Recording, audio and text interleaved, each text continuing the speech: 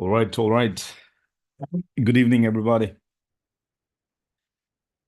Good evening, good evening. Low, ma'am. Low. Horse. Let's go, let's go. ꯌꯥꯝ ꯉꯥꯏꯕꯗ ꯈꯔ ꯋꯥꯕ ꯃꯥꯜꯂꯤꯀꯣ ꯃꯌꯥꯝꯁꯦ ꯉꯥꯛꯇꯪ ꯃꯌꯥꯝꯁꯦ ꯉꯥꯛꯇꯪ ꯉꯥꯏꯕꯅꯤꯗ ꯑꯗꯨꯒ ꯀꯩꯅꯣ ꯇꯧꯔꯁꯦ ꯍꯧꯔꯁꯦꯅ ꯑꯣꯀꯦ ꯂꯥꯛꯑꯣ ꯃꯌꯥꯝ ꯂꯣꯏꯅꯃꯛ ꯚꯤꯗꯤꯑꯣ ꯑꯣꯟ ꯇꯧꯕꯤꯔꯣ ꯑꯗꯨꯒ ꯑꯩꯈꯣꯏ ꯉꯁꯤꯒꯤ ꯌꯥꯝ ꯅꯨꯡꯉꯥꯏꯕ ꯇꯣꯄꯤꯛ ꯑꯃ ꯑꯩ ꯇꯥꯛꯀꯦ ꯑꯍꯥꯟꯕꯗ ꯑꯩꯈꯣꯏꯅ ꯁꯤ ꯇꯣꯄꯤꯛꯁꯦ ꯍꯧꯗ꯭ꯔꯤꯀꯥꯟꯗ ꯑꯩ ꯃꯌꯥꯝꯗ ꯁꯝꯂꯞꯄ ꯑꯃ ꯍꯥꯏꯒꯦꯕ ꯒꯨꯗ ꯏꯚꯤꯅꯤꯡ ꯔꯟꯖꯅꯤ ꯒꯨꯗ ꯏꯚꯤꯅꯤꯡ ꯉꯁꯤ ꯅꯧꯅ ꯖꯣꯏꯟ ꯇꯧꯕ ꯃꯤꯁꯨ ꯌꯥꯝ ꯌꯥꯎ ꯃꯥꯜꯂꯦ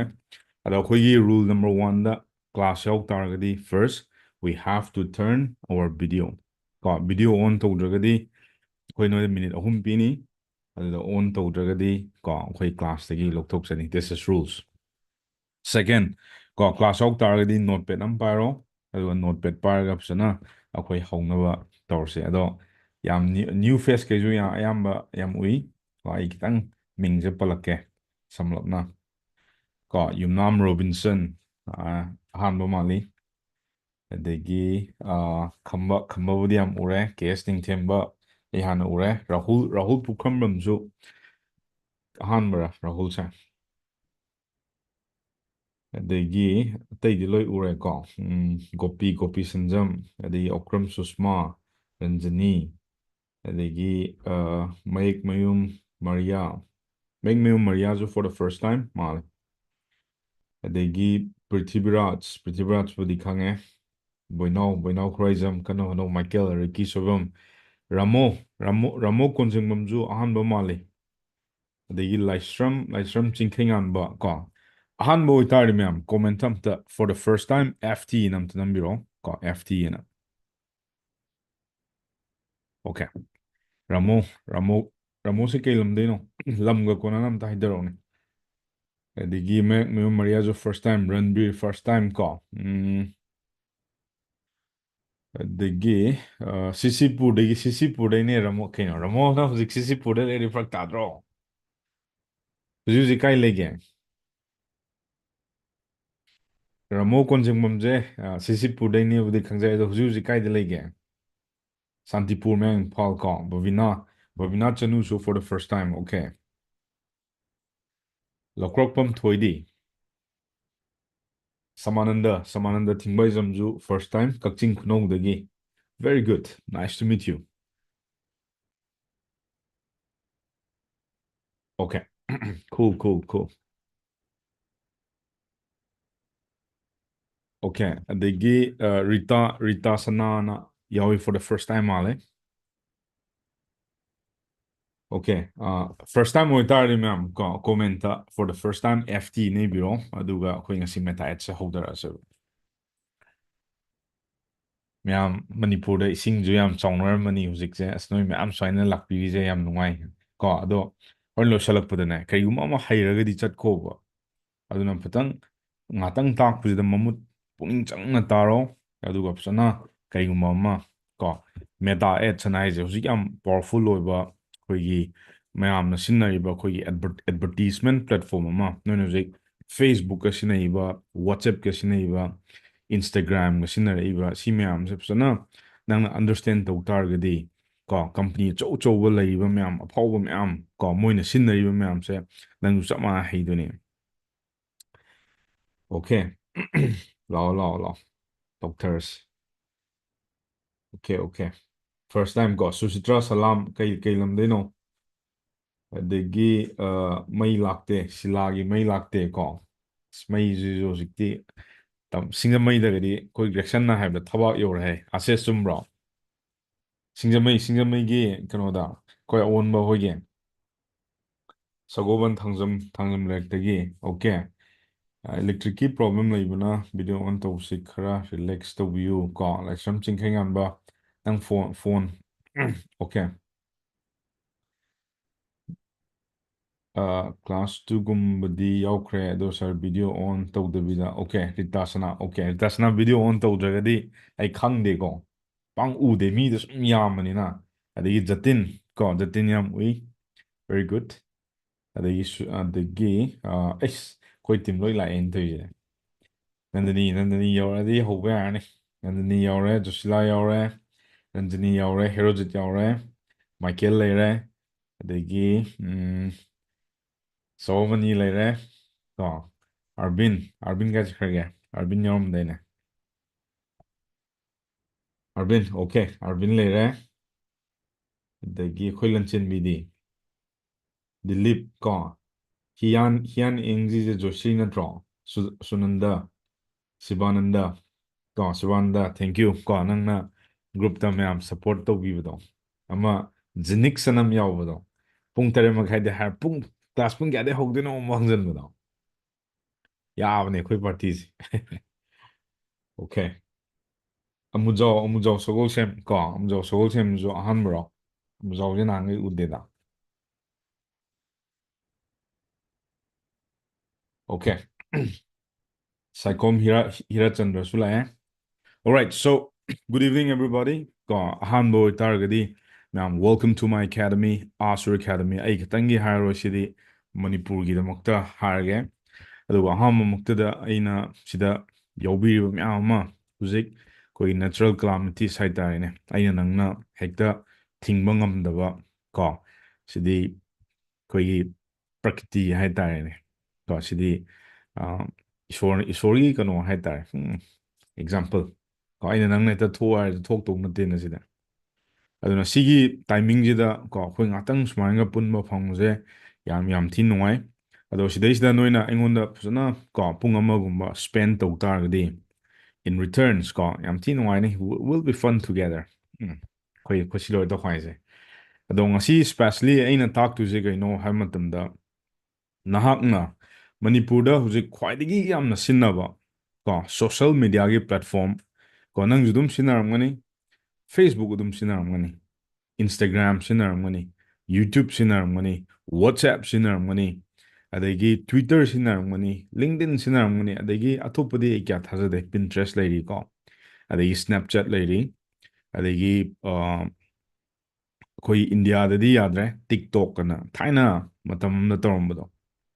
ꯑꯗꯣ ꯁꯤꯒꯤ ꯄ꯭ꯂꯦꯠꯐꯣꯝ ꯃꯌꯥꯝꯁꯦ ꯑꯩꯈꯣꯏꯅ ꯀꯃꯥꯏꯅ ꯁꯤꯖꯤꯟꯅꯔꯛꯇꯣꯏꯅꯣ ꯀꯣ ꯅꯤꯌꯣꯝ ꯆꯨꯝꯅ ꯀꯃꯥꯏꯅ ꯁꯤꯖꯤꯟꯅꯔꯛꯀꯅꯤ ꯃꯣꯅꯤꯇꯥꯏꯁ ꯀꯃꯥꯏꯅ ꯇꯧꯔꯛꯀꯅꯤ ꯑꯗꯣ ꯐꯦꯁꯕꯨꯛ ꯑꯁꯦ ꯀꯔꯝ ꯀꯥꯟꯗ ꯀꯃꯥꯏꯅ ꯍꯧꯗꯣꯔꯛꯈꯤꯕ ꯁꯤ ꯁꯤꯖꯤꯟꯅ ꯇꯥꯔꯒꯗꯤ ꯑꯩꯅ ꯁꯤꯒꯤ ꯁ꯭ꯀꯤꯜ ꯁꯦꯠꯁꯦ ꯍꯩꯒꯦ ꯇꯥꯔꯒꯗꯤ ꯑꯩꯒꯤ ꯄꯨꯟꯁꯤꯗ ꯀꯌꯥꯝ ꯀꯥꯟꯅꯒꯅꯤ ꯑꯩꯒꯤ ꯕꯤꯖꯤꯅꯦꯁꯇ ꯀꯌꯥꯝ ꯀꯥꯟꯅꯒꯅꯤ ꯑꯩꯗꯤ ꯂꯥꯏꯔꯤꯛ ꯌꯥꯝ ꯍꯩꯍꯧꯗ꯭ꯔꯦ ꯀꯔꯤꯒꯨꯝꯕ ꯅꯪꯅ ꯁꯤꯒꯤ ꯁ꯭ꯀꯤꯜ ꯁꯦꯠꯁꯦ ꯐꯖꯅ ꯍꯩꯈꯤꯕ ꯃꯇꯝꯗ you will become a Facebook advertisement expert or Meta Ads expert ꯑꯅ ꯉꯁꯤꯗꯒꯤꯅꯦ ꯅꯪ ꯑꯩꯈꯣꯏꯒꯤ ꯁ꯭ꯃꯣꯜ ꯕꯤꯖꯤꯅꯦꯁ ꯑꯣꯅꯔ ꯃꯌꯥꯝ ꯂꯩꯗꯅ ꯑꯩꯈꯣꯏ ꯂꯣꯀꯦꯜꯒꯤ ꯂꯩꯔꯝꯒꯅꯤ ꯑꯗꯩ ꯑꯆꯧ ꯀꯝꯄꯅꯤꯁ ꯃꯌꯥꯝ ꯂꯩꯔꯝꯒꯅꯤ ꯃꯣꯏꯒꯤꯗꯃꯛꯇ ꯅꯪ ꯃꯇꯦꯡ ꯄꯥꯡꯕ ꯉꯝꯗꯣꯏꯅꯦ ꯑꯗꯣ ꯁꯤꯗꯩꯁꯤꯗ ꯀꯣ ꯉꯁꯤ ꯑꯍꯥꯟꯕꯗꯤ ꯐꯥꯎꯟꯗꯦꯁꯟꯒꯤ ꯀꯣꯔꯁꯁꯤꯅ ꯍꯥꯟꯅ ꯃꯈꯣꯡꯉꯩꯗꯣ ꯍꯥꯟꯅ ꯃꯨꯟꯅ ꯈꯪꯉꯣꯕ ꯀꯩꯒꯨꯝꯕ ꯅꯪꯅ ꯁꯤꯗ ꯐꯖꯅ ꯃꯃꯨꯠ ꯇꯧꯍꯧꯗ꯭ꯔꯒꯗꯤ ꯍꯌꯦꯡꯋꯥꯏ ꯀꯣ ꯇꯦꯛꯇꯤꯁ ꯇꯧꯔꯛꯄ ꯃꯇꯝꯗ ꯅꯪ ꯒ꯭ꯌꯥꯟ ꯁꯨꯛꯇ ꯇꯥꯔꯣꯏ ꯄꯟꯅꯤ ꯑꯗꯨꯝ ꯈꯪꯉꯣꯏ ꯑꯗꯣ ꯍꯧꯖꯤꯛꯀꯥꯟꯒꯤ ꯑꯩꯈꯣꯏꯒꯤ ꯂꯩꯗꯅ ꯑꯩꯈꯣꯏ ꯅꯍꯥ ꯃꯌꯥꯝ ꯍꯥꯏꯇꯥꯔꯦ ꯑꯃꯆꯔ ꯀꯥꯡꯕꯨ ꯑꯣꯏꯅ ꯀꯩꯗꯧꯏ ꯇ꯭ꯔꯤꯛꯁ ꯑꯃ ꯈꯪꯉꯅꯤꯕ ꯑꯗꯩ ꯕꯜꯕ ꯂꯥꯎꯅ ꯉꯥꯛꯇꯪ ꯑꯣꯏꯔꯅꯤ ꯑꯗꯨ ꯄꯥꯟꯁꯤꯜꯂꯅꯤ ꯀꯣ ꯅꯣꯡ ꯅꯤꯅꯤ ꯌꯥꯔꯝꯒꯅꯤ ꯈꯔ ꯂꯩꯔ ꯌꯥꯔꯔꯣꯏ ꯃꯌꯥꯝ ꯑꯩꯅ ꯁꯤꯒꯤ ꯏꯟꯇꯔꯅꯦꯠꯀꯤ ꯂꯦꯟꯁꯀꯦꯞꯁꯤꯗ ꯑꯩꯅ 8 years ꯇꯧꯔꯛꯄ ꯃꯇꯝꯗ ꯑꯩ ꯏꯟꯇꯔꯅꯦꯁꯅꯦꯜ ꯀ꯭ꯂꯥꯏꯟ ꯇꯧꯔꯛꯑꯦ ꯑꯩ ꯃꯅꯤꯄꯨꯔꯒꯤ ꯀ꯭ꯂꯥꯏꯟ ꯅꯣ ꯀꯣ ꯃꯅꯤꯄꯨꯔ ꯀ꯭ꯂꯥꯏꯟꯁꯦ ꯉꯔꯥꯡ ꯅꯍꯥꯟꯒꯤ ꯋꯥꯔꯤꯅꯦꯕ ꯑꯩꯅ ꯍꯧꯔꯛꯄ ꯃꯇꯝꯗ ꯐ꯭ꯂꯣꯔꯤꯗꯥꯗꯒꯤ ꯀꯣ ꯑꯩꯈꯣই ꯇꯧꯔꯛꯑꯦ ꯃꯇꯝꯗꯨꯗ ꯁꯨꯃꯥꯏꯅ ꯇꯧꯗꯅ ꯑꯗꯒꯤ ꯀꯣ ꯁ꯭ꯋꯥꯏꯗ ꯇꯧꯅꯔꯤꯕ ꯐꯦꯁꯕꯨꯛ ꯑꯦꯗꯚꯔꯇꯤꯁꯃꯦꯟ ꯀꯣ ꯂꯨꯄꯥ 15,000 ꯑꯗꯨ ꯅꯠꯇꯦ we spend $1 million in advertisement ꯀꯣ ꯐꯦꯁꯕꯨꯛ ꯈꯛꯇ ꯅꯠꯇꯦ ꯀꯣ there's a lots of traffic ꯃꯌꯥꯝ ꯂꯩ ꯀꯃꯥꯏꯅ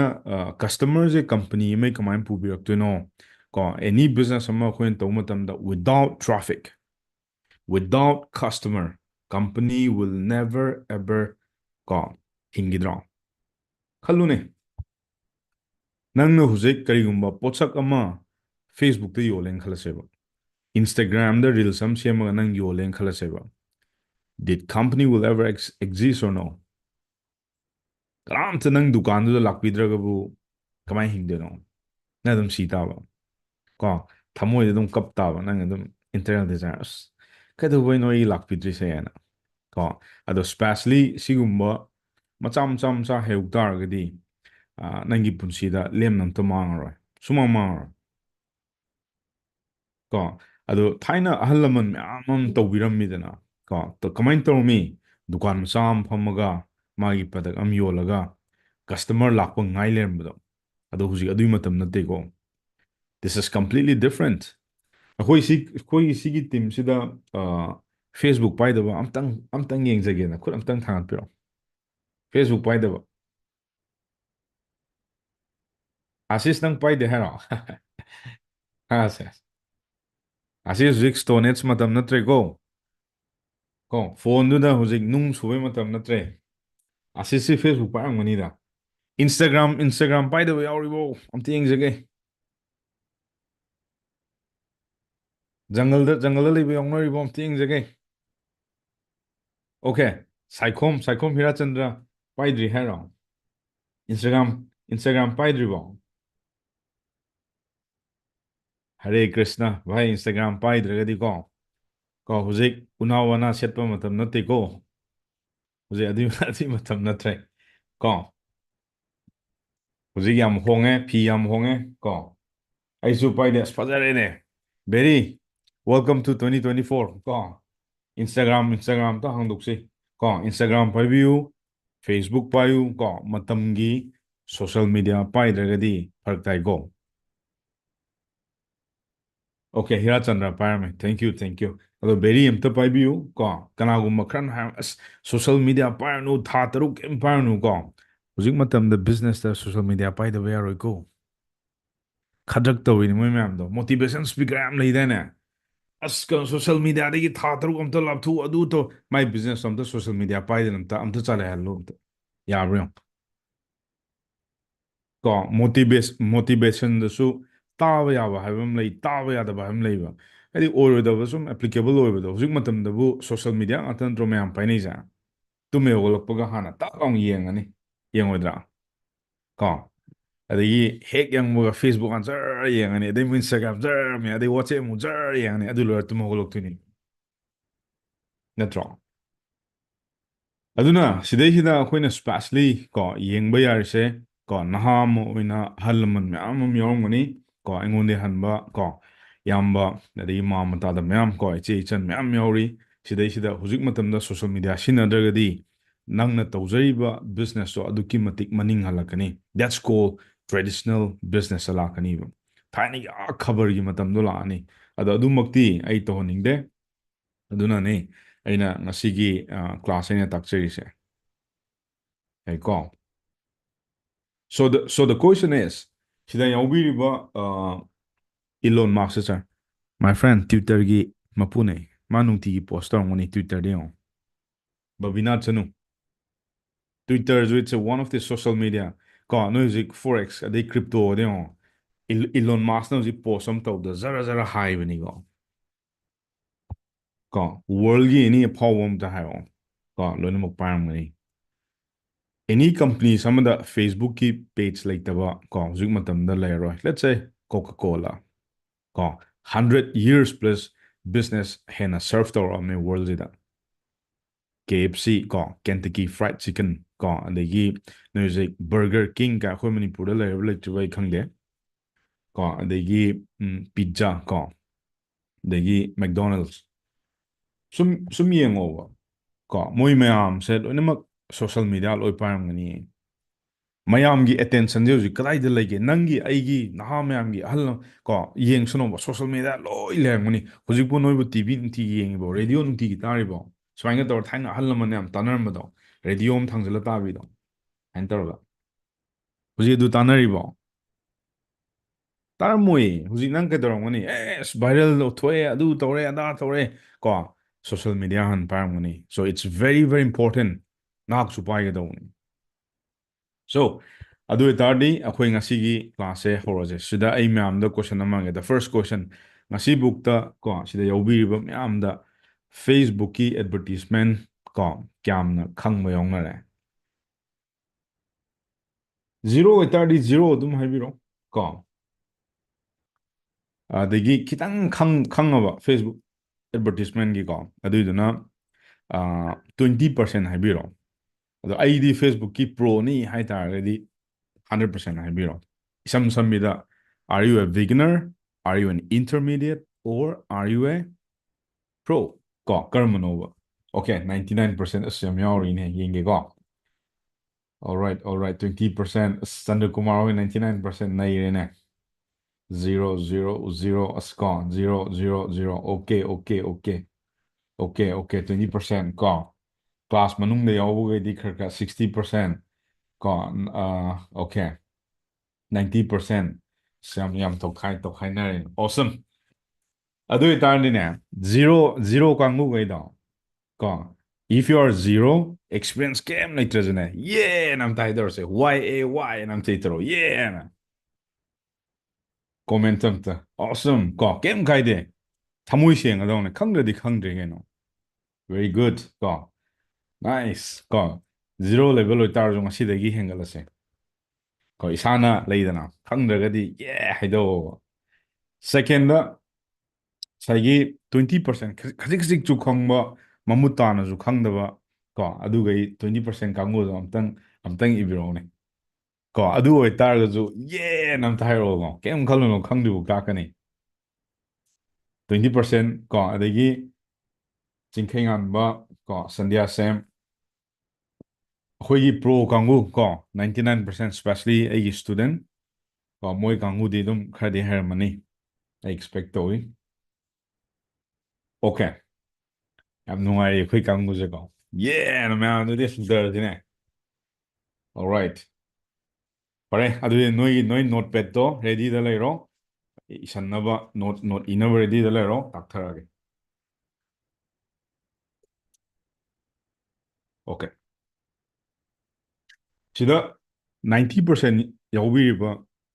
ꯀꯣ ꯑꯩꯈꯣꯏꯒꯤ ꯁ꯭ꯄꯦꯁꯦꯜꯂꯤ ꯀꯣ ꯂꯦꯗꯤꯁ ꯑꯦꯟ ꯖꯦꯟꯇꯜꯃꯦꯟ ꯅꯣꯏ ꯃꯌꯥꯝꯁꯤꯗ ꯑꯩꯅ ꯁꯨꯝ ꯎꯕ ꯃꯇꯝꯗ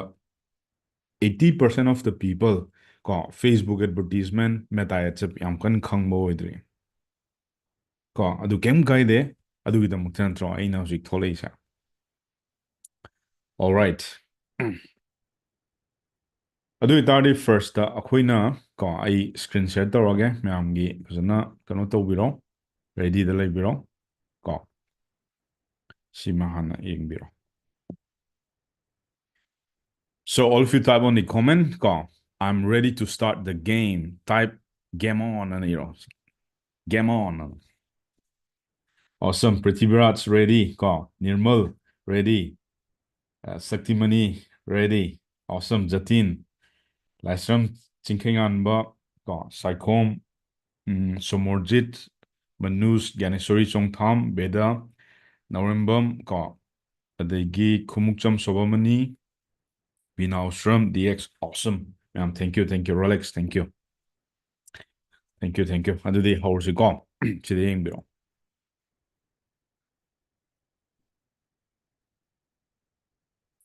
This is Meta Ads Mastery ꯀꯣ ꯁꯤꯗꯩꯁꯤꯗ ꯑꯩꯈꯣꯏꯅ ꯌꯦꯡꯕ ꯌꯥꯔꯤꯁꯦ ꯀꯃꯥꯏꯅ ꯌꯦꯡꯕ ꯌꯥꯏ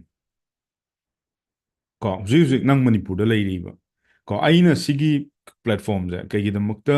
ꯀꯣ ꯏꯟꯇꯔꯅꯦꯠꯀꯤ ꯄ꯭ꯂꯦꯠꯐꯣꯝꯁꯦ ꯀꯩꯒꯤꯗꯃꯛꯇ ꯈꯜꯂꯤꯅꯣ ꯍꯥꯏ ꯇꯥꯔꯒꯗꯤ ꯃꯅꯤꯄꯨꯔꯗ ꯀꯣ ꯑꯗꯨꯛꯀꯤ ꯃꯇꯤꯛ ꯄ꯭ꯔꯣꯕ꯭ꯂꯦꯝ ꯂꯩ ꯀꯣ ꯌꯥꯝ ꯊꯤꯅ ꯂꯩ ꯍꯧꯖꯤꯛ ꯂꯥꯟ ꯂꯩꯗꯅ ꯂꯥꯟꯒꯤ ꯃꯃꯥꯡꯗ ꯑꯃꯨꯛ ꯀꯩ ꯂꯩꯔꯝꯃꯦ ꯀꯔꯤꯒꯨꯝꯕ ꯅꯠꯇ꯭ꯔꯒ ꯀꯔꯤꯒꯨꯝꯕ ꯑꯃ ꯑꯗꯨꯝ ꯑꯩꯈꯣꯏ ꯃꯅꯤꯄꯨꯔꯁꯤꯗ ꯑꯗꯨꯝ ꯊꯣꯛꯑ ꯂꯩꯌꯦꯕ ꯊꯣꯛꯇ꯭ꯔꯣ ꯃꯌꯥꯝ ꯂꯥꯟꯒꯤ ꯃꯔꯛꯁꯤꯗ ꯑꯃꯨꯛ ꯏꯁꯤꯡ ꯑꯃꯨꯛ ꯆꯥꯎꯁꯜꯂꯛꯏꯅꯦꯕ ꯑꯗꯨ ꯂꯣꯏꯔ ꯀꯔꯤ ꯂꯥꯛꯇꯣꯏꯅꯣ ꯑꯩ ꯈꯪꯗꯦꯕ ꯀꯣ ꯑꯗꯨꯒꯤꯗꯨꯅ ꯃꯌꯥꯝꯁꯨ ꯌꯥꯔꯒꯗꯤꯀꯣ ꯗꯤꯖꯤꯇꯦꯜꯒꯤ ꯁ꯭ꯀꯤꯜꯁ ꯇꯝꯃꯣ ꯀꯣ ꯑꯩꯈꯣꯏ ꯏꯔꯝꯗꯝꯁꯤꯒ ꯌꯥꯝ ꯆꯥꯅꯅꯤ ꯍꯥꯏꯕꯗꯤ ꯑꯩꯈꯣꯏꯗꯤ ꯄꯩꯁꯥ ꯅꯨꯡꯁꯥꯗꯣ ꯌꯥꯝꯅ ꯄꯥꯏꯕ ꯑꯣꯏꯔꯛꯇꯕꯅꯤꯅ ꯀꯣ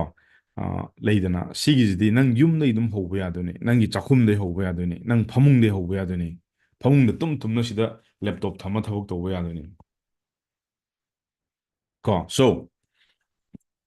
ꯁꯤꯅ ꯑꯍꯥꯟꯕꯗ ꯑꯟꯗꯔꯁꯇꯦꯟ ꯐꯥꯔꯁ ꯑꯅ ꯍꯥꯏꯁꯦ ꯀꯣ ꯉꯁꯤ ꯑꯩꯈꯣꯏꯅ ꯇꯧꯗꯣꯔꯤꯕ ꯃꯤꯁꯟꯁꯦ ꯃꯤꯁꯟ ꯅꯤꯄꯥꯟꯅꯤꯀꯣ ꯃꯌꯥꯝ ꯅꯣꯏ ꯃꯤꯁꯟ ꯃꯌꯥꯝ ꯃꯤꯁ ꯇꯧꯔꯦ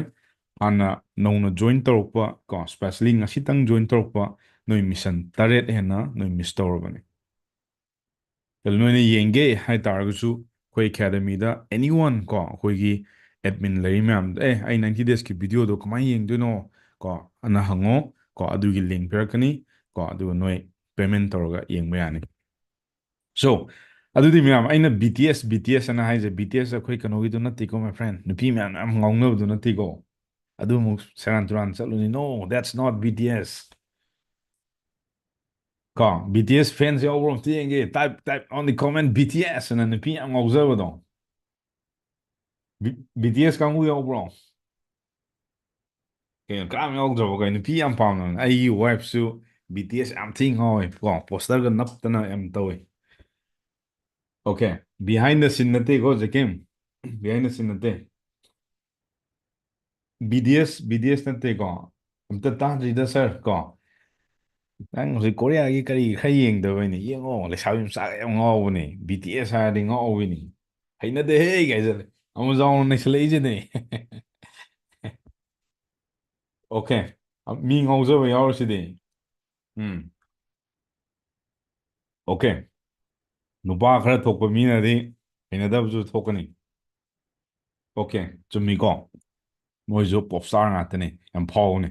ado sigi BTS di hype na te ko let's go back to school live ni ko school lam chala se no in hangai like tam mani ka myam tam mani no physics te chemistry de adu de da de ado ai ngasi ju chap chan ta ke yam na tro myam nang na school college ta graduation na tamukpa myam do ai ngasi kitang remind tor ke adu asida doctor ke adu di ko sigi BTS sida akhoi plug amuk changminar sine ngatang yaidana mya school ngatang kaminar si ko aduna school gar ga dikay nangi boy to the inaba ready lero let's go back to this han bada nangi experience hana isana ko be honest khangadi khange khangdadi khangdre aduda yam khangmo sarnu ko adu sigumba advertisement de overnight amda nong mamada ko ai guarantee daw ka ta ko si expert soy alright soy alright overnight ta ko sigi meta ads nang soy heroi haini experience lack of experience amle yam what kini ko yam le thaina matamamda tawramba advertisement ga huzik tongnoi advertisement yam thing kene ko matamdu di fragmentation ana ising marik am hairaga ising marik tuna swan yelam mani amam batin haidane ising khoi makta poraga thungna lo yenbado ko adugi matamnu nate now it's an AI ko Facebook ki AI yam thi smart oigrajane ko nangna ina katukaran to we are Facebook da adigi ko adugi myam do iloi takthar ke ba do ko khaju nok si gong aside yaida nok to ko re ado nahaki experience wa ina huji hangjabado nang huji kem khangde it's fine khar khange kem kaide ko nang pro ore kem kaide si loinamak yengda loinamak kana ni ba ado ina ye lok to wai do ko khangde ga ye ha do kem kaide gen ode hogdarak se ba uro myam ye na yarum mi ko sida nang beginners for me ani ko either if you are beginners it's fine ko adagi swana has zero har siduna pare ko adagi sina 20% har se adagi sina 90% har se dum gyan taw ko sai word to sina zero level this is a beginners 20% this is intermediate 90% this is a pro level ko if you spend ko 1 crore in the spend or our ads I'll call you are a pro if you're spending ko more than 10 lakhs and above ko ay loan dani ko atopo kene 10 lakhs ke above the advertisement ko 10 to let's say kano har 50 lakhs har between ko 10 to 50 lakhs the advertisement to that you are intermediate but if you're zero ko if you're just spending like less than ko 1 lakh ko you're just a beginner ko si khang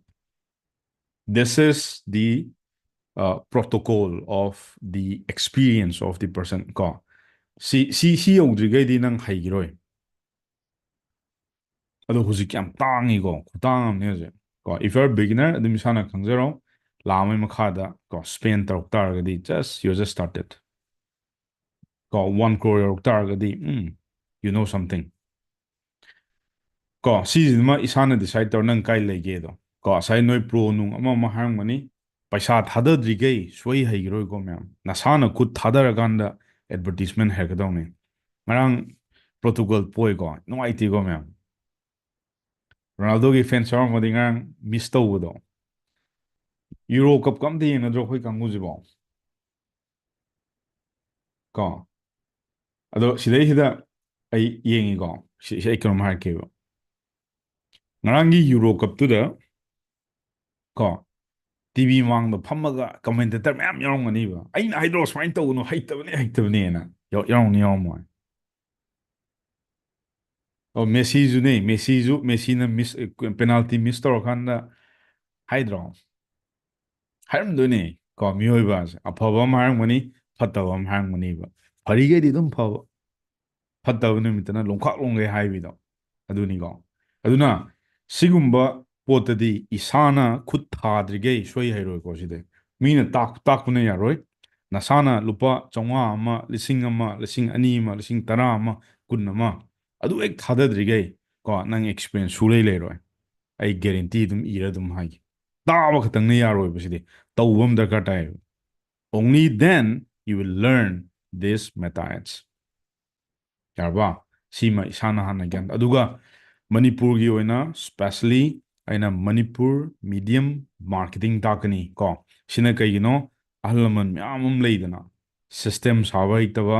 ꯀꯃꯥꯏꯅ system ꯁꯥꯔꯛꯀꯅꯤ ꯀꯣ ꯅꯪꯅ ꯄꯥꯏꯖꯔꯤꯕ ꯅꯪꯒꯤ WhatsApp ꯑꯗꯨꯗꯒꯤ ꯅꯪꯒꯤ ꯗꯨꯀꯥꯟ ꯑꯣꯏꯅ ꯑꯩ ꯍꯥꯡꯕꯤꯔꯝꯒꯦꯕ ꯑꯗꯨꯒ ꯋꯥꯆꯦꯞꯇꯨꯅ ꯅꯪꯒꯤ ꯋꯦꯕꯁꯥꯏꯠꯀ ꯀꯅꯦꯛ ꯇꯧꯔꯀꯥꯟꯗ ꯃꯅꯤꯄꯨꯔꯗ ꯑꯍꯥꯟꯕ ꯑꯣꯏꯅ ꯀꯣ ꯑꯦꯄ꯭ꯂꯤꯀꯦꯁꯟ ꯑꯣꯏꯅ ꯊꯥꯗꯣꯛꯑꯒ ꯑꯍꯜ ꯂꯃꯟ ꯃꯌꯥꯝꯁꯨ ꯀꯣ ꯄꯣꯠ ꯌꯣꯟꯕ ꯍꯩꯔꯛꯑꯗꯣꯏꯅꯦ ꯅꯣꯠ ꯑꯣꯡꯂꯤ ꯃꯅꯤꯄꯨꯔ ꯀꯣ ꯃꯄꯥꯟꯒꯤ ꯃꯤꯅ ꯄꯥꯝꯃꯦꯅ ꯈꯜꯂꯣꯕ ꯀꯣ ꯁꯤꯞꯄꯤꯡꯗ ꯑꯩꯈꯣꯏ all over India all over world ꯇꯧꯕ ꯌꯥꯅꯤꯀꯣ ꯀꯣ ꯗꯤꯁ ꯏꯁ ꯏꯟꯇꯔꯅꯦꯠ ꯁꯤꯒꯤ ꯁ꯭ꯄꯦꯁꯁꯤꯗ ꯑꯍꯜ ꯂꯃꯟ ꯃꯌꯥꯝ ꯑꯃ ꯈꯨꯡꯒꯪꯗ ꯂꯩꯔꯤꯕ ꯃꯌꯥꯝ ꯑꯃꯁꯨ ꯑꯗꯨꯃꯥꯏꯅ ꯄꯣꯠ ꯌꯣꯜꯂꯛ ꯇꯥꯔꯒꯗꯤ ꯃꯣꯏ ꯀꯌꯥꯝ ꯍꯔꯥꯎꯅꯤ ꯍꯣꯏ ꯇꯧꯕꯕꯨꯗꯤ ꯕꯤꯖꯤꯅꯦꯁꯀꯤ ꯔꯦꯖꯤꯁꯇꯔ ꯈꯔ ꯗꯔꯀꯥꯔ ꯇꯥꯏ ꯑꯩꯈꯣꯏ ꯀꯩ ꯍꯥꯏꯅꯤ ꯏꯝꯄꯣꯔꯠ ꯑꯦꯟ ꯑꯦꯛꯁꯄꯣꯔꯠ ꯀꯣꯗ ꯗꯔꯀꯥꯔ ꯇꯥꯏꯀꯣ ꯑꯗꯨꯝ ꯂꯧꯕꯤꯔ ꯂꯣꯏꯔꯦ ꯀꯣ ꯑꯗꯨ ꯍꯦꯛ ꯂꯧꯈꯤꯕꯗꯩꯗꯤ ꯅꯪ ꯖꯤ ꯑꯦꯁ ꯇꯤ ꯀꯔꯤ ꯀꯔꯥ ꯑꯗꯒꯤ ꯑꯦꯝ ꯑꯦꯁ ꯑꯦꯝ ꯏ ꯔꯦꯖꯤꯁꯇꯔ ꯐꯖꯅ ꯇꯧꯔꯣ ꯑꯗꯨꯒ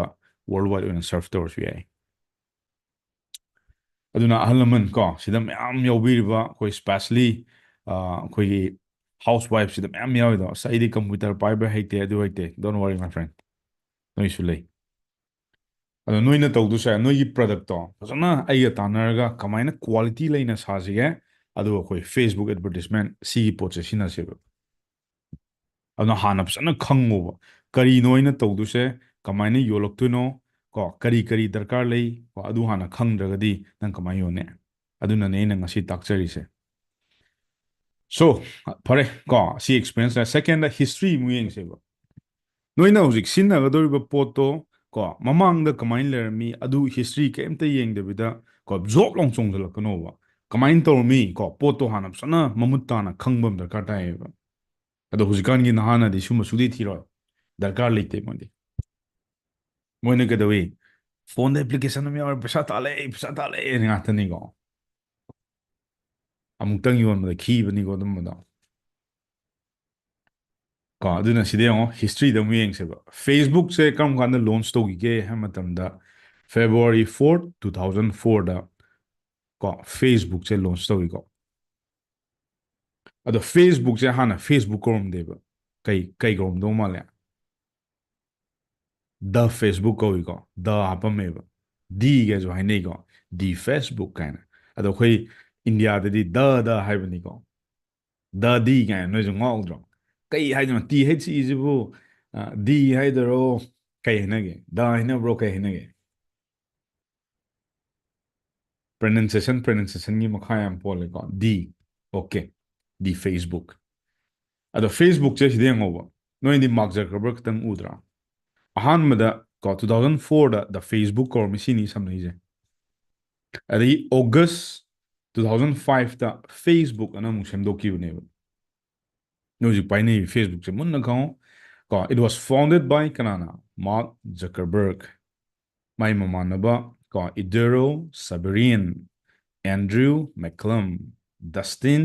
ꯃꯣꯁꯀꯣꯚꯤꯠꯁ ꯑꯦꯟ ꯈ꯭ꯔꯤꯁ ꯍ꯭ꯌꯨꯖꯦꯁ ꯇꯤꯝꯅꯤꯀꯣ ꯃꯥꯏ ꯐ꯭ꯔꯦꯟ ꯃꯤ ꯑꯃꯇꯪꯒꯤ ꯕꯤꯖꯤꯅꯦꯁ ꯅꯠꯇꯦ ꯀꯣ ꯑꯗꯨꯅ ꯍꯧꯔꯛꯄ ꯃꯇꯝꯗꯁꯨ ꯃꯣꯏꯒꯤ ꯃꯃꯥꯟꯅꯕ ꯑꯃ ꯑꯅꯤ ꯑꯍꯨꯝ ꯃꯔꯤ ꯀꯣ ꯃꯉꯥ ꯃꯤ ꯃꯉꯥꯅꯤꯀꯣ ꯑꯗꯣ ꯁꯨꯃꯥꯏꯅ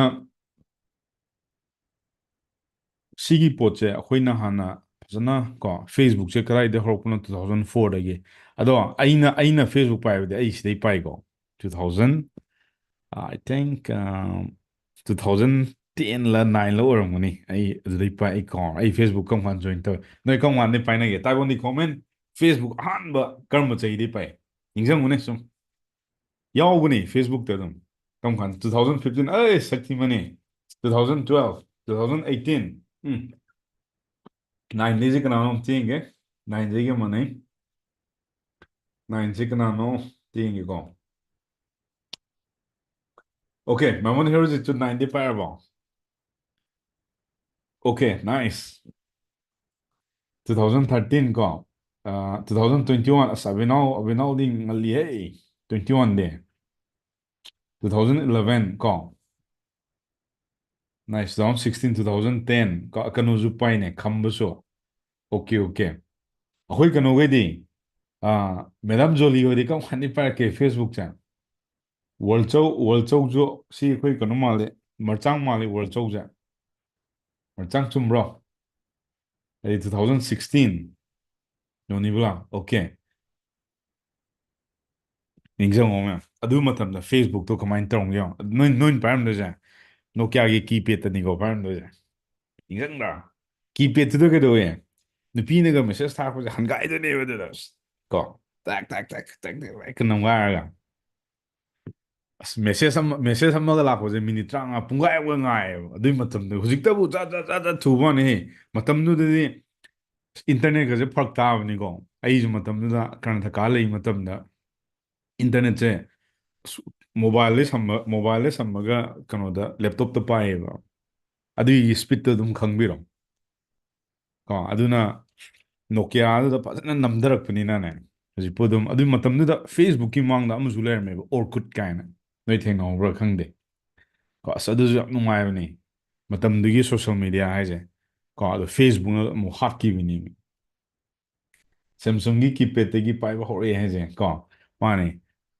ꯃꯌꯥꯝ ꯇꯆ ꯁꯀ꯭ꯔꯤꯟꯁꯤꯗꯤ ꯋꯥꯠꯂꯤꯀꯣ ꯂꯥꯛꯀꯗꯧꯕ ꯐꯦꯁꯕꯨꯛ ꯄꯥꯏꯔ ꯃꯇꯨꯡꯗ ꯆꯍꯤ 5 ꯇꯔꯨꯛ ꯇꯔꯦꯠ ꯂꯩꯔꯀꯥꯟꯗ ꯇꯆ ꯁꯀ꯭ꯔꯤꯟ ꯀꯣꯟꯅ ꯂꯥꯛꯄꯅꯤ ꯇꯆ ꯁꯀ꯭ꯔꯤꯟꯗꯤ ꯑꯩꯁꯨ ꯇꯆ ꯁꯀ꯭ꯔꯤꯟ ꯑꯩꯅ ꯄꯥꯏꯔꯛꯄꯁꯦ ꯀꯩꯅꯣꯗꯩ ꯄꯥꯏꯔꯝꯒꯅꯤ 2017 18 ꯁ꯭ꯋꯥꯏꯗ ꯀꯥꯏ 2019ꯅꯦ ꯇꯆ ꯁꯀ꯭ꯔꯤꯟꯒꯤ ꯋꯥꯔꯤ ꯇꯣꯛꯁꯦ ꯀꯣ ꯃꯣꯇꯣꯔꯣꯂꯥꯏ ꯃꯇꯝꯅꯤ ꯍꯥꯡꯗꯣꯛꯄꯤꯗꯣ ꯑꯩꯈꯣꯏꯒꯤ ꯐꯣꯜꯗꯤꯡꯗꯣ ꯑꯗꯨꯏ ꯃꯇꯝꯅꯤꯀꯣ ꯊꯦꯡꯅꯍꯧꯋꯦ ꯑꯁ ꯑꯣꯔꯀꯨꯠ ꯑꯦꯟ ꯍꯥꯏ ꯐꯥꯏꯚꯇꯣ ꯁꯤ ꯅꯩꯕꯅꯤꯀꯣ ꯑꯣꯔꯀꯨꯠꯁꯦ ꯂꯩꯁꯥꯕꯤꯅ ꯌꯦꯡꯉꯛꯑꯕ ꯀꯔꯝꯕ ꯂꯩꯁꯥꯕꯤꯅꯣ ꯈꯪꯗꯣꯏꯅꯦ ꯑꯃꯨꯛ ꯌꯦꯡꯒꯥꯏꯗꯣꯏꯅꯦ ꯃꯥꯏ ꯄ꯭ꯔꯣꯐꯥꯏꯜꯁꯦ ꯆꯪꯗꯅ ꯁꯤ ꯌꯥꯝ ꯅꯨꯡꯉꯥꯏꯕꯅꯦ ꯑꯣꯔꯀꯨꯠꯁꯦ ꯑꯗꯣ ꯃꯌꯥꯝ ꯁꯤꯒꯤ ꯍꯧꯖꯤꯛ ꯐꯦꯁꯕꯨꯛꯁꯦ ꯍꯧꯖꯤꯛ ꯃꯣꯏ ꯌꯥꯝ ꯊꯤꯅ ꯗꯤꯕꯂꯞ ꯑꯣꯏꯌꯦꯕ ꯌꯥꯝ ꯊꯤꯅ ꯗꯤꯕꯂꯞ ꯑꯣꯏ ꯑꯗꯨꯅꯅꯤ ꯁꯤ ꯍꯩꯍꯧꯕꯗ ꯀꯣ ꯄꯨꯟꯁꯤꯗ ꯃꯥꯡꯉꯔꯣꯏꯗꯧꯅꯦ ꯁꯤꯒꯨꯝꯕ ꯁ꯭ꯀꯤꯜꯁꯤꯗꯤ ꯀꯣ ꯁꯤꯅ ꯖꯁ ꯍꯤꯁꯇ꯭ꯔꯤ ꯑꯃ ꯁꯨꯝ ꯈꯪꯖꯦ ꯍꯥꯏꯕ ꯋꯥꯅꯤꯗ ꯅꯣꯏꯅ ꯄꯨꯡꯄꯥꯏꯗ ꯄꯥꯏꯕꯗꯣ ꯑꯗꯨꯏ ꯃꯍꯨꯠꯇ ꯁꯣ ꯑꯗꯨ ꯑꯣꯏꯇꯥꯔꯒꯗꯤ ꯀꯣ ꯁꯤꯗ ꯑꯃꯨꯛ ꯌꯦꯡꯉꯁꯦꯕ ꯅꯪ ꯍꯧꯖꯤꯛ ꯐꯦꯁꯕꯨꯛꯇꯣ ꯀꯔꯝ ꯀꯥꯟꯗꯩ ꯄꯥꯏꯗꯣ ꯈꯪꯉꯦ ꯀꯣ ꯁꯤꯗ ꯑꯩꯅ ꯐ꯭ꯔꯦꯒꯃꯦꯟꯇꯦꯁꯟ ꯏꯟ ꯗ ꯄꯥꯁ ꯕꯤꯐꯣꯔ ꯀꯣꯚꯤꯗ ꯑꯅ ꯍꯥꯏꯁꯦ ꯀꯣꯚꯤꯗꯀꯤ ꯃꯃꯥꯡꯗꯅꯦ ꯀꯣ ꯑꯩꯅ ꯏꯟꯇꯔꯅꯦꯠ 2017ꯗ ꯀꯣ ꯁꯤꯒꯤ ꯂꯦꯟꯁꯀꯦꯞꯇ ꯆꯪꯉꯛꯄ ꯃꯇꯝꯗ ꯑꯩ ꯀꯔꯤꯝ ꯈꯪꯗꯦꯕ ꯑꯥꯏ ꯗꯣꯟ ꯅꯣ ꯅꯊꯤꯡ ꯑꯕꯥꯎꯠ ꯀꯣ ꯁꯨꯃꯥꯏꯅ ꯑꯦꯗꯚꯔꯇꯤꯁꯃꯦꯟ ꯀꯔꯤ ꯀꯔꯥ ꯀꯔꯤꯝ ꯈꯪꯗꯦ ꯀꯣ ꯑꯗꯨꯗ ꯑꯦꯖꯦꯟꯁꯤ ꯑꯃꯈꯛ ꯑꯩ ꯋꯦꯕꯁꯥꯏꯠ ꯁꯥꯕꯤ ꯃꯥꯅ ꯍꯥꯏꯀꯣ ꯅꯪꯒꯤꯁꯦ ꯒꯨꯒꯜ ꯑꯦꯗꯁ ꯇꯧꯁꯤ ꯐꯦꯁꯕꯨꯛ ꯑꯦꯗꯁꯇꯣ ꯃꯤ ꯌꯥꯝ ꯄꯥꯏꯅꯗꯦ ꯈꯣꯠꯇꯦ ꯀꯣ ꯑꯗꯨ ꯌꯥꯝ ꯀꯟꯅ ꯀꯥꯟꯅꯔꯣꯏ ꯈꯣꯠꯂꯣꯏꯅ ꯍꯥꯏꯌꯦꯕ ꯃꯇꯝꯗꯨꯗꯗꯤ ꯋꯦ ꯕꯦꯛ ꯏꯟ 2015 16 ꯀꯣ 13 14 ꯁ꯭ꯋꯥꯏꯗꯗꯤ ꯒꯨꯒꯜ ꯑꯦꯗꯁ ꯌꯥꯝ ꯐꯥꯎꯋꯦꯕ ꯒꯨꯒꯜꯒꯤ ꯄ꯭ꯔꯗꯛꯁꯦ ꯃꯌꯥꯝ ꯅꯣꯏꯅ ꯍꯧꯖꯤꯛ ꯀꯔꯤꯒꯨꯝꯕ ꯑꯃ ꯍꯦꯛ ꯁꯔꯆ ꯇꯧꯕꯗ ꯁ꯭ꯄꯣꯟꯁꯔ ꯀꯥꯏꯅ ꯍꯦꯛ ꯊꯣꯛꯂꯛꯄ꯭ꯔꯥ ꯊꯣꯛꯂꯛꯏꯀꯣ ꯑꯦꯅꯤ ꯀꯣ ꯁꯤꯗ ꯅꯪꯅ ꯒꯨꯒꯜꯗ ꯅꯣꯏꯅ ꯑꯦꯅꯤ ꯇꯣꯄꯤꯛ ꯑꯃ ꯀꯣ ꯅꯝꯕ ꯃꯇꯝꯗ ꯂꯦꯠꯁ ꯁꯦ ꯑꯦꯅꯤ ꯀꯣ ꯂꯦꯠꯁ ꯁꯦ ꯖꯤꯝ ꯍꯥꯏꯔꯁꯦꯕ ꯀꯣ ꯖꯤꯝ ꯅꯝꯕ ꯃꯇꯝꯗ ꯁꯤ ꯖꯤꯝ ꯃꯌꯥꯝ ꯑꯃ ꯊꯣꯛꯇꯔꯛꯑꯅꯤ ꯁꯤꯗ ꯖꯤꯝ ꯄ꯭ꯔꯗꯛ ꯀ ꯍꯥꯏꯔꯁꯦꯕꯀꯣ ꯌꯦꯡꯁꯤꯀꯣ ꯀꯔꯝ ꯎꯠꯀꯦꯕ ꯁꯤꯗ ꯎꯕ꯭ꯔꯥ ꯌꯦꯡꯉꯣ ꯃꯌꯥꯝ ꯁ꯭ꯄꯣꯟꯁꯔ ꯑꯅ ꯊꯥꯏꯁꯦ This is called advertisement. Simple niko. ꯑꯩꯅ ꯁꯤꯗ ꯀ꯭ꯂꯤꯛ ꯇꯧꯕ ꯃꯇꯝꯗ ꯁꯤꯒꯤ ꯀꯩꯅꯣꯁꯦ ꯁꯤꯒꯤ ꯅꯨꯄꯥ ꯁꯤ ꯄ꯭ꯔꯤꯃꯤꯌꯝ ꯖꯤꯝ ꯆꯣꯛ ꯁꯤꯒꯤ ꯀꯥꯡꯕꯨꯗ ꯄꯩꯁꯥ ꯆꯠꯈꯤꯅꯤꯕ ꯁꯤꯁꯨ ꯆꯠꯈꯤꯅꯤꯕ ꯑꯗ ꯑꯩ ꯇꯧꯕꯤ ꯇꯧꯔꯣꯏ ꯀꯣ ꯑꯩꯅꯣ ꯀꯣ ꯃꯤꯒꯤ ꯄꯩꯁꯥ ꯐ꯭ꯔꯤꯗ ꯃꯥꯡꯍꯟꯕꯗꯨꯗꯤ ꯄꯥꯝꯗꯦꯕ ꯑꯁꯤꯁꯨ ꯀꯣꯁꯀꯣ ꯏꯟꯗꯤꯌꯥ ꯒꯥꯏꯁꯦ ꯑꯆꯧ ꯑꯆꯧꯕ ꯀꯝꯄꯅꯤꯁꯕꯨ ꯒꯨꯒꯜ ꯀꯣ ꯒꯨꯒꯜ ꯃꯤꯁ ꯇꯧꯕ ꯌꯥꯗꯦ ꯁꯤ ꯌꯦꯡꯉꯣ ꯁ꯭ꯄꯣꯟꯁꯔ ꯁꯤ ꯍꯦꯛ ꯂꯣꯏꯔ ꯃꯇꯨꯡꯗ ꯀꯣ ꯑꯦꯃꯥꯖꯣꯟꯒ ꯊꯣꯛꯂꯛꯑꯦ ꯁꯤꯅ ꯀꯩꯅꯣ SEO ꯁꯤꯅ ꯅꯣꯔꯃꯦꯜꯅꯦꯕ ꯄꯩꯁꯥ ꯀꯩꯝ ꯇꯤꯡꯗꯕꯤꯗ ꯈꯤꯇꯪ ꯍꯣꯠꯅꯖꯔꯒ ꯅꯣꯏ ꯍꯧꯖꯤꯛ ꯁꯔꯆ ꯏꯟꯖꯤꯟ ꯑꯣꯞꯇꯤꯃꯥꯏꯖꯦꯁꯟ ꯍꯥꯏꯁꯤꯅ ꯀꯩꯅꯣ ꯒꯨꯒꯜꯗ ꯀꯣ ꯔꯦꯡ ꯋꯥꯟꯗ ꯇꯥꯔꯛꯀꯦ ꯍꯥꯏ ꯇꯥꯔꯒꯗꯤ ꯀꯔꯤꯒꯨꯝꯕ ꯀꯤꯋꯔꯗꯇꯨꯗ ꯅꯪꯅ ꯔꯦꯡ ꯋꯥꯟꯗ ꯃꯤꯅ ꯍꯦꯛ ꯁꯔꯆ ꯇꯧꯕ ꯃꯇꯝꯗ ꯑꯗꯨ ꯍꯟꯊꯣꯛꯀꯦ ꯍꯥꯏ ꯇꯥꯔꯒꯗꯤ ꯇꯦꯛꯅꯤꯀꯦꯜ SEOꯒꯤ ꯁ꯭ꯀꯤꯜꯁ ꯍꯩꯇꯥꯕ ꯑꯗꯨꯅ ꯇꯣꯉꯥꯟꯕ ꯁ꯭ꯀꯤꯜꯁꯅꯤꯀꯣ ꯑꯗꯣ ꯁꯤꯒꯨꯝꯕ ꯄꯣꯠꯁꯦ ꯈꯦꯠꯅꯕꯁꯦ ꯉꯁꯤꯗꯩ ꯈꯪꯉꯣꯕ ꯁꯤꯒꯨꯝꯕ ꯁ꯭ꯄꯣꯟꯁꯔꯁꯤꯅ ꯒꯨꯒꯜ ꯑꯦꯗꯁ ꯀꯣ ꯁꯤꯁꯨ ꯑꯦꯗꯚꯔꯇꯤꯁꯃꯦꯟ ꯃꯈꯜ ꯑꯃꯅꯦ ꯁꯣ ꯁꯤꯗ ꯑꯃꯨꯛ ꯌꯦꯡꯉꯁꯦ ꯐ꯭ꯔꯦꯒꯃꯦꯟꯇꯦꯁꯟ ꯑꯩ ꯉꯁꯥꯏ ꯍꯥꯏꯕꯗꯣ ꯁꯤꯅ ꯀꯃꯥꯏꯅ ꯇꯧꯔꯛꯀꯦ ꯒꯦꯠ ꯗ ꯕꯦꯁ ꯀꯣꯁ ꯄꯔ ꯂꯤꯗ ꯀꯃꯥꯏꯅ ꯇꯧꯔꯛꯇꯣꯏꯕ ꯁꯝꯅ ꯍꯥꯏꯔꯕꯗ ꯅꯪ ꯍꯧꯖꯤꯛ ꯑꯦꯗꯚꯔꯇꯤꯁꯃꯦꯟ ꯇꯧꯗꯣꯔꯦꯕ ꯐꯦꯁꯕꯨꯛꯇ ꯅꯪꯁꯦ ꯍꯧꯖꯤꯛ ꯀꯩꯅꯣꯗ ꯂꯩꯔꯦꯕ ꯏꯝꯐꯥꯜꯗ ꯂꯩꯔꯦꯕꯀꯣ ꯏꯝꯐꯥꯜ ꯑꯃ ꯂꯩꯔꯦꯀꯣ ꯒꯨꯋꯥꯍꯥꯇꯤ ꯑꯃ ꯂꯩꯔꯦꯀꯣ ꯁꯤꯂꯣꯡ ꯑꯃ ꯂꯩꯔꯦ ꯗꯦꯜꯂꯤ ꯑꯃ ꯂꯩꯔꯦ ꯁꯨꯃꯥꯏꯅ ꯑꯃ ꯑꯅꯤ ꯑꯍꯨꯝ ꯃꯔꯤ ꯃꯉꯥ ꯗꯤꯐ꯭ꯔꯦꯟ ꯁ꯭ꯇꯦꯠ ꯗꯤꯐ꯭ꯔꯦꯟ ꯂꯣꯀꯦꯁꯟ ꯁꯨꯃꯥꯏꯅ ꯈꯥꯏꯗꯣꯛꯑꯒ ꯃꯤ ꯃꯌꯥꯝꯁꯦ ꯀꯥꯏꯗꯒꯤ ꯈ꯭ꯋꯥꯏꯗꯒꯤ ꯂꯥꯛꯑꯦ ꯑꯗꯣ ꯈꯪꯗꯣꯏꯅꯦꯕ ꯉꯁꯥꯏꯒꯤ ꯅꯪꯅ ꯏꯁꯤꯡꯒꯤ ꯃꯛ ꯑꯃ ꯄꯨꯔꯛꯑꯒ ꯕꯥꯇꯤꯟ 10ꯃꯨꯛ ꯂꯩꯔꯦꯅ ꯈꯜꯂꯁꯦꯕ ꯈꯖꯤꯛ ꯂꯣꯏ ꯍꯩꯔꯝꯗꯣꯏꯅꯦꯕ ꯍꯣꯔꯦꯟ ꯂꯥꯁꯇ ꯀꯣ ꯈ꯭ꯋꯥꯏꯗꯒꯤ ꯏꯁꯤꯡ ꯀꯔꯝꯕꯅ ꯍꯦꯟꯅ ꯌꯥꯝꯅ ꯍꯩꯒꯦ ꯑꯗꯣ ꯅꯪ ꯈꯪꯖꯗꯣꯏꯅꯦꯕ ꯑꯗꯣ ꯃꯇꯝ ꯑꯃꯗ ꯁꯤꯒꯤ ꯗꯤꯐ꯭ꯔꯦꯟ ꯁ꯭ꯇꯥꯏꯜ ꯑꯣꯐ ꯑꯦꯗꯚꯔꯇꯤꯁꯃꯦꯟꯁꯦ ꯇꯧꯔꯝꯃꯤꯀꯣ ꯑꯗꯣ ꯍꯧꯖꯤꯛꯇꯤ ꯁꯤ ꯌꯥꯗ꯭ꯔꯦ it will never ever gonna work right now ꯍꯧꯖꯤꯛꯇꯤ ꯁꯤ ꯇꯧꯔꯨꯔꯕ ꯀꯣ ꯅꯪ ꯄꯩꯁꯥ ꯑꯗꯨꯝ ꯇꯤꯡꯉ ꯇꯣꯛꯑꯅꯤ ꯊꯥꯖꯗ꯭ꯔꯒ ꯅꯪ ꯑꯗꯨꯝ ꯇꯧꯖꯧꯅꯦ ꯀꯣ ꯁꯤꯗꯩꯁꯤꯗ ꯑꯩꯈꯣꯏꯅ ꯀꯣ ꯑꯩꯒꯤ 2021ꯗ ꯀꯣ ꯑꯩꯒꯤ ꯏꯟꯇꯔꯅꯦꯁꯅꯦꯜ ꯀ꯭ꯂꯥꯏꯟꯠ ꯁꯤꯗꯩꯁꯤꯗ ꯁꯤꯒꯤ ꯄꯣꯠꯁꯦ ꯑꯩ ꯇꯧꯁꯜꯂꯨꯏꯕ ꯀꯩꯒꯤꯅꯣ ꯑꯩꯁꯨ ꯁꯤꯗꯩ ꯍꯧꯔꯛꯈꯤꯕꯅꯤꯅ ꯑꯗꯨ ꯌꯥꯗꯦꯀꯣ ꯃꯦꯝ ꯀꯣ ꯑꯗꯣ 2021ꯒ ꯀꯣꯚꯤꯗꯀꯤ ꯃꯇꯝ ꯀꯣ ꯃꯌꯥꯝ ꯀꯣꯚꯤꯗꯁꯦ ꯀꯔꯝ ꯀꯥꯟꯗ ꯍꯧꯈꯤꯒꯦ ꯃꯌꯥꯝ ꯀꯧꯕꯤꯔꯕꯣ ꯇꯥꯏꯋꯥꯟꯗꯤ ꯀꯣꯃꯦꯟꯠ ꯆꯩꯅꯥ ꯐꯣꯟꯗ ꯑꯁ ꯆꯩꯅꯥ ꯄ꯭ꯔꯤꯊꯤꯕꯤꯗ ꯆꯩꯅꯥ ꯐꯣꯟꯁꯨ ꯐꯖꯅ ꯆꯠꯄꯅꯤꯀꯣ ꯃꯇꯝ ꯑꯃ ꯑꯄꯥꯛꯄ ꯐꯣꯟꯗꯣ ꯁ꯭ꯄꯤꯀꯔꯒ ꯀꯨꯟꯗꯣꯡꯃꯨꯛ ꯇꯥꯕꯤꯗꯣ ꯑꯩꯁꯨ ꯌꯥꯝ ꯂꯩꯔꯛꯑꯦ ꯀꯨꯏꯅꯗꯤ ꯁꯨꯡꯆꯠ ꯆꯠꯇꯦ 2021 ꯆꯨꯝꯃꯤꯀꯣ ꯃꯌꯥꯝ ꯃꯥꯔꯆꯀꯤ ꯗꯦꯠꯀ ꯅꯤꯡꯁꯤꯡꯕꯤꯍꯧꯕ꯭ꯔꯣ 21ꯂ ꯀꯩꯅꯣꯝ ꯑꯣꯏꯈꯤꯗꯥꯏꯅꯦ ꯏꯟꯗꯤꯌꯥ ꯄꯨꯝꯕ ꯂꯣꯛꯗꯥꯎꯟ ꯑꯣꯏꯈꯤꯕꯗꯣ 2019 ꯗꯤꯁꯦꯝꯕꯔ ꯀꯣ ꯅꯠꯇꯦ ꯏꯟꯗꯤꯌꯥ ꯄꯨꯝꯕꯒꯤ ꯑꯩꯈꯣꯏ ꯂꯣꯛꯗꯥꯎꯟ ꯑꯣꯏꯈꯤꯕ ꯑꯃ ꯈꯪꯍꯧꯕ꯭ꯔꯣ ꯑꯩꯈꯣꯏ ꯀꯩꯅꯣꯗꯒ ꯃꯅꯤꯄꯨꯔꯗ ꯑꯍꯥꯟꯕ ꯂꯣꯛꯗꯥꯎꯟ ꯑꯩꯈꯣꯏ ꯊꯥꯡꯃꯩꯕꯟꯗꯒꯤ ꯀꯣ ꯈ꯭ꯋꯥꯏꯊꯣꯡꯗꯒꯤ ꯕꯦꯅꯤ ꯑꯅ ꯑꯃꯈꯛ ꯐꯥꯔꯁ ꯃꯅꯤꯄꯨꯔꯗ ꯈꯪꯉꯝꯒꯅꯤꯗ ꯃꯌꯥꯝ ꯂꯣꯏꯅꯃꯛ ꯀꯣ ꯑꯗꯨꯒꯤ ꯇꯥꯏꯃꯤꯡꯗꯣ 2022 ꯃꯥꯔꯁꯇ ꯌꯦꯁ ꯀꯣ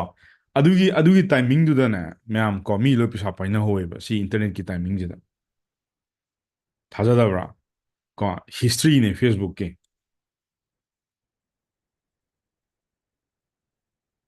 ꯁꯤꯗ ꯀꯩꯗꯧꯏ ꯃꯦꯅꯨꯐꯦꯛꯆꯔ ꯀꯝꯄꯅꯤꯁ ꯃꯌꯥꯝ ꯂꯣꯏ ꯁꯤꯌꯦꯕ ꯁꯤꯗ ꯀꯣ ꯎꯄꯥꯏ ꯂꯩꯕꯖꯥꯠ ꯅꯠꯇꯦ ꯁꯤꯗ ꯔꯤꯇꯦꯜ ꯂꯣꯏ ꯁꯤꯕꯤꯅꯤ ꯁꯤꯗ ꯀꯣ ꯁꯤ ꯀꯝꯄꯅꯤꯒꯩꯁꯦ ꯂꯣꯏ ꯕ꯭ꯔꯣꯛꯅꯤꯀꯣ ꯀꯣꯔꯣꯅꯥ ꯃꯇꯝꯗ ꯀꯩꯒꯤꯅꯣ ꯏꯟꯇꯔꯅꯦꯠ ꯁꯤꯖꯤꯟꯅꯗꯕ ꯃꯇꯝꯗꯨꯒꯤ ꯑꯩꯈꯣꯏꯒꯤ ꯑꯗꯨꯝ ꯀꯩꯅꯣꯗ ꯂꯩꯔꯝꯕꯗꯣ ꯇ꯭ꯔꯦꯗꯤꯁꯅꯦꯜꯗ ꯑꯗꯨꯝ ꯂꯩꯔꯝꯕꯗꯣ ꯀꯣ ꯑꯗꯨꯅ ꯌꯦꯡꯉꯣ ꯁꯤꯒꯤ ꯋꯦꯕꯁꯦ ꯀꯃꯥꯏꯅ ꯂꯥꯛꯈꯤꯒꯦ ꯌꯦꯡꯉꯣꯕ ꯃꯇꯝꯗꯨꯗꯗꯤ ꯐꯦꯁꯕꯨꯛꯀꯤ ꯀꯩꯅꯣꯁꯦ ꯀꯣꯁ ꯄꯔ ꯌꯥꯝ ꯍꯣꯡꯉꯤꯀꯣ ꯑꯦꯔꯥꯎꯟ 20 ꯔꯨꯄꯤꯁ 10 ꯔꯨꯄꯤꯁ 30 ꯔꯨꯄꯤꯁ ꯑꯗꯨꯃꯥꯏꯅ ꯃꯤꯅ ꯀ꯭ꯂꯤꯛ ꯇꯧꯔꯛꯄ ꯃꯇꯝꯗ ꯌꯥꯝ ꯍꯣꯡꯉꯦꯕ ꯁꯤ ꯕꯤꯐꯣꯔ ꯀꯣꯚꯤꯗꯀꯤ ꯃꯇꯝꯒꯤ ꯀꯣꯚꯤꯗ ꯃꯇꯨꯡꯗꯗꯤ ꯌꯥꯔꯛꯇꯕꯩꯅꯤꯀꯣ ꯁꯦ ꯃꯣꯏ ꯁꯤꯔꯛꯄꯗꯣ ꯗꯨꯀꯥꯟ ꯑꯃ ꯂꯣꯏ ꯁꯤꯔꯦ ꯀꯥꯏ ꯗꯨꯀꯥꯟ ꯐꯅ ꯀꯨꯏꯅ ꯍꯥꯡꯗꯕꯅꯦ ꯃꯅꯤꯄꯨꯔꯗꯁꯨ ꯍꯥꯡꯗꯅ ꯄꯨꯂꯤꯁꯅꯒ ꯆꯩ ꯄꯥꯏꯔ ꯇꯥꯟꯁꯤꯟꯕꯗꯣ ꯀꯔꯤꯒꯤ ꯗꯨꯀꯥꯟꯅꯣ ꯀꯥꯏꯅꯀꯣ ꯑꯗꯨ ꯈꯔ ꯑꯃꯅ ꯑꯃꯨꯛ ꯀꯣꯏ ꯆꯠꯂꯤꯕꯅꯤꯗ ꯑꯗꯨꯗ ꯀꯩꯅꯣꯒ ꯍꯉꯣꯏꯒ ꯆꯣꯡꯉꯤꯗꯨꯗꯤ ꯄꯨꯂꯤꯁꯅꯒ ꯐꯥꯔꯒ ꯃꯇꯝꯗꯨꯒꯤ ꯀꯣ ꯑꯗꯨꯏꯗꯨꯅ ꯃꯇꯝꯗꯨꯗꯗꯤ 2019ꯗꯗꯤ ꯐꯦꯁꯕꯨꯛꯁꯦ ꯀꯣ ꯁꯤꯗ ꯃꯌꯥꯝꯁꯦ ꯀꯣ ꯑꯩꯈꯣꯏꯁꯨ ꯇꯝꯃꯤꯕꯗꯨꯗ ꯀꯟꯅ ꯁꯤꯗ ꯄꯩꯁꯥ ꯄꯥꯏꯕ ꯃꯇꯝꯅꯤꯀꯣ ꯁꯦ ꯁꯤ ꯏꯔꯥꯁꯤꯗ ꯑꯃꯨꯛ ꯂꯥꯛꯑꯔꯣꯏ ꯁꯨꯡꯂꯥ ꯂꯥꯛꯑꯔꯣꯏꯁꯦ ꯂꯣꯏꯔꯦ ꯀꯣ ꯑꯗꯣ ꯉꯜꯂꯤꯀꯥꯟꯗ ꯇꯧꯍꯧꯔꯗꯤ ꯌꯥꯝ ꯐꯩ ꯑꯗꯣ ꯁꯤ ꯃꯇꯝꯗ ꯅꯪꯅ ꯇꯧꯍꯧ ꯇꯥꯔꯗꯤ ꯑꯗꯩ ꯃꯅꯤꯄꯨꯔꯗ ꯑꯃꯨꯛ ꯀꯩ ꯄꯣꯛꯂꯛꯑꯦ ꯃꯅꯤꯄꯨꯔꯗ ꯀꯣꯆꯤꯡ ꯑꯅ ꯑꯃꯨꯛ ꯄꯣꯛꯈꯠꯂꯛꯑꯦ ꯑꯗꯨꯗ ꯄꯣꯛꯑꯕꯅꯤ ꯃꯅꯤꯄꯨꯔꯗ ꯕꯣꯔꯟ ꯑꯣꯟꯂꯥꯏꯟ ꯀ꯭ꯂꯥꯁ ꯀꯥꯏꯅ ꯇꯥꯔꯝꯃꯅꯤ ꯑꯗꯨꯗ ꯍꯥꯟꯅꯗꯤ ꯁꯨꯛꯇ ꯇꯥꯔꯝꯃꯣꯏ ꯇꯥꯔꯒꯁꯨ ꯀꯣ ꯍꯥꯏꯔ ꯑꯗꯨꯝ ꯂꯩꯔꯝꯒꯅꯤ ꯀꯣꯚꯤꯗꯀꯤ ꯃꯇꯨꯡꯗ ꯑꯣꯟꯂꯥꯏꯟ ꯀ꯭ꯂꯥꯁ ꯇꯥꯛꯏ ꯇꯥꯗꯦ ꯇꯥꯔꯝꯒꯅꯤ ꯑꯗꯨꯗ ꯇꯥꯔꯝꯃꯅꯤ ꯑꯁ ꯖꯨꯝ ꯍꯥꯏꯕ ꯑꯁ ꯑꯗꯒꯤ ꯒꯨꯒꯜ ꯃꯤꯠ ꯍꯥꯏꯕ ꯅꯣꯏ ꯇꯥꯔꯝꯃꯅꯤ ꯑꯗꯨꯗ ꯀꯣ ꯁꯤꯒꯤ ꯆꯦꯟꯖꯁꯦ ꯃꯅꯤꯄꯨꯔꯗꯗꯤ ꯄꯣꯛꯄꯁꯦ ꯏꯟꯇꯔꯅꯦꯠ ꯄꯣꯛꯄꯁꯦ ꯀꯨꯏꯗ꯭ꯔꯤꯀꯣ ꯑꯩꯒꯤ ꯑꯣꯏꯅ ꯍꯥꯏꯖꯧ ꯍꯥꯏꯇꯥꯔꯒꯗꯤ ꯃꯅꯤꯄꯨꯔ ꯃꯤꯌꯥꯝꯅ ꯑꯩꯈꯣꯏꯒꯤ ꯑꯩꯅ ꯍꯥꯏꯖ ꯂꯥꯟ ꯑꯥꯏ ꯃꯥꯏ ꯕꯤ ꯔꯣꯡ ꯕꯠ ꯑꯩ ꯅꯣꯏꯗ ꯀꯩꯅꯣꯝ ꯍꯥꯏꯔꯝꯒꯦꯕ ꯖꯤꯑꯣ ꯂꯥꯛꯈꯤꯕ ꯇꯥꯏꯃꯤꯡꯗꯣ ꯁꯤꯗꯅꯤ ꯑꯩꯈꯣꯏ ꯃꯅꯤꯄꯨꯔꯗ ꯏꯟꯇꯔꯅꯦꯠ ꯄꯣꯛꯂꯛꯏꯁꯦ ꯖꯤꯑꯣꯒꯤ ꯆꯍꯤ ꯑꯃ ꯐ꯭ꯔꯤ ꯄꯤꯔꯝꯕꯗꯣ ꯁꯤꯗꯅꯤꯀꯣ ꯃꯌꯥꯝ ꯏꯟꯇꯔꯅꯦꯠꯁꯤꯗ ꯌꯨꯇꯨꯕꯔ ꯂꯣꯏ ꯄꯣꯛꯑꯦ ꯁꯤꯗ ꯖꯒꯠꯀꯤ ꯌꯨꯇꯨꯕꯔ ꯍꯥꯟꯅ ꯌꯨꯇꯨꯕꯀꯤ ꯚꯤꯗꯤꯑꯣ ꯑꯃ ꯌꯦꯡꯕ ꯃꯇꯝꯗ ꯂꯨꯄꯥ ꯀꯌꯥ ꯆꯠꯂꯦ ꯑꯦꯝꯕꯤ ꯀꯌꯥ ꯂꯣꯏꯁꯜꯂꯦ ꯁꯨꯡꯌꯦꯡ ꯌꯦꯡꯉꯝꯃꯣꯏꯅ ꯊꯣꯛꯈꯤꯕꯅꯤ ꯌꯦꯁ ꯆꯨꯝꯃꯤꯀꯣ ꯌꯨꯇꯨꯕꯔꯁꯨ ꯀꯣꯚꯤꯠ ꯍꯣꯏ ꯍꯥꯟꯅ ꯃꯃꯥꯡꯗꯕꯨꯗꯤ ꯂꯩꯔꯝꯒꯅꯤ ꯑꯌꯥꯝꯕ ꯁꯤꯒꯤ ꯖꯤꯑꯣꯒꯤ ꯃꯇꯝꯗ ꯀꯣ ꯑꯩꯅ ꯑꯩꯒꯤ ꯔꯤꯁꯔꯆꯀꯤ ꯃꯇꯨꯡ ꯏꯟꯅ ꯑꯩ ꯁꯤ ꯎꯏꯌꯦꯕ ꯑꯩꯅ ꯁꯨꯝ ꯀꯣ ꯑꯗꯣ ꯑꯦꯛꯆꯨअल ꯗꯦꯇꯥꯃꯛꯇꯤ ꯅꯠꯇꯦ ꯀꯣ ꯑꯩꯒꯤ ꯖꯁ ꯑꯩꯒꯤ ꯔꯤꯁꯔꯆ ꯍꯥꯏꯖ ꯇꯥꯔꯦ ꯀꯣ ꯑꯩ ꯂꯥꯟꯕꯁꯨ ꯌꯥꯏ ꯑꯗꯣ ꯑꯩꯅ ꯁꯨꯝ ꯎꯖꯕ ꯃꯇꯝꯗ ꯖꯤꯑꯣꯒꯤ ꯆꯍꯤ ꯑꯃ ꯐ꯭ꯔꯤ ꯇꯧꯔꯝꯕꯗꯨꯗ ꯌꯨꯇꯨꯕꯔꯁꯦ ꯐ꯭ꯔꯤꯛ ꯑꯗꯩ ꯃꯨꯛꯕꯥꯡ ꯅꯨꯡꯕꯥꯡ ꯀꯔꯤ ꯀꯔꯥ ꯑꯁ ꯀꯣꯏꯕꯤ ꯂꯥꯛꯄꯤ ꯂꯣꯏ ꯎꯔꯦ ꯁꯤꯗ ꯍꯥꯟꯅꯗꯤ ꯀꯩꯗꯧꯔꯝꯃꯦ ꯑꯁ ꯖꯤꯕꯤꯗ ꯂꯣꯏꯕ ꯇꯥꯔꯦ ꯑꯦꯝꯕꯤꯗ ꯂꯣꯏꯕ ꯇꯥꯔꯦ ꯀꯔꯤꯒꯤ ꯚꯤꯗꯤꯑꯣꯅꯣ ꯀꯥꯏꯅꯀꯣ ꯁꯣꯝ ꯅꯥꯀꯟꯗ ꯑꯩ ꯚꯤꯗꯤꯑꯣ ꯀꯣꯂꯤꯡ ꯇꯧꯗꯣꯏꯅꯦ ꯍꯣꯔꯦꯟ ꯅꯨꯡꯗꯥꯡ ꯂꯞꯀꯤꯅꯤ ꯑꯗꯨꯅ ꯂꯞꯀꯤꯁꯨ ꯈꯔ ꯈꯥꯛꯇ ꯌꯥꯗꯦꯕ ꯑꯦꯝꯕꯤꯁꯦ ꯑꯣꯀꯦ ꯑꯗꯨꯅ ꯃꯇꯝꯗꯨꯒꯤ 2019 ꯑꯗꯣ ꯍꯧꯖꯤꯛꯇꯤ ꯃꯌꯥꯝ ꯔꯣꯀꯦꯠꯇꯨꯅ ꯍꯧꯔꯦꯀꯣ ꯁꯤꯒꯤ ꯄꯩꯁꯥꯁꯦ ꯍꯧꯖꯤꯛꯇꯤ ꯈꯤꯇꯪ ꯋꯥꯔꯦ ꯀꯩꯒꯤꯅꯣ ꯍꯧꯖꯤꯛ ꯃꯇꯝꯗ ꯑꯦꯗꯚꯔꯇꯥꯏꯖꯔꯁꯦ ꯑꯗꯨꯛꯀꯤ ꯃꯇꯤꯛ ꯌꯥꯝꯃꯦꯕ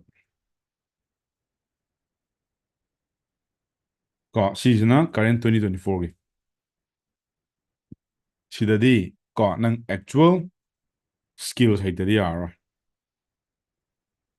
ꯅꯣ ꯌꯨ ꯈꯥꯟꯠ ꯁꯤꯗꯩ ꯅꯪ ꯐꯖꯅ ꯇꯝꯃꯒ ꯀꯣ ꯇꯧꯗ꯭ꯔꯒꯗꯤ ꯅꯪ ꯁꯤ ꯄꯩꯁꯥꯁꯦ ꯃꯥꯡꯉ ꯑꯗꯨꯝ ꯇꯣꯛꯀꯅꯤꯕ ꯎꯄꯥꯏ ꯂꯩꯇꯦ ꯍꯧꯖꯤꯛꯇꯤ ꯃꯌꯥꯝ ꯊꯥꯏꯅꯒꯤ ꯃꯇꯝ ꯅꯠꯇ꯭ꯔꯦ ꯑꯗꯨꯅ ꯐꯦꯁꯕꯨꯛꯀꯤ ꯇꯣꯉꯥꯟꯅ ꯐꯖꯅ ꯁ꯭ꯀꯤꯜ ꯁꯦꯠ ꯑꯃ ꯐꯖꯅ ꯇꯝ ꯇꯥꯕ ꯌꯨꯅꯤꯛ ꯑꯣꯏꯅ ꯅꯠꯇ꯭ꯔꯒꯗꯤ ꯌꯥꯔꯣꯏ ꯀꯣ ꯁꯤꯁꯤꯅ ꯋꯥꯔ ꯃꯃꯥꯡꯒꯤ ꯍꯥꯏꯇꯥꯔꯦ ꯀꯣ ꯑꯗꯨ ꯁꯤ ꯇꯧꯕ ꯌꯥꯔꯣꯏ ꯃꯛ ꯑꯃ ꯄꯥꯏꯔ ꯍꯧꯖꯤꯛ ꯏꯁꯤꯡ ꯍꯥꯏꯔ ꯀꯔꯝꯕꯗꯒꯤ ꯃꯤ ꯂꯥꯛꯇꯣꯏꯅꯣ ꯑꯗꯨ ꯍꯧꯖꯤꯛ ꯃꯇꯝ ꯅꯠꯇꯦ ꯍꯧꯖꯤꯛ ꯀꯩꯗꯧꯔꯛꯀꯅꯤ ꯋꯥꯏꯗꯔ ꯇꯥꯔꯒꯦꯠ ꯇꯧꯔꯛꯀꯗꯕ ꯀꯅꯥꯒꯨꯝꯕ ꯈꯔ ꯑꯃꯗꯤ ꯍꯥꯏꯔꯛꯀꯅꯤꯕ ꯑꯁ ꯑꯩꯒꯤ ꯑꯣꯗꯤꯌꯟꯁꯁꯤ ꯑꯗꯨꯅꯦ ꯑꯗꯥꯅꯦ ꯑꯦꯛꯖꯥꯝꯄꯜ ꯑꯃ ꯄꯤꯌꯨꯔꯥ ꯑꯦꯛꯖꯥꯝꯄꯜ ꯑꯝꯇ ꯍꯥꯏꯖꯒꯦꯀꯣ ꯃꯌꯥꯝ ꯃꯨꯟꯅ ꯌꯦꯡꯉꯨꯀꯣ ꯐꯥꯔꯃꯔꯁꯤꯗ ꯌꯥꯎꯔꯝꯒꯅꯤ ꯀꯣ ꯑꯩ ꯁꯥꯇ꯭ꯔ ꯀꯩꯅꯣꯝ ꯌꯥꯎꯕꯅꯦ ꯁꯒꯣꯜꯕꯟꯗꯒꯤ ꯀꯩꯅꯣ ꯖꯁꯣꯕꯟꯇ ꯀꯣ ꯖꯁꯣꯕꯟꯇ ꯍꯧꯖꯤꯛ ꯑꯩꯈꯣꯏ ꯖꯁꯣꯕꯟꯇꯁꯦ ꯀꯣ ꯃꯥꯕꯨꯗꯤ ꯑꯩꯒꯤ ꯁꯥꯇ꯭ꯔꯅꯤ ꯃꯥꯁꯨ ꯐꯥꯔꯃꯔ ꯇꯥꯔꯒꯦꯠ ꯇꯧꯋꯦꯕ ꯀꯣ ꯑꯗꯩ ꯑꯃꯁꯨ ꯌꯥꯎꯕꯅꯦ ꯖꯤꯅꯦꯛꯁ ꯑꯅ ꯖꯤꯅꯦꯛꯁ ꯖꯤꯇꯦꯟ ꯍꯥꯏꯕ꯭ꯔꯥ ꯕꯦꯠꯁ ꯅꯝꯕꯔ 3 ꯍꯟꯗꯛ ꯅꯧꯅ ꯌꯥꯎꯔꯛꯇ ꯃꯥꯁꯨ ꯐꯥꯔꯃꯔꯁꯦ ꯌꯥꯝ ꯉꯥꯎꯖꯩꯌꯦꯕ ꯁꯤ ꯃꯌꯥꯝꯁꯤꯕꯨ ꯐꯦꯁꯕꯨꯛ ꯄꯥꯏꯔꯝꯒꯗ꯭ꯔꯣ ꯁꯤꯁꯨ ꯄꯥꯏꯔꯝꯒꯗ꯭ꯔꯣ ꯈꯨꯡꯒꯪꯒꯤ ꯑꯍꯜ ꯂꯃꯟ ꯃꯌꯥꯝ ꯑꯃ ꯐꯦꯁꯕꯨꯛ ꯄꯥꯏꯔꯝꯒꯗ꯭ꯔꯥ ꯄꯥꯏꯔꯝꯅꯤ ꯄꯥꯏꯔꯝꯃꯣꯏ ꯇꯥꯏꯕꯪꯗꯤ ꯀꯣꯃꯦꯟꯠ ꯌꯦꯡꯁꯦꯕ ꯁꯨꯝ ꯌꯦꯡꯉꯣꯕ ꯅꯣꯏ ꯍꯌꯦꯡꯋꯥꯏ ꯑꯩꯅ ꯍꯧꯖꯤꯛ ꯇꯥꯛꯏꯁꯦ ꯀꯩꯒꯤꯅꯣ ꯕꯤꯖꯤꯅꯦꯁ ꯇꯧꯔꯛꯄ ꯃꯇꯝꯗ ꯍꯌꯦꯡꯋꯥꯏ ꯅꯪꯅꯅꯦ ꯅꯪꯒꯤ ꯁꯤꯒꯤ ꯐꯣꯟꯒꯨꯝꯕ ꯌꯣꯟꯅꯤꯡꯉꯛꯄ ꯃꯇꯝꯗ ꯁꯤꯒꯤ ꯇꯥꯔꯒꯦꯠ ꯑꯣꯗꯤꯌꯟꯁꯁꯦ ꯅꯪ ꯈꯪꯗꯅ ꯌꯣꯟꯕ ꯌꯥꯔꯣꯏꯕ ꯀꯅꯥꯗꯅꯣꯕ ꯅꯪ ꯌꯣꯟꯗꯣꯏꯁꯦ ꯀꯣ ꯁꯤ ꯅꯣꯏ ꯍꯥꯏꯅꯩꯗꯅ ꯄꯥꯏꯅꯅꯤ ꯄꯥꯏꯔꯝꯃꯣꯏꯅ ꯍꯥꯏꯗ꯭ꯔꯥ ꯐꯔꯦꯅꯦ ꯈꯨꯡꯒꯪ ꯑꯃ ꯂꯧꯈꯠꯂꯁꯦꯕ ꯚꯤꯂꯦꯖ ꯑꯃ ꯂꯧꯈꯠꯂꯁꯦꯕ ꯑꯦꯅꯤ ꯚꯤꯂꯦꯖ ꯑꯃ ꯇꯥꯏꯞ ꯇꯧꯔꯛꯑꯣꯅꯦ ꯑꯦꯅꯤ ꯅꯣꯏꯅ ꯄꯥꯝꯖꯕ ꯑꯃ ꯑꯦꯅꯤ ꯑꯃ ꯍꯦꯛꯇ ꯍꯥꯏꯔꯣ ꯑꯦꯅꯤ ꯚꯤꯂꯦꯖ ꯑꯃ ꯂꯧꯈꯠꯂꯁꯤ ꯃꯅꯤꯄꯨꯔꯗꯒꯤ ꯂꯥꯟ ꯌꯧꯗꯕ ꯃꯐꯝꯅꯤꯀꯣ ꯂꯥꯟ ꯌꯧꯔꯒꯗꯤ ꯇꯣꯛ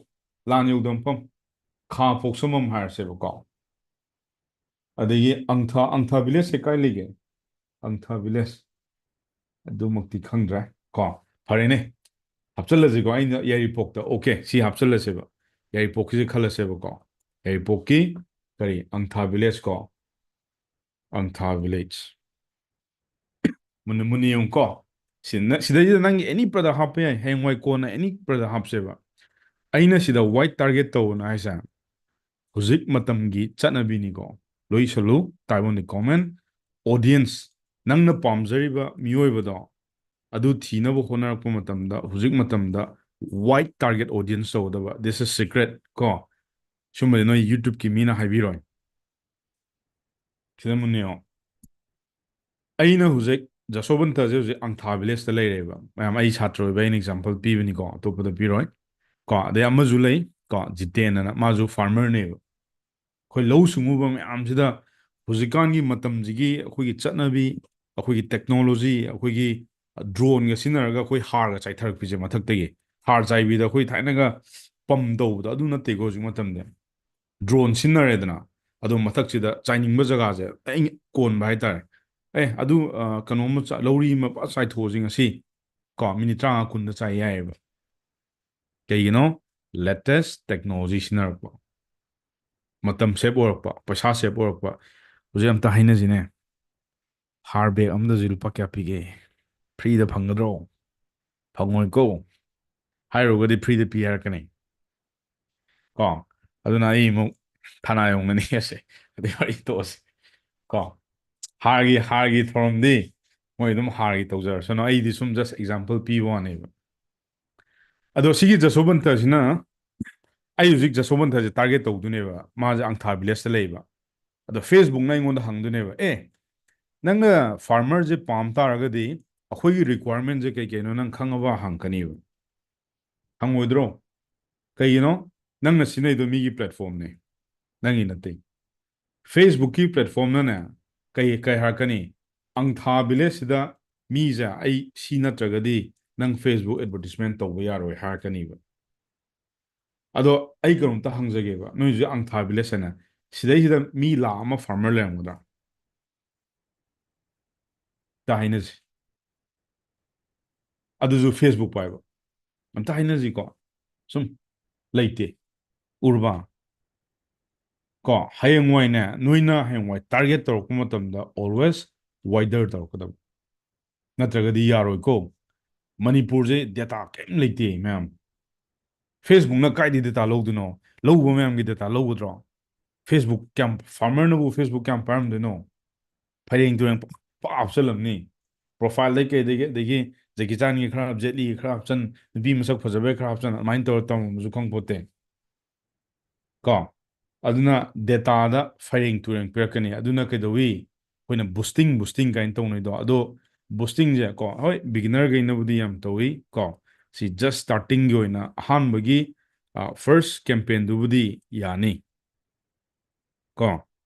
ꯁꯦꯀꯦꯟ ꯀꯦꯝꯄꯦꯟꯗ ꯗꯦꯇꯥꯁꯦ ꯐꯩꯔꯦꯡ ꯇꯨꯔꯦꯡ ꯂꯥꯛꯑꯗꯧꯅꯤ ꯀꯣ ꯁꯤꯃ ꯇꯧꯔꯣꯅꯨ ꯀꯣ this is I am telling you from my own experience ꯀꯣ ꯖꯤꯌꯥꯅ ꯀꯣ ꯑꯩꯁꯨ ꯁꯥꯇ꯭ꯔ ꯑꯃ ꯂꯩ ꯋꯥꯡꯈꯩꯗꯒꯤ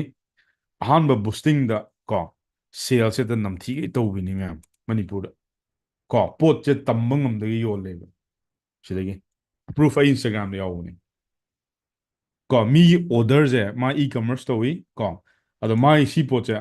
ꯑꯣꯔꯗꯔ ꯃꯌꯥꯝꯁꯦ ꯈꯥꯡ ꯂꯥꯛ ꯉꯝꯗ꯭ꯔꯦꯕ ꯄꯣꯠ ꯇꯝꯅꯕ ꯍꯣꯠꯅꯕꯗ ꯐꯦꯁꯕꯨꯛꯁꯦ ꯁꯥꯊꯤꯗ꯭ꯔꯥ ꯗꯦꯇꯥ ꯍꯥꯏꯁꯦ ꯌꯥꯝ ꯊꯤ ꯃꯔꯨ ꯑꯣꯏ ꯅꯪꯅ ꯍꯧꯖꯤꯛ ꯌꯣꯟꯖꯔꯤꯕ ꯄꯣꯠꯇꯣ ꯀꯣ ꯃꯤ ꯃꯌꯥꯝꯅ ꯑꯁ ꯑꯝꯇ ꯂꯩꯖꯒꯦ ꯍꯥꯏꯔꯗꯤ ꯅꯪ ꯅꯨꯡꯉꯥꯏꯔꯣꯏꯗ꯭ꯔꯣ ꯋꯥꯈꯜꯒꯁꯦ ꯀꯣ ꯑꯗꯨꯒꯤ ꯄꯣꯠꯇꯣ ꯀꯣ ꯃꯉꯣꯟꯗ ꯊꯣꯛꯈꯤꯕ ꯑꯗꯣ ꯁꯦꯀꯦꯟ ꯀꯦꯝꯄꯦꯟꯗ ꯀꯩꯗꯧꯔꯦ ꯁꯦꯀꯦꯟ ꯀꯦꯝꯄꯦꯟꯗ ꯃꯥ ꯐ꯭ꯂꯣꯞ ꯆꯠꯂꯦꯕ ꯀꯩꯒꯤꯅꯣ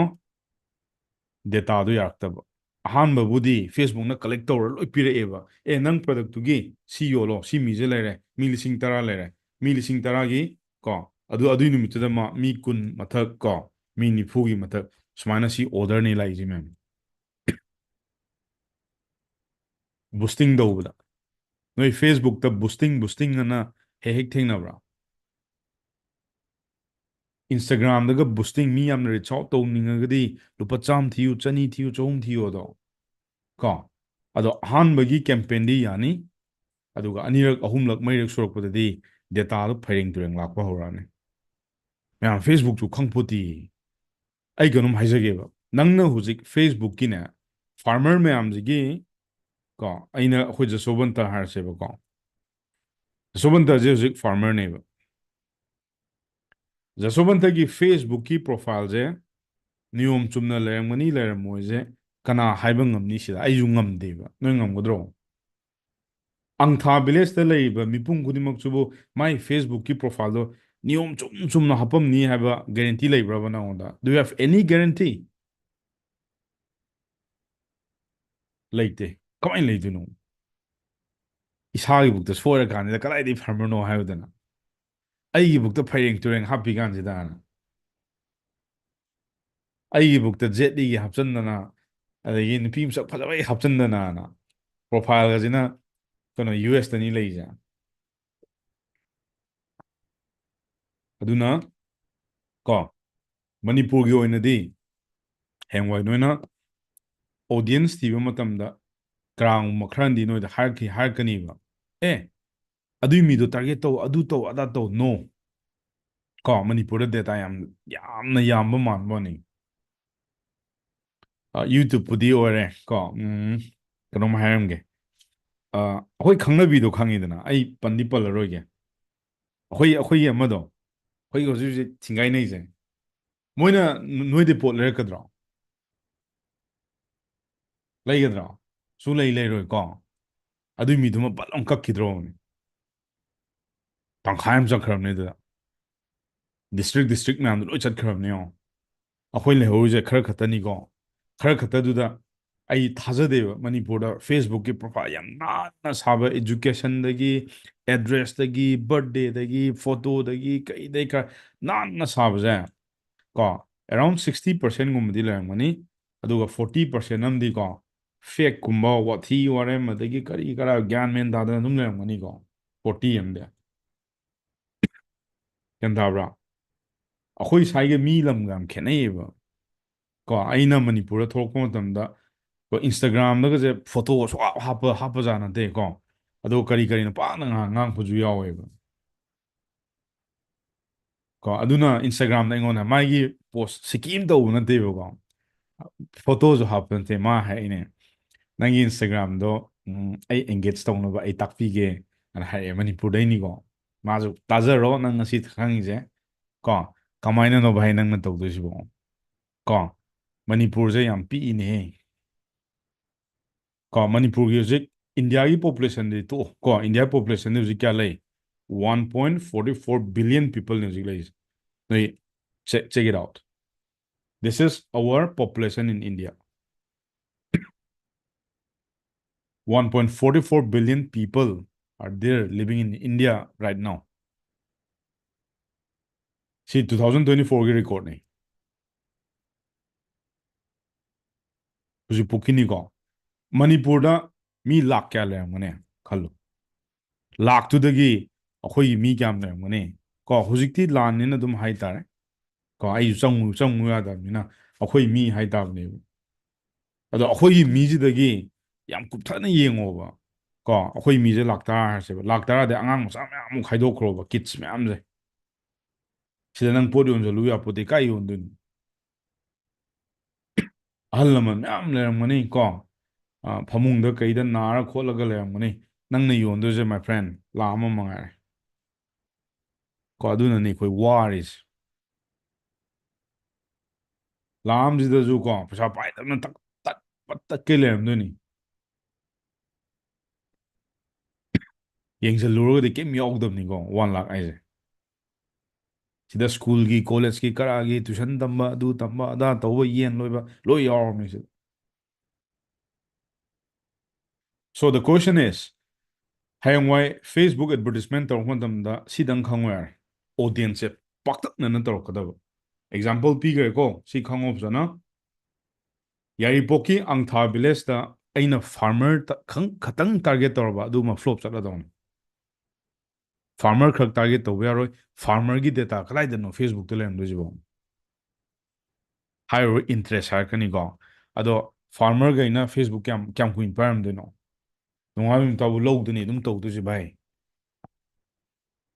ꯀꯣ ꯑꯗꯨꯅ ꯑꯃꯦꯔꯤꯀꯥꯗ ꯄꯪꯌꯥ ꯌꯥꯕ ꯋꯥꯅꯤ ꯃꯅꯤꯄꯨꯔꯗ ꯌꯥꯔꯣꯏꯀꯣ ꯑꯩꯈꯣꯏ ꯂꯩꯕꯥꯛ ꯂꯩꯍꯥꯎꯁꯦ ꯈꯤꯇꯪ ꯈꯪꯉꯒ ꯃꯥꯔꯀꯦꯇꯤꯡ ꯇꯧꯕ ꯑꯃ ꯗꯔꯀꯥꯔ ꯇꯥꯏ ꯃꯌꯥꯡ ꯃꯆꯥꯅ ꯁꯨꯡꯉꯝ ꯉꯝꯃꯣꯏ ꯁꯦꯡꯅ ꯑꯗꯨꯝ ꯍꯥꯏꯕꯤꯒꯦ ꯅꯪꯒꯤ ꯂꯝꯗꯨꯗ ꯅꯪꯅ ꯍꯦꯟꯅ ꯈꯪꯒꯗꯧꯅꯦ ꯃꯤꯅ ꯍꯦꯟꯅ ꯈꯪꯍꯟꯒꯅꯨ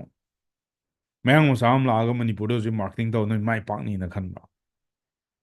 ꯄꯣꯄꯨꯂꯔꯤꯇꯤ ꯇꯥꯟꯈꯤꯕ ꯌꯥꯏ ꯀꯣ ꯑꯗꯨ ꯄ꯭ꯔꯖꯥꯅ ꯄꯥꯝꯗꯨꯗꯤ ꯅꯪ ꯃꯩꯇꯩ ꯃꯆꯥꯅꯦ ꯅꯪ ꯅꯔꯝꯗꯝꯗ ꯄꯣꯛꯄꯅꯦ ꯅꯪꯅ ꯍꯦꯟꯅ ꯈꯪꯗ꯭ꯔꯣ ꯂꯩꯕꯥꯛ ꯂꯩꯍꯥꯎꯁꯤꯗꯤ ꯑꯗꯨ ꯃꯅꯤꯄꯨꯔꯗ ꯍꯌꯦꯡꯋꯥꯏ ꯃꯥꯔꯀꯦꯇꯤꯡ ꯇꯧꯒꯦ ꯍꯥꯏ ꯇꯥꯔꯗꯤ ꯔꯤꯁꯔꯆ ꯇꯧꯒꯗꯕ ꯑꯩꯅ ꯇꯥꯔꯒꯦꯠ ꯇꯧꯗꯣꯔꯤꯕ ꯑꯩꯅ ꯌꯣꯟꯅꯤꯡꯉꯤꯕ ꯑꯩꯒꯤ ꯐꯤ ꯀꯣ ꯑꯩꯒꯤ ꯈꯣꯡꯎꯞ ꯑꯦꯅꯤ ꯖꯤꯇꯅꯥ ꯑꯃ ꯑꯣꯏꯖꯔꯁꯅꯣꯕ ꯑꯩꯅ ꯇꯥꯔꯒꯦꯠ ꯇꯧꯗꯣꯏ ꯃꯤꯁꯦ ꯈꯤꯇꯪ ꯆꯥꯎꯅ ꯇꯥꯔꯒꯦꯠ ꯇꯧꯕ ꯋꯥꯏꯠ ꯑꯣꯏꯅ ꯀꯣ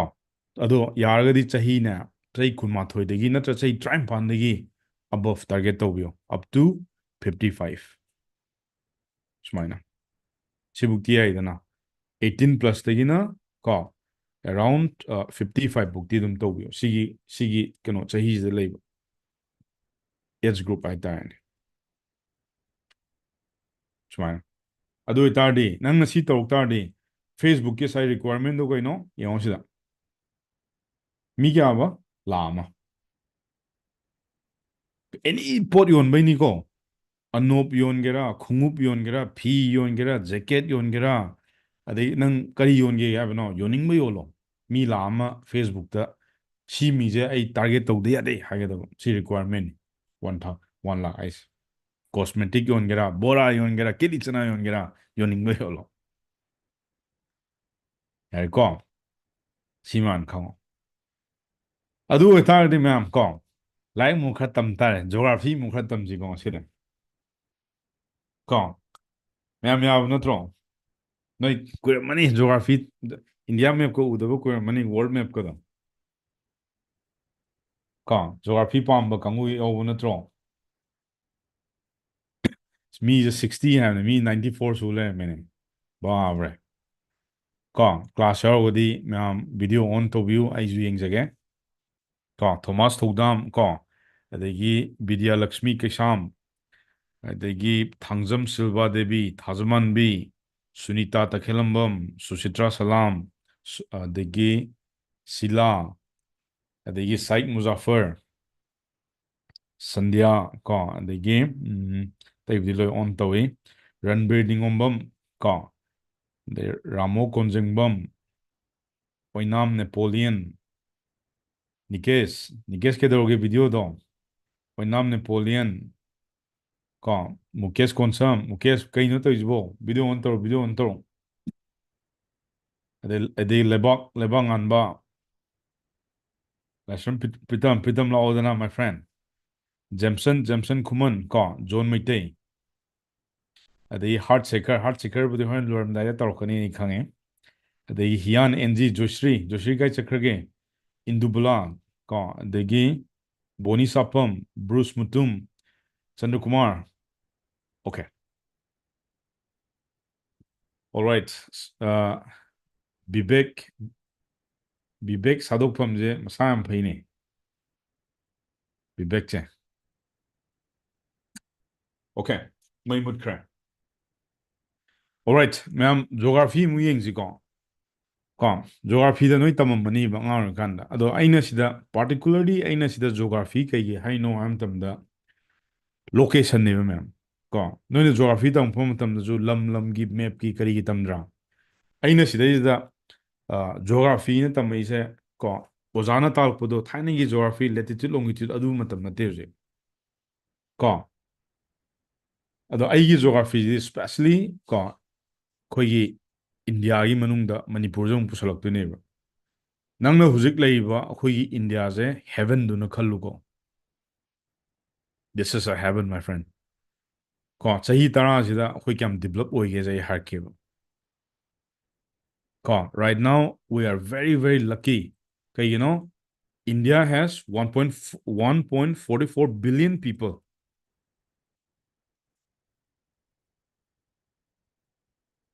ꯀꯣ ꯁꯤꯒꯤ ꯃꯤꯁꯦ ꯂꯩꯕ ꯃꯇꯝꯗ ꯅꯪ ꯕꯤꯖꯤꯅꯦꯁ ꯀꯌꯥꯝ ꯅꯨꯡꯉꯥꯏꯅꯤ ꯃꯅꯤꯄꯨꯔ ꯈꯇꯪꯒꯤ ꯈꯜꯂꯛꯑꯅꯣꯕ ꯍꯧꯖꯤꯛꯇꯤ ꯅꯪꯅ ꯍꯩꯖꯔꯤꯕ ꯁ꯭ꯀꯤꯜ ꯁꯦꯠ ꯑꯣꯏꯔꯣ ꯄ꯭ꯔꯗꯛ ꯑꯣꯏꯔꯣ 1.44 ꯕꯤꯂꯤꯌꯟ ꯄꯤꯄꯜꯁꯤꯗ ꯅꯪ ꯌꯣꯜꯂ ꯂꯣꯏꯔꯦ ꯌꯦꯡꯉꯨꯀꯣ ꯑꯩꯒꯤ ꯍꯧꯖꯤꯛ ꯀꯝꯃꯨꯅꯤꯇꯤꯗ ꯃꯤ 1,000,000 ꯀꯣ ꯄꯤꯛꯈ꯭ꯔꯕꯖꯥꯠꯅꯤ 1.44 ꯕꯤꯂꯤꯌꯟꯗ ꯃꯤ 1,000,000 ꯈꯛꯇꯅꯦ ꯍꯧꯖꯤꯛ ꯂꯩꯔꯤꯁꯦ ꯅꯠꯇ꯭ꯔꯥ ꯀꯣ ꯑꯗꯣ ꯁꯤꯗꯩꯁꯤꯗ ꯑꯩꯅ ꯀꯩꯒꯨꯝꯕ ꯀꯣ ꯑꯩꯒꯤ ꯒꯨꯔꯨꯈꯩꯁꯨ ꯃꯣꯏꯒꯤ ꯀꯩꯅꯣꯁꯦ ꯀꯝꯃꯨꯅꯤꯇꯤꯁꯦ ꯀꯣ 5,000 10,000 ꯑꯗꯒꯤ 30,000 ꯀꯣ ꯁꯨꯃꯥꯏꯅ ꯂꯩꯌꯦꯕ ꯑꯗꯣ ꯑꯩꯒꯤꯗꯤ ꯑꯩꯈꯣꯏ ꯃꯅꯤꯄꯨꯔꯗꯒꯤ ꯖꯁ ꯀꯣ ꯃꯤ 1,000,000ꯒ ꯆꯅꯤ ꯆꯍꯨꯝ ꯁꯨꯃꯥꯏꯅ ꯂꯩꯔꯝꯒꯅꯤꯕ ꯇꯦꯂꯤꯒ꯭ꯔꯥꯝꯗ ꯀꯌꯥ ꯁꯨꯔꯕꯅꯣ ꯈꯪꯗꯦ ꯋꯥꯆꯦꯞꯇ 1,000,000 ꯀꯣ ꯑꯗꯩ ꯁꯣꯝ ꯅꯥꯀꯟꯒꯤ ꯋꯥꯆꯦꯞ ꯑꯃꯗꯨꯁꯨ ꯆꯅꯤꯔ ꯆꯍꯨꯝ ꯑꯗꯨꯃꯥꯏꯅ ꯂꯩꯔꯝꯒꯅꯤ ꯑꯗꯒꯤ ꯑꯩꯒꯤ ꯑꯦꯀꯥꯗꯃꯤ ꯃꯅꯨꯡꯗꯁꯨ ꯈꯔ ꯂꯩꯔꯦ ꯇꯦꯂꯤꯒ꯭ꯔꯥꯝꯗꯁꯨ 1,000,000 ꯃꯌꯥ ꯂꯩꯗꯅ ꯑꯩꯅ 1,000,000 ꯈꯛ ꯄꯥꯕ ꯋꯥꯅꯦꯕ ꯀꯣ ꯑꯗꯨꯅ ꯀꯝꯃꯨꯅꯤꯇꯤꯗꯨꯗ 1,000,000 ꯑꯗꯨ ꯏꯟꯗꯤꯌꯥꯗ ꯅꯪꯅ ꯀꯩꯒꯨꯝꯕ ꯏꯟꯗꯤꯌꯥ ꯇꯥꯔꯒꯦꯠ ꯇꯧ ꯇꯥꯔꯗꯤ ꯅꯪꯒꯤ ꯄ꯭ꯔꯗꯛ ꯌꯣꯜꯂꯛꯄ ꯃꯇꯝꯗ ꯅꯨꯡꯉꯥꯏꯔꯣꯏꯗ꯭ꯔꯣ ꯈꯤꯇꯪꯗ ꯑꯣꯏꯔꯁꯨ ꯈꯜꯂꯨꯅꯦ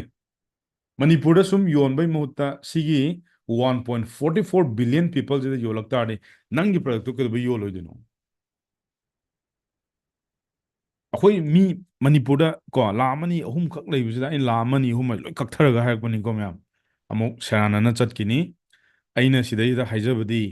ꯁ꯭ꯄꯦꯁꯦꯜꯂꯤ ꯄꯩꯁꯥ ꯂꯩꯕ ꯃꯤ ꯅꯪꯒꯤ ꯄ꯭ꯔꯗꯛ ꯂꯩꯕ ꯉꯝꯕ ꯃꯤ ꯀꯣ ꯑꯗꯨ ꯍꯥꯏꯖꯕꯅꯤꯀꯣ ꯁꯤꯗ ꯌꯦꯡꯉꯣꯕ ꯀꯣ ꯑꯩꯅ ꯍꯧꯖꯤꯛ ꯍꯧꯖꯤꯛ ꯊꯕꯛ ꯇꯧꯔꯤꯁꯦ ꯁ꯭ꯄꯦꯁꯦꯜꯂꯤ ꯌꯨ ꯑꯦꯁꯇꯅꯤ ꯀꯣ ꯏꯟꯗꯤꯌꯥꯗꯅ ꯑꯩꯅ ꯍꯧꯖꯤꯛ ꯍꯧꯖꯤꯛ ꯁ꯭ꯄꯦꯁꯦꯜꯂꯤ ꯊꯕꯛ ꯇꯧꯔꯤꯁꯦ ꯃꯅꯤꯄꯨꯔꯗꯅꯦꯕ ꯀꯣ ꯑꯗꯣ ꯗꯤꯖꯤꯇꯦꯜ ꯏꯟꯗꯤꯌꯥꯅ ꯀꯣ ꯑꯩꯈꯣꯏ ꯃꯣꯗꯤꯅꯒ ꯍꯧꯗꯣꯛꯈꯤꯕ ꯀꯣ ꯃꯣꯗꯤ ꯍꯣꯏꯒꯤ ꯁꯔꯀꯥꯔ ꯂꯥꯛꯄ ꯃꯇꯝꯗ ꯑꯗꯨꯝ ꯀꯣ ꯏꯟꯗꯤꯌꯥꯁꯤ ꯈꯤꯇꯪ ꯆꯦꯟꯖꯁꯤ ꯇꯧꯏ ꯀꯣ ꯑꯗꯨꯝ ꯑꯩ ꯑꯗꯨꯝ ꯁꯦꯡꯅ ꯑꯗꯨꯝ ꯍꯥꯏꯒꯦ ꯀꯣ ꯁꯤꯗ ꯄꯣꯄꯨꯂꯦꯁꯟ ꯌꯥꯝꯕꯩ ꯃꯇꯨꯡ ꯏꯟꯅ ꯁꯤꯗꯩꯁꯤꯗ ꯃꯣꯏ ꯔꯤꯂꯥꯌꯟꯁ ꯀꯥꯡꯕꯨ ꯆꯪꯁꯤꯜꯂꯛꯑꯦꯕ ꯂꯦꯠꯁ ꯁꯦ ꯖꯤꯑꯣ ꯍꯥꯏꯔꯁꯦꯕ ꯏꯁꯝ ꯁꯝꯕꯤꯗ ꯀꯣ ꯑꯗꯩ ꯀꯩ ꯂꯥꯛꯑꯦ ꯖꯤꯑꯣ ꯂꯥꯛꯄꯗꯒꯤꯗꯤ ꯑꯩꯈꯣꯏ ꯌꯨ ꯄꯤ ꯑꯥꯏ ꯄꯦꯃꯦꯟ ꯀꯥꯏ ꯂꯥꯛꯈ꯭ꯔꯦꯀꯣ ꯂꯥꯛꯏꯀꯣ ꯂꯥꯛꯇ꯭ꯔꯥ ꯑꯗꯩ ꯑꯃꯨꯛ ꯀꯩ ꯂꯥꯛꯑꯦ ꯃꯌꯥꯝꯁꯦ ꯌꯦꯡꯉꯣꯕ ꯑꯣꯟꯂꯥꯏꯟꯒꯤ ꯁ꯭ꯇꯣꯔ ꯀꯥꯏꯅ ꯌꯥꯝ ꯊꯤ ꯇꯧꯅꯔꯛꯇ꯭ꯔꯣ ꯍꯧꯖꯤꯛꯀꯥꯟꯁꯦ ꯀꯣ ꯑꯗꯒꯤ ꯑꯣꯟꯂꯥꯏꯟꯒꯤ ꯁ꯭ꯇꯣꯔ ꯂꯩꯈꯠꯂꯛꯑꯕꯅꯤꯅ ꯀꯩꯗꯧꯔꯦ ꯄꯣꯠ ꯂꯩꯕꯁꯤꯁꯨ ꯑꯣꯟꯂꯥꯏꯟꯗꯒꯤ ꯀꯣ ꯁꯦꯜꯁ ꯑꯗꯒꯤ ꯑꯣꯔꯗꯔ ꯁꯤ ꯌꯥꯝ ꯇꯧꯅꯩꯌꯦꯕ ꯇꯧꯅꯗ꯭ꯔꯥ ꯅꯣꯏ ꯑꯦꯃꯥꯖꯣꯟꯗꯩ ꯄꯣꯠꯀ ꯂꯩꯔꯦ ꯄꯣꯠꯀ ꯆꯦꯟꯗ꯭ꯔꯣ ꯀꯣ ꯑꯗꯒꯤ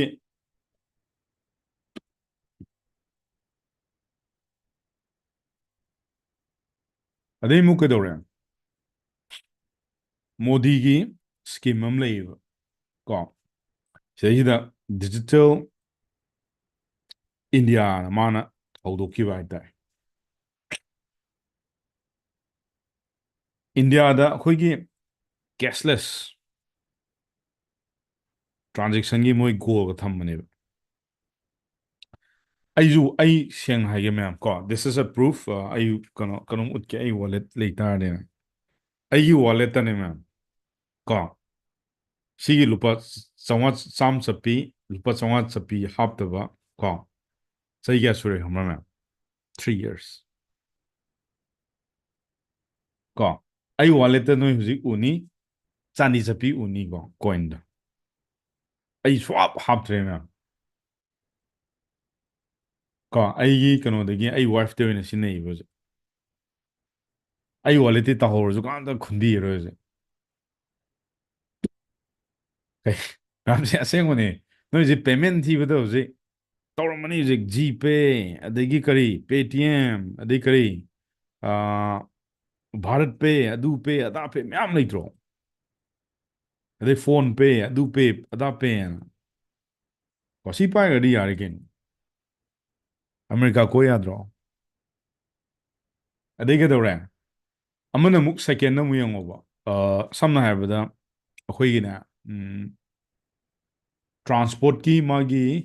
ꯀꯩꯅꯣꯝꯃ ꯂꯩꯕꯅꯤ ꯂꯣ ꯑꯃ ꯄꯥꯁ ꯇꯧꯈꯤꯕꯅꯦꯕ ꯀꯩꯅꯣꯗ 2000 ꯑꯩ ꯆꯞ ꯆꯥꯕꯗꯤ ꯈꯪꯗ꯭ꯔꯦ ꯁꯝꯅ ꯍꯥꯏꯔꯕꯗ ꯅꯪꯒꯤ ꯗ꯭राꯏꯚꯤꯡ ꯂꯥꯏꯁꯦꯟꯁ ꯀꯣ ꯑꯗꯒꯤ ꯅꯣꯠ ꯑꯣꯡꯂꯤ ꯗ꯭राꯏꯚꯤꯡ ꯂꯥꯏꯁꯦꯟꯁ ꯀꯩꯅꯣꯁꯨ ꯑꯥꯙꯔ ꯀꯥꯔꯗ ꯀꯣ ꯑꯗꯒꯤ ꯄꯦꯟ ꯀꯥꯔꯗ ꯀꯣ ꯗꯤꯖꯤꯇꯦꯜꯗ ꯂꯣꯏ ꯌꯥꯔꯕꯅꯤꯀꯣ ꯃꯦꯝ ꯁꯤꯒꯤꯁꯦ ꯑꯩꯈꯣꯏꯒꯤ ꯑꯃ ꯂꯩꯕꯅꯤ ꯑꯦꯞꯁ ꯑꯃ ꯒꯣꯔꯃꯦꯟꯠꯀꯤ ꯑꯦꯝ ꯄꯔꯤꯚꯥꯟ ꯑꯅ ꯃꯌꯥꯝ ꯇꯥꯟꯅꯔꯕ ꯑꯗꯨꯒꯤ ꯑꯦꯞꯁꯇꯨꯗ ꯗ꯭राꯏꯚꯤꯡ ꯂꯥꯏꯁꯦꯟꯁ ꯑꯣꯏꯔꯣ ꯅꯪꯒꯤ ꯒꯥꯔꯤꯒꯤ ꯀꯣ ꯀꯩ ꯍꯥꯏꯅꯤ ꯒꯥꯔꯤꯒꯤ ꯀꯩꯅꯣꯗꯣ ꯀꯩ ꯀꯧꯒꯦ ꯑꯗꯨꯕꯨ ꯑꯩ ꯀꯥꯎꯔꯤꯁꯦ ꯌꯦꯡꯉꯣ ꯒꯥꯔꯤꯒꯤ ꯆꯦꯗꯣ ꯀꯩ ꯑꯣꯏꯗꯣꯏ ꯃꯌꯥꯝ ꯈꯪꯅꯔꯒꯗꯤ ꯏꯔꯛꯎ ꯀꯩꯗꯧꯔꯒꯦ ꯔꯦꯖꯤꯁꯇ꯭ꯔꯦꯁꯟ ꯀꯩ ꯍꯥꯏꯕ ꯀꯥꯔꯗ ꯉꯁꯥꯏꯗꯁꯨ ꯑꯩ ꯇꯧꯔꯝꯕꯅꯤ ꯑꯥꯔ ꯁꯤ ꯕꯨꯛ ꯀꯣ ꯑꯥꯔ ꯁꯤ ꯕꯨꯛꯇ ꯁ꯭ꯃꯥꯔꯠ ꯀꯥꯔꯗ ꯍꯥꯏꯕꯅꯦ ꯚꯥꯏ ꯁ꯭ꯃꯥꯔꯠ ꯀꯥꯔꯗ ꯍꯥꯏꯗꯥꯏꯅꯦ ꯍꯧꯖꯤꯛꯀꯥꯟꯗꯤ ꯁ꯭ꯃꯥꯔꯠ ꯀꯥꯔꯗꯇ ꯂꯣꯏ ꯄꯥꯏꯅꯔꯗꯥꯏꯅꯦ ꯁ꯭ꯃꯥꯔꯠꯇꯣ ꯁꯤꯒꯤꯁꯤꯁꯨ ꯒꯣꯔꯃꯦꯟꯅ ꯑꯃꯨꯛ ꯑꯦꯄ꯭ꯂꯤꯀꯦꯁꯟ ꯑꯝꯗ ꯂꯣꯏ ꯍꯥꯞꯆꯤꯟ ꯌꯥꯕ꯭ꯔꯣ ꯍꯧꯖꯤꯛꯀꯥꯟꯗ ꯑꯗꯣ ꯀꯣ ꯑꯩꯈꯣꯏ ꯅꯍꯥꯈꯩ ꯒꯥꯔꯤ ꯀꯟ ꯊꯧꯕꯗ ꯄꯨꯂꯤꯁꯅ ꯐꯥꯕꯗꯅꯦ ꯂꯣ ꯑꯃ ꯂꯩꯕꯅꯤꯀꯣ ꯎꯠꯁꯜꯂꯣ ꯀꯣ ꯑꯩ ꯁ꯭ꯃꯥꯔꯠ ꯀꯥꯔꯗ ꯌꯥꯎꯔꯤꯁꯤꯗꯤ ꯑꯩ ꯐꯣꯟꯗ ꯌꯦꯡꯉꯣꯅ ꯍꯥꯏꯌꯣꯕ ꯀꯩꯒꯨꯝꯕ ꯁꯝꯇꯥꯏꯝꯁ ꯗ꯭राꯏꯚꯤꯡ ꯂꯥꯏꯁꯦꯟꯁ ꯀꯥꯎꯔꯝꯕ ꯑꯣꯏꯁꯅꯨ ꯀꯣ ꯒꯥꯔꯤꯒꯤ ꯁ꯭ꯃꯥꯔꯠ ꯀꯥꯔꯗ ꯀꯥꯎꯕ ꯑꯣꯏꯔꯝꯁꯅꯨ ꯄꯔꯤꯚꯥꯟ ꯁꯤꯖꯤꯟꯅꯔꯒ ꯀꯣ ꯄꯨꯂꯤꯁꯅ ꯀꯩꯒꯨꯝꯕ ꯑꯗꯨꯗ ꯐꯥꯔꯛꯑꯕ ꯀꯣ ꯅꯪ ꯃꯣꯏ ꯃꯊꯛꯇ ꯑꯗꯨꯝ ꯇꯧ ꯌꯥꯔꯕꯅꯤ ꯇ꯭ꯔꯥꯟꯁꯄꯣꯔꯠꯀꯤ ꯂꯣ ꯑꯃ ꯄꯥꯁ ꯇꯧꯈꯤꯕꯅꯤ ꯀꯣ ꯑꯩ ꯆꯞ ꯆꯥꯅ ꯗꯦꯠꯇꯨꯗꯤ ꯑꯩ ꯀꯥꯎꯔꯦ ꯑꯗꯣ ꯁꯤꯒꯤ ꯑꯦꯄ꯭ꯂꯤꯀꯦꯁꯟꯁꯦ ꯌꯥꯕꯅꯦ ꯍꯧꯖꯤꯛꯀꯤ ꯑꯦꯝ ꯄꯔꯤꯚꯥꯟ ꯑꯅ ꯍꯥꯏꯗꯣ ꯒꯣꯔꯃꯦꯟꯠꯀꯤ ꯑꯣꯏꯕꯅꯤ ꯑꯗꯨꯅ ꯑꯩꯅ ꯍꯥꯏꯕꯗꯤ ꯏꯟꯗꯤꯌꯥꯗꯁꯨ ꯑꯗꯨꯛꯀꯤ ꯃꯇꯤꯛ ꯑꯩꯈꯣꯏꯁꯦ ꯆꯦꯟꯖ ꯇꯧꯈꯠꯂꯛꯑꯦ ꯃꯦꯝ ꯀꯣ ꯊꯥꯏꯅꯒꯤ ꯇꯥꯏꯞꯇ ꯆꯥꯎꯈꯠꯇꯕ ꯂꯝꯗꯨꯗꯤ ꯑꯗꯨꯃꯛꯇꯤ ꯑꯣꯏꯗ꯭ꯔꯦ ꯑꯗꯨꯅꯅꯦ ꯑꯩꯅ 2024ꯗꯗꯤ ꯀꯣ ꯏꯟꯇꯔꯅꯦꯠꯁꯦ ꯈꯔ ꯄꯥꯏꯕ ꯑꯃ ꯗꯔꯀꯥꯔ ꯇꯥꯏ ꯑꯗꯒꯤ ꯌꯦꯡꯉꯣ ꯌꯥꯝ ꯅꯨꯡꯉꯥꯏꯕ ꯑꯃ ꯍꯥꯏꯔꯛꯀꯦꯕ ꯅꯣꯏ ꯑꯣꯟꯂꯥꯏꯟꯗ ꯑꯦꯛꯖꯥꯝ ꯊꯥꯔꯛꯏꯁꯦ ꯀꯣ this is very good in our society ꯀꯣ ꯊꯥꯏꯅꯕꯨꯗꯤ ꯍꯥꯏꯗꯣꯛꯑꯦ ꯑꯗꯣ ꯍꯧꯖꯤꯛꯀꯥꯟꯒꯤ ꯑꯣꯟꯂꯥꯏꯟ ꯑꯦꯛꯖꯥꯝ ꯌꯥꯝ ꯁ꯭ꯇ꯭ꯔꯤꯛ ꯑꯣꯏꯀꯣ ꯑꯗꯩ ꯑꯃꯨꯛ ꯍꯟꯗꯛꯇꯁꯨ ꯀꯩꯅꯣꯒꯤ ꯅꯤꯠꯀꯤꯗ ꯖꯨꯠ ꯃꯨꯠ ꯇꯧꯈꯤꯕꯗꯨꯁꯨ ꯐꯥꯔꯛꯏꯗꯣ ꯀꯣ ꯑꯁꯤ ꯃꯌꯥꯝꯗꯣ ꯂꯣꯏ ꯄꯥꯏꯊꯔꯛꯑꯗꯤ ꯉꯁꯤꯒꯤ ꯌꯥꯔꯔꯣꯏ ꯀꯣ ꯑꯗꯨꯅ ꯆꯥꯎꯈꯠꯂꯛꯄ ꯗꯤꯕꯂꯞꯇ ꯂꯥꯛꯄ ꯃꯌꯥꯝꯁꯤ ꯌꯦꯡꯉꯣꯕ ꯌꯨ ꯑꯥꯔ ꯚꯦꯔꯤ ꯂꯛꯀꯤ ꯀꯣ ꯂꯤꯕꯤꯡ ꯏꯟ ꯏꯟꯗꯤꯌꯥ ꯀꯅꯥꯒꯨꯝꯕ ꯈꯔꯅꯗꯤ ꯍꯥꯏꯔꯝꯒꯅꯤ ꯀꯩꯅꯣ ꯇꯧꯔꯣꯏ ꯑꯗꯨ ꯇꯧꯔꯣꯏ ꯑꯗꯥ ꯇꯧꯔꯣꯏ ꯀꯣ ꯃꯥꯏ ꯐ꯭ꯔꯦꯟ ꯇꯦꯁꯂꯥꯕꯨꯛ ꯁꯤ ꯆꯪꯅꯤꯡꯉꯤꯅꯤꯀꯣ ꯅꯣꯏ ꯍꯧꯖꯤꯛ ꯏꯂꯣꯟ ꯃꯥꯁꯀ ꯍꯥꯏꯗꯣ ꯅꯣꯏꯅꯅꯦ ꯕꯤꯖꯤꯅꯦꯁꯀꯤ ꯀꯩꯅꯣ ꯄꯥ ꯇꯥꯔꯗꯤ ꯃꯥꯁꯦ ꯃꯣꯏ ꯑꯦꯄ꯭ꯔꯤꯜꯗ ꯂꯥꯛꯅꯤꯅ ꯇꯧꯔꯝꯕꯅꯦꯕ ꯏꯟꯗꯤꯌꯥꯗ ꯀꯣ ꯇꯦꯁꯂꯥ ꯑꯩꯁꯨ ꯗ꯭ꯔꯤꯝ ꯀꯥꯔꯅꯤ ꯀꯣ ꯈꯔ ꯅꯩꯕ ꯀꯥꯔꯅꯤ ꯃꯌꯥꯝ ꯑꯗꯣ ꯏꯟꯗꯤꯌꯥꯗ ꯃꯣꯏ ꯗꯦꯜꯂꯤꯗ ꯃꯣꯏ ꯂꯥꯛꯄ ꯃꯇꯝꯗ ꯇꯦꯁꯂꯥꯒꯤ ꯇꯤꯝ ꯀꯣ ꯑꯗꯣ ꯃꯣꯏꯁꯨ ꯍꯧꯖꯤꯛ ꯕꯖꯦꯠꯀꯤ ꯂꯩꯇꯕꯩꯔꯥ ꯑꯗꯨ ꯇꯧꯕꯩꯔꯥ ꯑꯗꯥ ꯇꯧꯕꯩꯔꯥ ꯃꯣꯏ ꯊꯤꯡꯊꯈ꯭ꯔꯦ ꯀꯣ ꯃꯌꯥꯝ ꯁꯤꯒꯤ ꯏꯟꯗꯤꯌꯥꯁꯦ ꯃꯤꯗꯣ ꯌꯥꯝꯕꯅꯤꯅꯅꯦ ꯑꯦꯕ꯭ꯔꯤ ꯕꯤꯖꯤꯅꯦꯁ ꯈꯨꯗꯤꯡꯅ ꯇꯥꯔꯒꯦꯠ ꯇꯧꯔꯛꯀꯅꯤꯕ ꯀꯩꯒꯤꯅꯣ ꯃꯤꯗꯣ ꯑꯗꯨꯛꯀꯤ ꯃꯇꯤꯛ ꯂꯩꯔꯛꯄꯅꯤꯅ ꯑꯗꯨꯅꯅꯦ ꯃꯤ ꯌꯥꯝ ꯂꯩꯔꯒꯁꯨ ꯄ꯭ꯔꯤꯊꯤꯕꯤ ꯂꯨꯝꯃꯦꯗꯣ ꯍꯥꯏꯅꯗꯥꯏꯅꯦ ꯄ꯭ꯔꯤꯊꯤꯕꯤ ꯂꯨꯝꯕ ꯄꯣꯛꯄ ꯃꯆꯥ ꯀꯥꯏ ꯍꯥꯏꯅ ꯊꯥꯏ ꯍꯥꯏꯅꯕꯗꯣ ꯑꯣꯀꯦ ꯑꯗꯨꯅ ꯌꯦꯡꯉꯣ ꯀꯣ ꯑꯗꯣ ꯌꯨ ꯑꯦꯁꯇꯗꯤ ꯍꯌꯦꯡꯋꯥꯏ ꯅꯪꯅ ꯐꯦꯁꯕꯨꯛ ꯑꯦꯗꯚꯔꯇꯤꯁꯃꯦꯟ ꯇꯧꯔꯛꯀꯦ ꯍꯥꯏꯕ ꯃꯇꯝꯗ ₹150 ꯄꯔ ꯀ꯭ꯂꯤꯛꯅꯤꯀꯣꯁꯦ ꯇꯨ ₹4,000 ꯄꯔ ꯂꯤꯠ ꯇꯥꯡꯗ꯭ꯔꯥ ꯀꯣ ꯁꯤꯗꯤ ꯅꯪ ꯑꯩꯅ ꯇꯧ ꯉꯝꯃꯔꯣꯏ ꯚꯥꯏ ꯁꯣꯝꯗ ꯅꯪ ꯂꯨꯄꯥ 500 ꯑꯦꯗꯚꯔꯇꯤꯁꯃꯦꯟ ꯇꯧꯗꯣꯏꯅꯤ ꯀꯣ ꯃꯤꯅ ꯁꯣꯝꯗ ꯂꯥꯛ ꯊꯥꯗꯔ ꯇꯧꯔꯛꯇꯣꯏꯅꯤ ꯃꯤ ꯑꯗꯨꯝ ꯅꯩꯈꯤ ꯀꯣ ꯇꯣꯅꯤ ꯔꯣꯕꯤꯟꯁꯅ ꯅꯣꯏ ꯇꯥꯔꯝꯃꯅꯤ ꯀꯣ ꯃꯥꯒꯤ ꯀꯦꯝꯄꯦꯟꯁꯦ 1 ꯗꯦꯗꯅꯦ ꯀꯣ 10,000 ꯄꯥꯎꯟꯁꯅꯤꯀꯣ ꯃꯌꯥꯝ ꯀꯣ 10K ꯀꯣ ꯄꯥꯎꯟꯁꯤ ꯌꯨꯀꯦꯒꯤ ꯀꯩꯅꯣꯅꯤ ꯃꯅꯤꯅꯤ ꯀꯣ ꯅꯣꯏꯁꯤ ꯇꯣꯅꯤ ꯔꯣꯕꯤꯟꯁ ꯍꯥꯏꯗ ꯃꯣꯏꯒꯤ ꯂꯤꯠ ꯖꯦꯅꯦꯔꯦꯁꯟ ꯇꯧꯕ ꯃꯇꯝꯗ ꯀꯣ we spend 10K points in just 1 day ꯈꯜꯂꯨ 10K ꯄꯥꯎꯟꯁꯦ ꯅꯣꯏ ꯍꯧꯖꯤꯛ ꯏꯟꯗꯤꯌꯥ ꯀꯔꯦꯟꯁꯤꯗ ꯑꯣꯟꯊꯣꯛꯑꯕ ꯄꯥꯎꯟꯁ ꯏꯟꯇꯨ INR ꯑꯅ ꯁꯤꯗ ꯑꯗꯨꯝ ꯑꯣꯟꯒꯦ ꯌꯦꯡꯉꯣ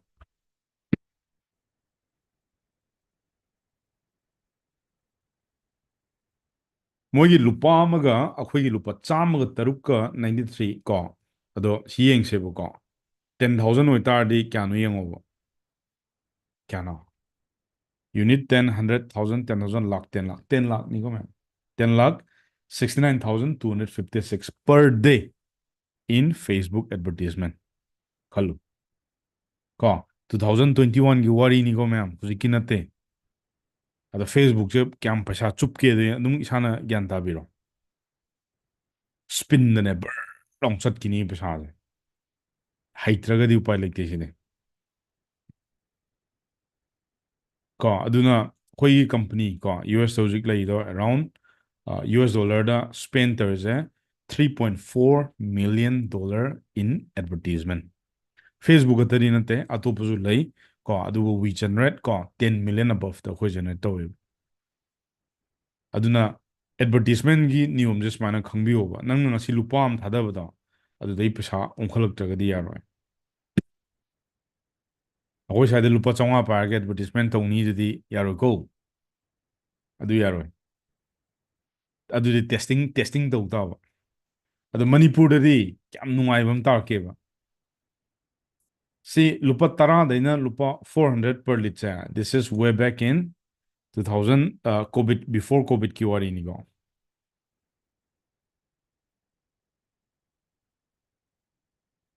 ꯀꯣ ꯅꯣꯏꯅ ꯍꯧꯖꯤꯛ ꯑꯦꯗꯚꯔꯇꯤꯁꯃꯦꯟ ꯐꯦꯁꯕꯨꯛꯇ ꯇꯧꯒꯦ ꯍꯥꯏꯕ ꯃꯇꯝꯗ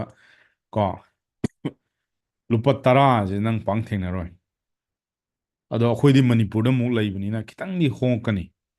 ꯀꯣ ꯑꯗꯨꯒ ꯃꯤꯅꯤꯃꯝꯗ ꯀꯣ ꯂꯨꯄꯥ 50ꯗꯤ ꯍꯧꯔꯛꯀꯅꯤꯕ ꯄꯔ ꯀ꯭ꯂꯤꯛꯅꯤꯀꯣ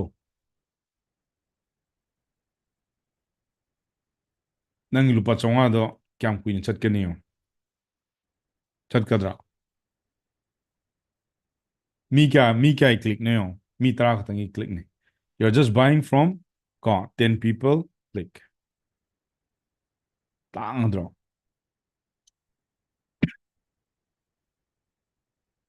ꯐꯦꯁꯕꯨꯛꯀ ꯇꯧꯅꯤꯡꯗ꯭ꯔꯦꯗ ꯍꯥꯏꯔꯛꯀꯅꯤꯀꯣ ꯂꯥꯁꯇ ꯄꯩꯁꯥꯁꯤꯗꯤ ꯄꯨꯊꯥꯡ ꯉꯝꯃꯔꯣꯏꯗ ꯍꯥꯟꯅ ꯍꯥꯏꯔꯛꯇꯣꯏꯅꯦ ꯑꯩ ꯇꯝꯖꯗ꯭ꯔꯁꯨ ꯇꯣꯛꯑꯒꯦ ꯄꯩꯁꯥ ꯂꯩꯇꯦꯅ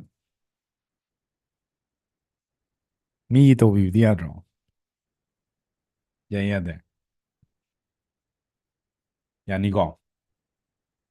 ꯑꯗꯨꯅ ꯁꯤꯒꯤ ꯕꯖꯦꯠꯁꯦ ꯍꯥꯟꯅ ꯏꯁꯥꯅ ꯍꯥꯟꯅ ꯐꯖꯅ ꯌꯦꯡꯕꯤꯔꯣ ꯀꯣ ꯑꯗꯨꯒ ꯇꯧꯁꯦ ꯑꯗꯣ ꯑꯩꯅ ꯁꯤꯗ 50 ꯍꯥꯏꯔ 50ꯗ ꯆꯞ ꯌꯨꯡꯒꯗꯧ ꯅꯠꯇꯦ ꯀꯣ ꯃꯥꯒꯤ ꯂꯣꯀꯦꯁꯟ ꯈꯔ ꯂꯩ ꯑꯗꯨꯗꯤ ꯐꯦꯁꯕꯨꯛꯅ ꯍꯌꯦꯡꯋꯥꯏ ꯅꯪꯅ ꯕꯖꯦꯠ ꯊꯥꯗꯔꯛꯄ ꯃꯇꯝꯗ ꯃꯣꯏ AIꯅ ꯇꯧꯊꯔꯛꯀꯅꯤꯕ ꯑꯩꯅ ꯇꯧꯗꯧ ꯅꯠꯇꯦ ꯀꯣ ꯁꯤꯃ ꯂꯩꯔꯦ ꯁꯤ ꯈꯦꯠꯅꯕꯁꯦ ꯈꯤꯇꯪ ꯈꯪꯉꯨ ꯑꯩꯈꯣꯏ ꯁ꯭ꯋꯥꯏꯗ ꯂꯨꯄꯥ 50 ꯄꯤꯕꯁꯦ ꯌꯨ ꯑꯦꯁꯇꯗꯤ 150ꯅꯤꯀꯣ ꯁꯤ ꯑꯗꯨꯝ ꯈꯪꯉꯨ ꯑꯩꯈꯣꯏ ꯁ꯭ꯋꯥꯏꯗ ꯂꯨꯄꯥ 10 ꯄꯤ ꯇꯥꯔꯗꯤ ꯃꯣꯏ ꯑꯥꯗ ꯀꯌꯥ ꯄꯤꯅꯤ ꯂꯨꯄꯥ 120 130 ꯀꯣ ꯏꯟꯇꯔꯅꯦꯁꯅꯦꯜ ꯂꯦꯚꯦꯜꯗ ꯌꯥꯝ ꯊꯤꯅ ꯈꯦꯠꯅꯩ ꯑꯗꯣ ꯁꯤꯒꯤ ꯕꯖꯦꯠꯁꯦ ꯀꯣ ꯐꯖꯅ ꯈꯪꯉꯀꯥꯟꯗ ꯖꯣꯒ꯭ꯔꯥꯐꯤꯁꯦ ꯇꯧꯍꯟꯅꯤꯡꯉꯦꯕ ꯑꯗꯨꯅꯅꯤ ꯀꯣ ꯃꯅꯤꯄꯨꯔꯗ ꯈꯛꯇꯪ ꯇꯧꯒꯅꯨ ꯏꯟꯗꯤꯌꯥꯗ ꯃꯤ ꯀꯣ ꯕꯤꯂꯤꯌꯟ ꯄꯤꯄꯜꯁꯦ ꯁꯤꯗꯩꯁꯤꯗ ꯌꯣꯟꯅꯕ ꯍꯣꯠꯅꯔꯛꯑꯣ ꯄ꯭ꯔꯗꯛꯇꯣ ꯖꯣꯒ꯭ꯔꯥꯐꯤ ꯑꯗꯩꯃꯨꯛ ꯁꯥꯏꯀꯣꯂꯣꯖꯤꯃꯨꯛ ꯌꯦꯡꯉꯁꯦꯕ ꯀꯣ ꯁꯥꯏꯀꯣꯂꯣꯖꯤꯁꯨ ꯌꯥꯎꯗ ꯌꯥꯗꯦꯀꯣ ꯅꯣꯏ ꯃꯥꯏꯟꯁꯦꯠ ꯑꯅ ꯍꯥꯏꯅꯕꯗꯣ ꯀꯣ ꯑꯩꯈꯣꯏꯅ ꯐꯦꯁꯕꯨꯛꯀꯤ ꯑꯦꯗꯚꯔꯇꯤꯁꯃꯦꯟ ꯇꯧꯔꯛꯄ ꯃꯇꯝꯗ ꯁꯥꯏꯀꯣꯂꯣꯖꯤ ꯈꯤꯇꯪ ꯈꯪꯗ ꯌꯥꯔꯣꯏ ꯏꯠꯁ ꯚꯦꯔꯤ ꯏꯝꯄꯣꯔꯇꯦꯟ ꯀꯣ ꯑꯦꯁ ꯑ ꯕꯤꯒꯤꯅꯔ ꯑꯃ ꯑꯣꯏꯅ ꯀꯣ ꯁꯤꯒꯨꯝꯕ ꯇꯔꯃꯤꯅꯣꯂꯣꯖꯤ ꯈꯔ ꯈꯪꯗ꯭ꯔꯒꯗꯤ ꯀꯣ ꯃꯥꯏ ꯄꯥꯛꯑꯣꯏ ꯁꯤꯗ ꯃꯨꯟꯅ ꯌꯦꯡꯉꯣ now let's go back to psychology models ꯍꯥꯏꯕ ꯑꯃꯒ ꯃꯥꯔꯀꯦꯠꯁ ꯍꯥꯏꯕ ꯑꯃꯒ ꯂꯩꯌꯦꯕ ꯀꯣ ꯀꯩꯅꯣ ꯕꯣꯏꯅꯥꯎ ꯎꯏꯔꯤꯁꯦ ꯀꯃꯥꯏꯅ ꯇꯧꯔꯤꯅꯣ ꯏꯁ ꯕꯣꯏꯅꯥꯎ ꯎꯏꯔꯤꯁꯦ ꯀꯃꯥꯏꯅ ꯇꯧꯔꯤꯅꯣ ꯀꯩꯗꯧꯔꯒꯦ ꯕꯣꯏꯅꯥꯎ ꯀꯩ ꯕꯣꯏꯅꯥꯎ ꯎꯏꯔꯤꯁꯦ ꯀꯃꯥꯏꯅ ꯇꯧꯔꯤꯅꯣ ꯀꯩꯅꯣꯅꯦ ꯚꯥꯏ ꯄꯨꯡ 8:35 ꯎꯏ ꯉꯟꯇꯥ ꯎꯏꯁꯤꯕꯣ ꯑꯩꯅ ꯁꯨꯝ ꯂꯥꯏꯔꯤꯛ ꯇꯥꯛꯄꯅꯤꯀꯣ ꯂꯣꯏ ꯎꯏ ꯅꯣꯏ ꯁꯤ ꯂꯩꯖꯨꯗ꯭ꯔꯣ ꯁꯤꯗ ꯅꯪ ꯁꯤ ꯂꯩꯔꯤꯗꯣ बेनाव मेरे पास 2 स्क्रीन है भाई मुझे सब देखता हूँ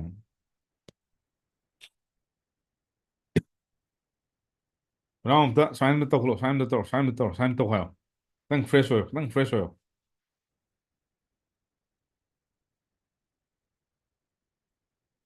ꯑꯣꯀꯦ ꯀꯣ ꯁꯤꯗ ꯌꯦꯡꯉꯣꯕ ꯐꯦꯁꯕꯨꯛ ꯑꯦꯗꯚꯔꯇꯤꯁꯃꯦꯟ ꯑꯣꯏꯔꯣ ꯏꯟꯁꯇꯥꯒ꯭ꯔꯥꯝ ꯑꯣꯏꯔꯣ ꯇꯧꯗ꯭ꯔꯤꯀꯥꯟꯗ ꯍꯥꯟꯅ ꯅꯪꯒꯤ ꯁꯥꯏꯀꯣꯂꯣꯖꯤ ꯑꯃ ꯍꯥꯟꯅ ꯐꯖꯅ ꯅꯩꯅꯁꯦꯕ ꯀꯣ ꯇꯦꯛꯇꯤꯁꯇꯨꯗꯤ ꯃꯤꯅꯤꯠ 35 ꯐꯥꯔꯣꯏ ꯌꯥꯝ ꯂꯥꯏ ꯀꯣ ꯑꯗꯨ ꯍꯥꯞꯆꯜꯂꯣ ꯑꯗꯨ ꯍꯥꯞꯆꯜꯂꯣ ꯂꯣꯏꯔꯒ ꯄꯩꯁꯥ ꯊꯤꯔ ꯇꯧꯗꯣꯏꯅꯦꯕ ꯑꯦꯗꯚꯔꯇꯤꯁꯃꯦꯟ ꯍꯥꯏꯁꯤꯗꯕꯨ ꯈꯜꯂꯨꯅꯦ ꯅꯪꯁꯨ ꯕꯂꯥ ꯁꯣꯃꯥꯗꯣ ꯑꯩꯈꯣꯏꯅ ꯅꯦꯛꯀꯥꯟꯗ ꯁꯤꯝꯇ ꯑꯦꯗꯚꯔꯇꯤꯁꯃꯦꯟ ꯇꯧꯕꯤꯌꯨ ꯅꯪ ꯀꯩ ꯆꯪꯉꯤ ꯀꯩꯝ ꯆꯪꯉꯣꯏ ꯄꯩꯁꯥ ꯈꯛꯇꯅꯤ ꯑꯗꯣ ꯄꯩꯁꯥꯗꯣ ꯀꯃꯥꯏꯅ ꯅꯤꯌꯣꯝ ꯆꯨꯝꯅ ꯀꯃꯥꯏꯅ ꯊꯥꯗꯔꯛꯇꯣꯏꯅꯣ ꯑꯗꯣ ꯈꯪꯗ꯭ꯔꯒꯗꯤ ꯅꯪ ꯄꯩꯁꯥꯗꯣ ꯑꯔꯦꯝꯕꯗ ꯃꯥꯡꯒꯅꯤ ꯑꯗꯨꯅꯅꯦ ꯑꯩꯅ ꯁꯥꯏꯀꯣꯂꯣꯖꯤꯒꯨꯝꯕ ꯀꯣ ꯐꯤꯖꯤꯛꯁ ꯀꯦꯃꯤꯁꯇ꯭ꯔꯤ ꯂꯣꯏ ꯌꯥꯎꯔꯤ ꯃꯌꯥꯝ ꯂꯣꯏ ꯁꯨꯗꯣꯏꯅꯦ ꯍꯧꯖꯤꯛ ꯌꯦꯡꯉꯣ ꯁꯤꯗ ꯃꯣꯗꯦꯜꯁ ꯑꯩꯈꯣꯏꯅ ꯃꯣꯗꯦꯜꯁꯇ ꯑꯍꯨꯝ ꯊꯣꯛꯅ ꯌꯦꯡꯕ ꯌꯥꯏ ꯑꯍꯥꯟꯕꯗ ꯀꯩꯅꯣ ꯀꯣ ꯐ꯭ꯔꯤ ꯂꯤꯠ ꯃꯦꯒꯅꯦꯠꯁꯤꯅ ꯀꯣ ꯑꯩꯗꯤ ꯁꯤ ꯇꯧꯒꯜꯂꯦꯕ ꯑꯥꯏ ꯑꯣꯜꯋꯦꯁ ꯗꯨ ꯗꯤꯁ ꯑꯩꯅ ꯀꯦꯝꯄꯦꯟ ꯑꯃ ꯆꯂꯥꯏꯔꯛꯄ ꯃꯇꯝꯗ ꯑꯩ ꯄ꯭ꯔꯦꯁꯔ ꯁꯨꯡꯂꯧ ꯂꯧꯔꯣꯏ ꯀꯣ ꯑꯩ ꯏꯆꯝ ꯆꯝꯅ ꯅꯣꯔꯃꯦꯜꯗ ꯑꯦꯛꯁꯄꯦꯛꯇꯦꯁꯟꯁꯨ ꯌꯥꯝ ꯊꯝꯃꯣꯏ ꯀꯣ ꯐ꯭ꯔꯤꯗ ꯑꯌꯥꯝꯕꯅ ꯑꯩ ꯇꯧꯒꯜꯂꯤ ꯀꯣ ꯑꯗꯣ ꯁꯤꯒꯨꯝꯕ ꯀꯩꯅꯣ ꯁꯥꯏꯀꯣꯂꯣꯖꯤꯁꯤꯗꯅꯦ ꯅꯪ ꯌꯥꯝꯅ ꯁ꯭ꯃꯨꯠꯇ ꯊꯕꯛ ꯇꯧꯔꯛꯀꯅꯤꯕ ꯀꯣ ꯃꯅꯤꯄꯨꯔꯗ ꯌꯥꯝ ꯇꯧꯅꯕ ꯑꯃꯁꯨ ꯎꯠꯂꯛꯑꯒꯦ ꯍꯧꯖꯤꯛ ꯀꯣ ꯁꯤ ꯈꯤꯇꯪ ꯈꯪꯉꯣ ꯑꯍꯥꯟꯕꯗ ꯑꯩꯈꯣꯏꯅ ꯐ꯭ꯔꯤ ꯂꯤꯠ ꯃꯦꯒꯅꯦꯠꯁ ꯑꯅ ꯍꯥꯏꯁꯦ ꯀꯩꯅꯣ ꯑꯍꯥꯟꯕꯗ ꯁꯦꯡꯅ ꯍꯥꯏꯔꯕꯗ ꯐ꯭ꯔꯤ ꯋꯦꯕꯤꯅꯥꯔ ꯀꯥꯏꯅ ꯍꯧꯖꯤꯛ ꯌꯥꯝ ꯇꯥꯏꯗ ꯀꯣ ꯁꯤꯁꯨ ꯋꯦꯕꯤꯅꯥꯔ ꯃꯈꯜ ꯑꯃꯅꯦꯕ ꯅꯠꯇ꯭ꯔꯣ ꯑꯩꯁꯤꯗ ꯅꯣꯏꯗ ꯑꯩ ꯀꯩꯝ ꯑꯦꯛꯁꯄꯦꯛ ꯇꯧꯗꯦ ꯑꯥꯏ ꯗꯣꯟ ꯑꯦꯛꯁꯄꯦꯛ ꯅꯊꯤꯡ ꯀꯣ ꯖꯤꯔꯣ ꯑꯩ ꯄ꯭ꯔꯦꯁꯔꯁꯨ ꯂꯩꯇꯦ ꯅꯣꯏꯁꯨ ꯂꯩꯔꯝꯃꯣꯏ ꯑꯩꯁꯨ ꯂꯩꯇꯦ ꯐ꯭ꯔꯤ ꯑꯣꯏꯗ꯭ꯔꯣ ꯑꯣꯏꯗꯦ ꯑꯣꯏꯀꯣ ꯑꯗꯨꯃꯥꯏꯅ ꯊꯕꯛ ꯇꯧꯕꯒ ꯑꯅꯤꯁꯨꯕ ꯑꯃ ꯎꯠꯂꯛꯀꯦꯀꯣ ꯁꯤꯗ ꯃꯨꯟꯅ ꯌꯦꯡꯉꯣꯕ ꯄꯦꯠ ꯋꯦꯕꯤꯅꯥꯔ ꯀꯥꯏꯅ ꯁꯤꯗ ꯅꯪ ꯈꯤꯇꯪ ꯄ꯭ꯔꯦꯁꯔ ꯂꯩꯕ꯭ꯔꯥ ꯑꯦꯁ ꯑꯦ ꯀꯁꯇꯃꯔ ꯑꯃ ꯑꯣꯏꯅ ꯑꯁ ꯄꯩꯁꯥꯁꯨ ꯊꯤꯗꯣꯛꯈ꯭ꯔꯦꯅꯦꯍꯦ ꯌꯥꯎꯁꯨ ꯌꯥꯎꯍꯧꯗ꯭ꯔꯦꯅꯦꯍꯦ ꯀꯥꯏꯅ ꯁꯝꯇꯥꯏꯝꯁ ꯅꯣꯏ ꯄꯦꯠ ꯋꯦꯕꯤꯅꯥꯔ ꯌꯥꯎꯅꯔꯕꯣ ꯑꯩꯈꯣꯏ ꯗꯥꯏꯃꯟ ꯌꯥꯎꯔ ꯃꯥꯜꯂꯦ ꯇꯥꯕꯅꯤ ꯀꯣꯃꯦꯟ ꯌꯦꯁ ꯃꯤ ꯌꯥꯎꯔꯦ ꯑꯣꯀꯦ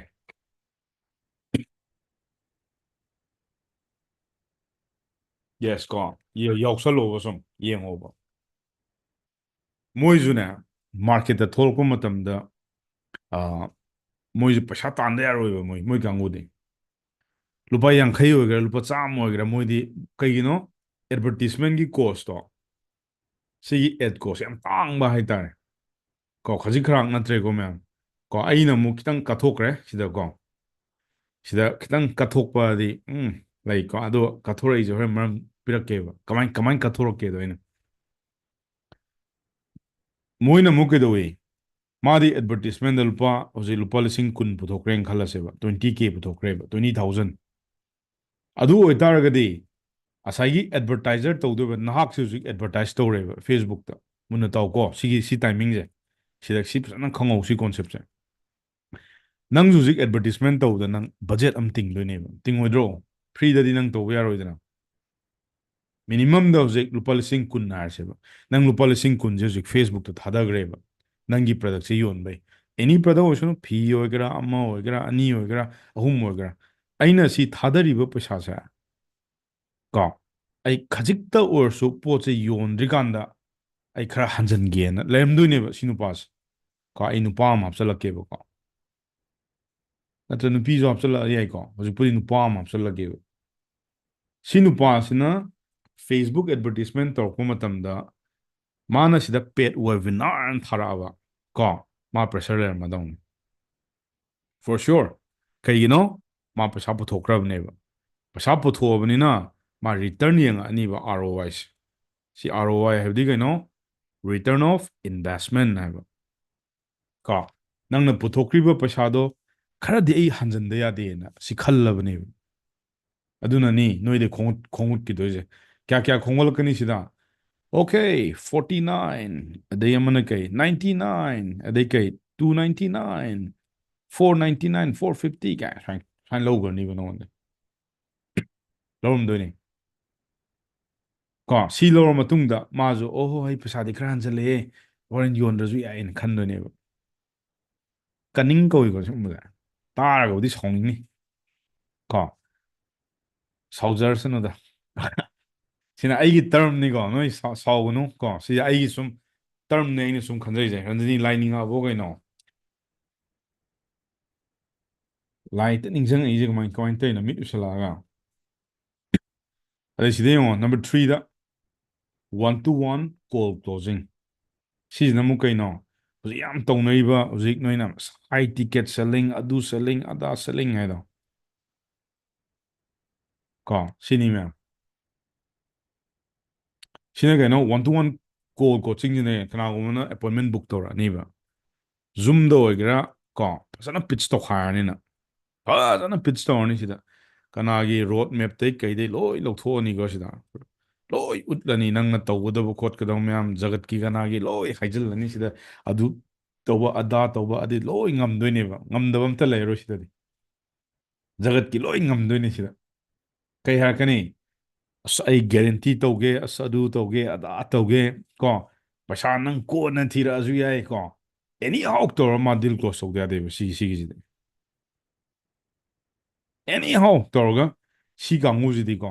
ꯀꯝꯄꯜꯁꯔꯤ ꯇꯧꯔꯛꯀꯅꯤꯕ ꯀꯣ ꯗꯤꯁ ꯏꯁ ꯑꯣꯜꯁꯣ ꯀꯅꯤꯡ ꯀꯧꯏꯀꯣ ꯀꯣ ꯇꯥꯔꯒꯗꯤ ꯃꯌꯥꯝ ꯁꯥꯎꯔꯅꯤ ꯀꯣ ꯑꯩꯒꯤ ꯂꯣꯟꯗ ꯍꯥꯏꯖꯕ ꯋꯥꯅꯤ ꯀꯅꯥꯝꯇꯗ ꯑꯩ ꯍꯥꯏꯕ ꯅꯠꯇꯦꯕ ꯀꯣ this is on my experience ꯀꯣ ꯑꯩꯅ ꯁꯨꯝ ꯍꯥꯏꯖꯕꯗ ꯍꯥꯏꯕ ꯋꯥꯅꯦꯕ ꯑꯗꯣ ꯍꯥꯏ ꯇꯤꯀꯦꯠ ꯁꯦꯜꯂꯤꯡ ꯀꯣ ꯁꯤ ꯌꯥꯝ ꯐꯩ ꯏꯠꯁ ꯚꯦꯔꯤ ꯒꯨꯗ ꯑꯗꯨꯕꯨ ꯁꯤ ꯍꯥꯏ ꯇꯤꯀꯦꯠ ꯁꯦꯜꯂꯤꯡꯁꯦ ꯅꯪ ꯅꯣꯡꯃꯗ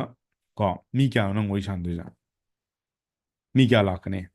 ꯄ꯭ꯔꯥꯏꯁꯁꯨ ꯀꯣ ꯊꯥꯊꯥ ꯑꯣꯏꯔꯔꯣꯏ ꯂꯨꯄꯥ ꯂꯥꯈ ꯑꯃ ꯃꯌꯥꯅꯤ ꯅꯪ ꯆꯥꯔꯖꯇꯣ 100,000ꯅꯦꯕ ꯔꯨꯄꯤꯁꯅꯤꯀꯣ 1 lakh ꯄ꯭ꯔꯗꯛꯅꯤꯀꯣ ꯁꯦ ꯃꯦꯟꯇꯣꯔꯁꯤꯞ ꯄ꯭ꯔꯣꯒ꯭ꯔꯥꯝꯒ ꯍꯥꯏꯕꯗꯣ ꯀꯣ ꯁꯤꯒꯨꯝꯕ ꯄ꯭ꯔꯣꯒ꯭ꯔꯥꯝꯁꯦ ꯀꯣ ꯁꯤꯗ ꯋꯥꯟ ꯇꯨ ꯋꯥꯟ ꯀ꯭ꯂꯣꯖꯤꯡꯗ ꯇꯥꯡꯕ ꯌꯣꯜꯂꯛꯀꯅꯤꯕ ꯂꯨꯄꯥ ꯂꯥꯈꯀꯤ ꯃꯊꯛꯇ ꯉꯥꯛꯇ ꯁꯤꯗꯗꯤ ꯈ꯭ꯋꯥꯏꯗꯒꯤ ꯄꯋꯥꯔꯅꯤ ꯃꯥ ꯄꯥꯏꯗꯣꯏꯁꯦ ꯂꯣꯏꯅ ꯉꯝꯗꯣꯏꯅꯤ ꯑꯁ ꯀꯣꯟꯅ ꯄꯩꯁꯥ ꯊꯤꯔꯛꯑꯁꯨ ꯌꯥꯏꯗ ꯀꯥꯏꯅꯀꯣ ꯅꯪ ꯔꯤꯖꯜ ꯍꯦꯛ ꯐꯪꯗ꯭ꯔꯤꯕꯣ ꯑꯁ ꯀꯥꯏ ꯁꯤꯗꯅꯦ ꯁꯤ ꯀꯩꯅꯣ ꯁꯤ ꯇꯧꯅꯕ ꯑꯦꯅꯤ ꯍꯥꯎꯅ ꯁꯤ ꯍꯦꯟꯁꯦꯛ ꯇꯧꯍꯧꯗ ꯌꯥꯗꯦꯕ ꯁꯤ ꯗꯤꯜ ꯀ꯭ꯂꯣꯁ ꯇꯧꯗ ꯌꯥꯗꯕ ꯁꯤꯒꯤꯅ ꯑꯗꯣ ꯑꯩꯒꯤ ꯔꯤꯀꯣꯃꯦꯟꯗꯦꯁꯟꯗꯗꯤ ꯀꯣ ꯑꯩ ꯁꯤ ꯑꯝꯇ ꯇꯧꯍꯟꯅꯤꯡꯗꯦ ꯀꯣ ꯏꯐ ꯌꯨ ꯑꯥꯔ ꯃꯥꯏ ꯒꯨꯗ ꯁ꯭ꯇꯨꯗꯦꯟ ꯇꯧꯍꯟꯅꯤꯡꯗꯦ ꯅꯣ ꯀꯅꯥꯒꯨꯝꯕ ꯈꯔꯅꯗꯤ ꯌꯥꯔꯣꯏꯕꯀꯣ ꯂꯣꯡ ꯇꯔꯝ ꯒꯦꯝꯗ ꯁꯤ ꯀꯨꯏꯅ ꯆꯠꯂꯣꯏ ꯁꯤꯁꯨ ꯀꯨꯏꯅ ꯆꯠꯂꯣꯏ ꯁꯤ ꯃꯤ ꯑꯣꯏꯕꯅ ꯁꯨꯝ ꯍꯥꯏ ꯁꯨꯝ ꯅꯣꯏꯁꯨ ꯌꯦꯡꯉꯣꯕ ꯁꯤꯗ ꯃꯤ ꯀꯌꯥꯝ ꯂꯥꯛꯄꯒꯤ ꯆꯥꯟꯁ ꯀꯌꯥꯝ ꯋꯥꯡꯉꯦ ꯃꯤ 100 ꯀꯣ ꯁꯤꯗ ꯃꯤ ꯂꯥꯛꯄꯒꯤ ꯆꯥꯟꯁ ꯀꯌꯥꯝ ꯋꯥꯡꯉꯦ ꯁꯨꯝ ꯍꯥꯏꯅꯁꯦꯕ ꯁꯤꯗ ꯄꯦꯠꯁꯤꯗ ꯁꯤꯗ ꯃꯤ 100 ꯂꯥꯛꯄꯗꯣ ꯁꯤꯗꯗꯤ ꯁꯤꯗ ꯍꯦꯟꯅ ꯌꯥꯝꯒꯗ꯭ꯔꯥ ꯌꯥꯝꯃꯣꯏꯗ꯭ꯔꯥ ꯇꯥꯕꯅꯤ ꯀꯣꯃꯦꯟꯠ ꯌꯦꯁ ꯑꯣꯔ ꯅꯣ ꯌꯥꯝꯅꯤꯌꯦ ꯅꯣ ꯂꯥꯛꯑꯣꯏꯀꯣ ꯁꯤꯗꯅꯦ ꯑꯦꯔꯥꯎꯟ 20-20 ꯃꯨꯛ ꯂꯥꯛꯀꯅꯤ ꯀꯣ ꯁꯤꯗꯗꯤ ꯑꯃꯨꯛ ꯂꯥꯛꯀꯗ꯭ꯔꯥ ꯂꯥꯛꯑꯣꯏꯗ꯭ꯔꯥ ꯁꯨꯝ ꯌꯦꯡꯉꯣ ꯁꯨꯝ ꯀꯥꯜꯀꯨꯂꯦꯁꯟ ꯍꯣꯠꯂꯣ ꯁꯤꯗ ꯃꯤ ꯀꯌꯥꯃꯨꯛ ꯂꯥꯛꯀꯅꯤ ꯃꯤ 3-4 ꯂꯥꯛꯀꯅꯤꯀꯣ ꯄꯤꯄꯜ ꯂꯣꯡ ꯇꯔꯝꯒꯤ ꯒꯦꯝꯗꯅꯦ ꯁꯤ ꯅꯨꯄꯥꯁꯤꯅ ꯅꯩꯈꯤꯅꯤꯕ ꯀꯝꯄꯜꯁꯔꯤ ꯅꯩꯗ꯭ꯔꯣ ꯍꯥꯏꯔꯧꯔꯥ ꯍꯤ ꯏꯁ ꯗꯨꯏꯡ ꯑꯦ ꯔꯤꯂꯦꯁꯟꯁꯤꯞ ꯕꯤꯖꯤꯅꯦꯁ ꯀꯣ ꯐ꯭ꯔꯟꯇꯕꯨꯗꯤ ꯃꯥ ꯄꯩꯁꯥ ꯇꯥꯟꯖꯔꯣꯏꯕꯀꯣ ꯍꯧꯔꯛꯄ ꯃꯇꯝꯗꯗꯤ ꯃꯥ ꯄꯩꯁꯥ ꯇꯥꯜꯂꯣꯏꯕ ꯋꯟꯁ ꯃꯥꯏ ꯃꯅꯨꯡꯗ ꯆꯪꯈ꯭ꯔꯕ ꯀꯣ ꯊꯣꯛꯂꯛꯄ ꯉꯝꯃꯔꯣꯏꯗꯝ ꯗꯤꯁ ꯏꯁ ꯑ ꯔꯨꯜ ꯑꯍꯥꯟꯕ ꯅꯪꯒꯤꯁꯤꯗ ꯋꯦꯕꯤꯅꯥꯔꯁꯤꯗ ꯀꯩꯒꯨꯝꯕ ꯖꯣꯏꯟ ꯇꯧꯈ꯭ꯔ ꯃꯤꯁꯦ ꯅꯪ ꯔꯤꯂꯦꯁꯟꯁꯤꯞ ꯀꯔꯛ ꯀꯔꯛ ꯂꯥꯛꯈ꯭ꯔꯕ ꯑꯍꯥꯟꯕꯩ ꯅꯪꯒꯤ ꯐꯥꯔꯁ ꯄ꯭ꯔꯗꯛꯁꯦ ꯀꯣ ꯃꯌꯥꯝ ꯁꯤ ꯁꯤꯒꯨꯝꯕꯁꯦ ꯏꯁꯜꯂꯨꯀꯣ you will never ever find this kind of secrets first product ꯍꯦꯛ ꯂꯩꯈ꯭ꯔꯕ ꯀꯣ ꯁꯦꯀꯦꯟ ꯄ꯭ꯔꯗꯛꯇꯤ ꯂꯥꯝꯈꯣꯡꯉ ꯂꯩ ꯌꯣꯟꯕ ꯌꯥꯏꯀꯣ ꯁꯤꯁꯦ ꯅꯨꯡꯉꯥꯏꯈ꯭ꯔꯖꯥꯠꯅꯤ ꯃꯌꯥꯝ ꯑꯗꯩ ꯑꯃꯨꯛ ꯊꯥꯔꯠ ꯄ꯭ꯔꯗꯛ ꯑꯃꯨꯛ ꯌꯣꯟꯕ ꯃꯌꯥꯝ ꯅꯨꯡꯉꯥꯏꯌꯦꯕ ꯁꯨꯃꯥꯏꯅ ꯇꯧꯒꯗꯕ ꯌꯥꯝꯃꯩ ꯍꯧꯖꯤꯛ ꯈꯪꯕꯗꯣ ꯍꯨꯏ ꯈꯣꯡꯕꯗꯣ ꯈꯪꯉꯤꯗꯅ ꯑꯗꯨꯃꯥꯏꯅ ꯅꯣꯏꯁꯨ ꯈꯣꯡꯉꯥꯏꯒꯗꯕ ꯑꯣꯀꯦ ꯁꯣ ꯃꯨꯟꯅ ꯌꯦꯡꯉꯨꯀꯣ ꯁꯤꯗꯩꯁꯤꯗ ꯑꯩꯅ ꯁꯤ ꯇꯧꯒꯅꯨꯅ ꯍꯥꯏꯁꯦ ꯀꯩꯒꯤꯅꯣ ꯀꯣ ꯍꯌꯦꯡꯋꯥꯏ ꯅꯪꯅ ꯁꯤꯗ ꯑꯦꯗꯚꯔꯇꯤꯁꯃꯦꯟ ꯇꯧꯔꯛꯄ ꯃꯇꯝꯗꯁꯨ ꯀꯣ ꯅꯪꯒꯤ ꯁꯤꯒꯤ ꯑꯦడ్ꯁꯀꯤ ꯄꯩꯁꯥꯁꯦ ꯌꯥꯝ ꯋꯥꯡꯒꯅꯤꯕ ꯈꯦꯠꯅꯩꯀꯣ ꯁꯤꯒ ꯐ꯭ꯔꯤꯗꯗꯤ ꯀꯣ ꯄꯩꯁꯥ ꯌꯥꯝ ꯑꯣꯏ ꯈꯤꯇꯪ ꯅꯦꯝꯃꯛꯀꯅꯤ ꯅꯪ ꯑꯦꯗꯚꯔꯇꯤꯁꯃꯦꯟꯒꯤ ꯀꯣꯁꯁꯦ ꯁꯤꯗꯁꯨ ꯑꯃꯨꯛ ꯇꯥꯡꯉꯅꯤ ꯁꯨꯝꯕ ꯀꯥꯡꯕꯨꯁꯤ ꯂꯦꯝ ꯊꯥꯔꯔꯣꯏꯗꯧꯅꯤ ꯁꯨꯡꯊꯥ ꯊꯥꯔꯣꯏ ꯁꯤꯗꯕꯨ ꯅꯪ ꯆꯪꯈ꯭ꯔꯕ ꯅꯪꯅ ꯄꯥꯝꯃꯤꯒꯩ ꯄꯤꯔꯛꯑꯗꯧꯅꯤ ꯀꯣ ꯑꯣꯏꯕ ꯑꯣꯏꯗꯕꯗꯨꯅ ꯀꯣꯟꯅꯩ ꯋꯥꯅꯤ ꯁꯨꯃꯥꯏꯅ ꯇꯧꯊꯔꯛꯇꯣꯏꯁꯦ ꯀꯣ ꯁꯤꯅ ꯑꯃꯨꯛ ꯀꯩꯅꯣ ꯄ꯭ꯔꯦꯁꯔ ꯁꯤꯅ ꯀꯩꯅꯣ ꯅꯣ ꯄ꯭ꯔꯦꯁꯔ ꯍꯨꯏ ꯈꯣꯡꯉꯒꯅꯤ ꯇꯧꯊꯔꯛꯇꯣꯏꯁꯦ ꯃꯥꯅ ꯀꯩꯅꯣ ꯂꯣꯡ ꯂꯥꯁꯇꯤꯡꯒꯤ ꯇꯧꯊꯔꯛꯀꯅꯤꯕ ꯒ꯭ꯔꯣ ꯖꯔ ꯖꯔ ꯖꯔ ꯆꯠꯈꯤꯅꯤꯕ ꯁꯤꯗꯤ ꯁꯤꯅ ꯀꯩꯅꯣ ꯄꯜꯂꯛꯑꯗꯧꯅꯦ ꯑꯗꯨꯝ ꯁꯤꯅ ꯀꯩꯅꯣ ꯒ꯭ꯔꯣ ꯇꯧꯕꯗ ꯋꯥꯔꯛꯑꯅꯤꯃ ꯀꯣ ꯁꯤꯒꯤ ꯁꯇ꯭ꯔꯛꯆꯔꯁꯤ ꯌꯦꯡꯉꯒ ꯑꯦꯗꯚꯔꯇꯤꯁꯃꯦꯟ ꯀꯔꯝꯕꯗꯩ ꯍꯧꯅꯤꯗꯣ ꯈꯪꯍꯧꯔꯣ ꯍꯧꯖꯤꯛꯇꯒꯤ ꯏꯁꯜꯂꯣ ꯒ꯭ꯌꯥꯟ ꯇꯥꯕ꯭ꯔꯥ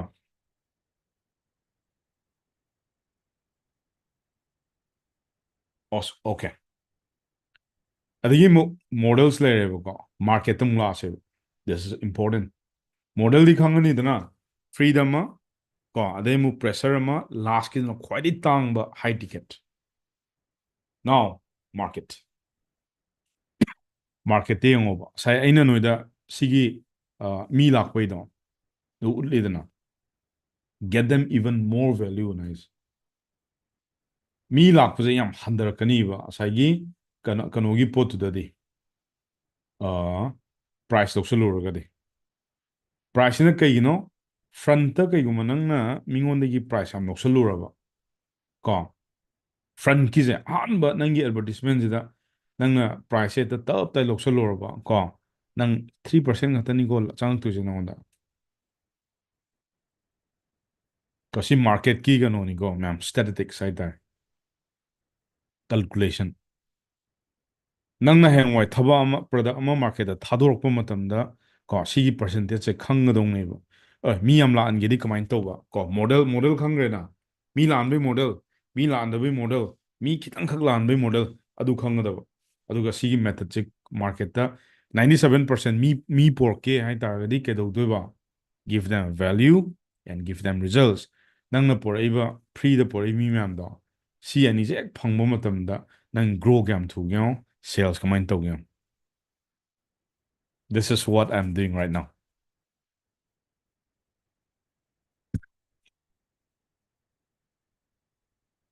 ꯀꯣ ꯑꯗꯣ ꯁꯤꯒꯤ ꯃꯣꯗꯦꯜꯒ ꯃꯥꯔꯀꯦꯠꯀꯁꯦ ꯁꯤ ꯒ꯭ꯔꯥꯐ ꯑꯅꯤ ꯁꯤꯒꯤ ꯅꯝꯕꯔꯁ ꯑꯅꯤꯁꯦ ꯈꯪꯉꯣꯕ ꯁꯤ ꯅꯠꯇꯕꯤꯗ ꯑꯦꯄ꯭ꯂꯤꯀꯦꯁꯟ ꯄꯩꯁꯥ ꯇꯥꯜꯂꯦ ꯄꯩꯁꯥ ꯇꯥꯜꯂꯦ ꯁꯨꯝ ꯅꯣꯡꯅꯤꯡꯉꯛꯑꯅꯤ ꯅꯣꯏ ꯁꯨꯝ ꯈꯪꯉꯛꯑꯅꯤ ꯁꯨꯝ ꯇꯞꯅ ꯍꯧꯖꯤꯛ ꯄꯌꯥꯗ ꯌꯥꯕ ꯄꯌꯥ ꯌꯥꯕꯖꯥꯠ ꯅꯠꯇꯦ ꯃꯥꯏ ꯐ꯭ꯔꯦꯟ ꯁꯥꯏꯀꯣꯂꯣꯖꯤ ꯐꯤꯖꯤꯛꯁ ꯑꯃꯨꯛꯇ ꯃꯌꯥꯝ ꯐꯤꯖꯤꯛꯁ ꯀꯅꯥꯅ ꯄꯥꯝꯒꯦ ꯁꯥꯔ Isaac ꯅ꯭ꯌꯨꯇꯟꯒꯤ ꯁꯥꯇ꯭ꯔꯒ ꯌꯥꯎꯅꯕ꯭ꯔꯣ Is there any person who loves physics? E equal to MC square ꯀꯥꯡꯕꯨ ꯀꯣ ꯎꯔꯆꯧ ꯑꯣꯁꯝ ꯆꯟꯗ꯭ꯔꯀꯨꯃꯥꯔ ꯁꯛꯇꯤꯃꯅꯤ ꯐꯤꯖꯤꯛꯁ ꯑꯃꯨꯛ ꯇꯥꯛꯑꯒꯦ ꯌꯦꯡꯉꯣ ꯑꯣꯀꯦ ꯃꯌꯥꯝꯗꯨꯗꯤ ꯌꯦꯡꯕꯤꯔꯣꯀꯣ ꯅ꯭ꯌꯨꯇꯟꯒꯤ ꯐꯥꯔꯁ ꯂꯣꯅꯦ ꯁꯦꯀꯦꯟ ꯂꯣꯅꯦ ꯊꯥꯔꯠ ꯂꯣꯅꯦ ꯂꯣꯏ ꯌꯥꯎꯍꯜꯂꯛꯑꯒꯦ ꯌꯦꯡꯉꯣ ꯒ꯭ꯔꯥꯚꯤꯇꯤꯒꯤꯁꯨ ꯃꯇꯦꯛ ꯑꯃ ꯌꯥꯎꯁꯜꯂꯛꯑꯒꯦ ꯁꯣ ꯐꯤꯖꯤꯛꯁꯇ ꯑꯩꯈꯣꯏꯅ ꯁꯤꯒꯤ ꯐꯤꯖꯤꯛꯁꯀꯤ ꯐꯣꯔꯃꯨꯂꯥꯁꯦ ꯀꯃꯥꯏꯅ ꯇꯧꯔꯒ ꯀꯣ ꯅꯍꯥꯛꯀꯤ ꯐꯦꯁꯕꯨꯛꯀꯤ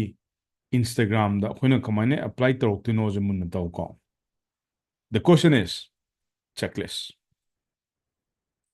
ꯁꯤ ꯂꯣꯏꯅꯃꯛ ꯌꯥꯎꯗꯅ ꯀꯣ ꯄꯨꯟꯁꯤꯗ ꯅꯪꯒꯤ ꯑꯦꯗꯚꯔꯇꯤꯁꯃꯦꯟ ꯑꯃ ꯇꯧꯔꯛꯄ ꯃꯇꯝꯗ ꯁꯨꯡꯌꯥ ꯌꯥꯔꯣꯏ ꯀꯣ ꯃꯅꯤꯄꯨꯔꯗ ꯈꯕꯔꯗ ꯈꯔ ꯇꯧꯕ ꯇꯤꯚꯤꯗ ꯈꯔ ꯇꯧꯕ ꯑꯗꯨꯅ ꯑꯣꯏꯔꯣꯏꯀꯣ ꯑꯗꯨ ꯀꯅꯥꯝ ꯌꯦꯡꯉꯣꯏ ꯄꯩꯁꯥ ꯇꯤꯡꯉ ꯑꯗꯨꯝ ꯇꯣꯛꯀꯅꯤ ꯈꯕꯔꯗ ꯍꯧꯖꯤꯛ ꯇꯧꯕ ꯃꯇꯝꯗ 50,000-60,000 ꯂꯧꯕꯤꯒꯅꯤ ꯊꯥꯖꯗ꯭ꯔꯒ ꯍꯌꯦꯡ ꯑꯝꯇ ꯌꯦꯡꯖꯧ ꯈꯕꯔ ꯃꯇꯦꯛ ꯑꯃꯇꯪ ꯍꯥꯞꯄ ꯃꯇꯝꯗ ꯂꯨꯄꯥ ꯀꯌꯥ ꯂꯧꯒꯦ ꯌꯦꯡꯉꯣ ꯀꯣ ꯑꯗꯨꯗ ꯇꯧꯔꯛꯇꯣꯏꯁꯦ ꯀꯩꯅꯣ ꯐꯣꯟ ꯑꯗꯨꯁꯨ ꯈꯔ ꯑꯍꯜ ꯂꯃꯟꯅ ꯇꯧꯔꯛꯀꯅꯤ ꯂꯣꯏꯔꯦ ꯃꯤ ꯑꯃꯒ ꯇꯧꯔꯛꯀꯗ꯭ꯔꯥ ꯑꯅꯤꯒ ꯕꯤꯜꯕꯣꯔꯗꯁ ꯀꯣ ꯑꯣꯏꯔꯣꯏ ꯀꯪꯂꯥꯄꯥꯠꯇ ꯑꯃ ꯂꯩꯗꯥꯏꯅꯦ ꯊꯦꯠꯄꯤꯗꯣ ꯈꯪꯕ꯭ꯔꯣ ꯃꯌꯥꯝ ꯑꯗꯨꯏ ꯕꯤꯜꯕꯣꯔꯗꯁꯇꯣ ꯈꯪꯉꯤꯀꯣ ꯁꯤꯗ ꯌꯦꯡꯉꯣꯕ ꯑꯩꯈꯣꯏꯅ ꯐꯤꯖꯤꯛꯁꯁꯦ ꯀꯃꯥꯏꯅ ꯑꯦꯄ꯭ꯂꯥꯏ ꯇꯧꯔꯛꯀꯅꯤ ꯅꯪꯒꯤ ꯐꯦꯁꯕꯨꯛꯇ ꯍꯥꯏ ꯃꯇꯝꯗ ꯅꯝꯕꯔ ꯋꯥꯟꯗ ꯅꯣꯏ ꯇꯥꯔꯝꯃꯅꯤ ꯀꯣ ꯁꯤꯅ ꯑꯃꯨꯛ ꯑꯩ ꯍꯌꯦꯡꯋꯥꯏ ꯇꯦꯛꯇꯤꯁꯇ ꯇꯥꯛꯀꯦꯕ ꯀꯣ ꯐꯦꯁꯕꯨꯛ ꯑꯦꯗꯚꯔꯇꯤꯁꯃꯦꯟꯗ ꯀꯣ ꯑꯩꯒꯤ ꯐꯤꯖꯤꯛꯁꯀꯤ ꯑꯩꯅ ꯈꯤꯇꯪꯗꯤ ꯐꯟ ꯑꯣꯏꯈ꯭ꯔ ꯇꯥꯔꯦ ꯑꯩꯅ ꯐꯤꯖꯤꯛꯁ ꯍꯥꯏꯕ ꯋꯥꯅꯦ ꯃꯌꯥꯝ ꯁꯤ ꯃꯌꯥꯝꯗ ꯌꯥꯎꯗꯅ ꯑꯦꯗꯚꯔꯇꯤꯁꯃꯦꯟ ꯌꯥꯔꯣꯏꯕ Number one is your business manager. Ko business.facebook .com ko // _com ko /create ꯀꯣ ꯁꯤꯃ ꯍꯥꯟꯅ ꯍꯥꯡꯒꯗꯕ ꯁꯦꯀꯦꯟꯗ ꯐꯦꯁꯕꯨꯛꯀꯤ ꯄꯦꯖ ꯑꯃ ꯄꯥꯏꯒꯗꯕ ꯀꯣ ꯏꯟꯁꯇꯥꯒ꯭ꯔꯥꯝꯁꯨ ꯑꯃꯁꯨ ꯍꯥꯡꯗꯣꯛꯑꯣꯕ ꯏꯟꯁꯇꯥꯒ꯭ꯔꯥꯝꯒꯤ ꯑꯣꯄꯟ ꯑꯦꯀꯥꯎꯟ ꯑꯣꯄꯟ ꯇꯧꯊꯣꯛꯑꯣ ꯀꯣ ꯑꯥꯏꯗꯔ ꯀ꯭ꯔꯤꯌꯦꯇꯔ ꯑꯣꯏꯒꯦꯔꯥ ꯀꯣ ꯑꯥꯏꯗꯔ ꯕꯤꯖꯤꯅꯦꯁ ꯑꯣꯏꯒꯦꯔꯥ ꯀꯣ ꯑꯃ ꯍꯥꯡꯉꯣ ꯀꯣ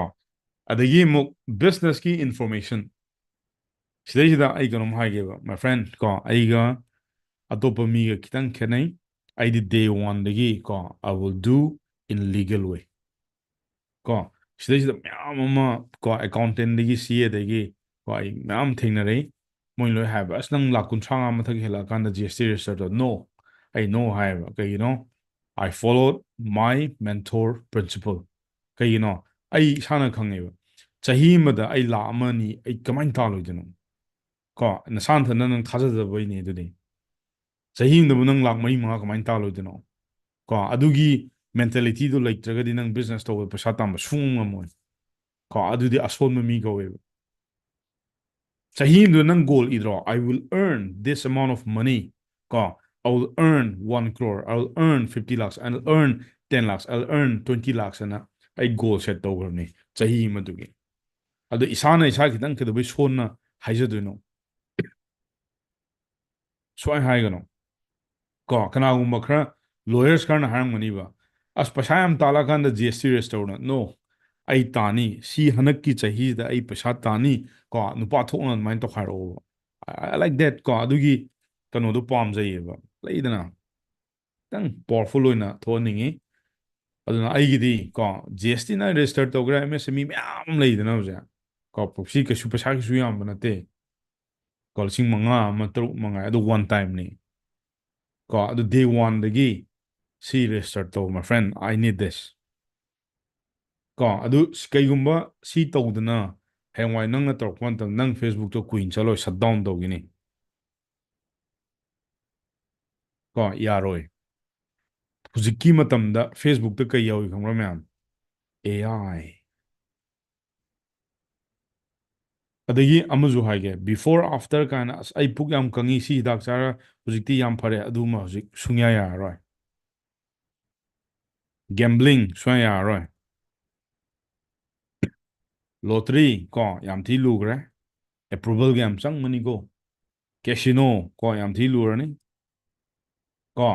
ꯃꯅꯤꯒꯤ ꯅꯤꯁꯇ ꯁꯤ ꯃꯌꯥꯝ ꯊꯤ ꯂꯨꯔꯛꯑꯅꯤ ꯀꯣ ꯑꯗꯨ ꯃꯥꯒꯤ ꯐꯦꯁꯕꯨꯛꯀꯤ ꯄ꯭ꯔꯥꯏꯚꯦꯁꯤ ꯄꯣꯂꯤꯁꯤ ꯄꯥꯒꯗꯕ ꯁꯤ ꯄꯥꯗꯅ ꯌꯨ ꯀꯥꯟ ꯔꯟ ꯗ ꯕꯤꯖꯤꯅꯦꯁ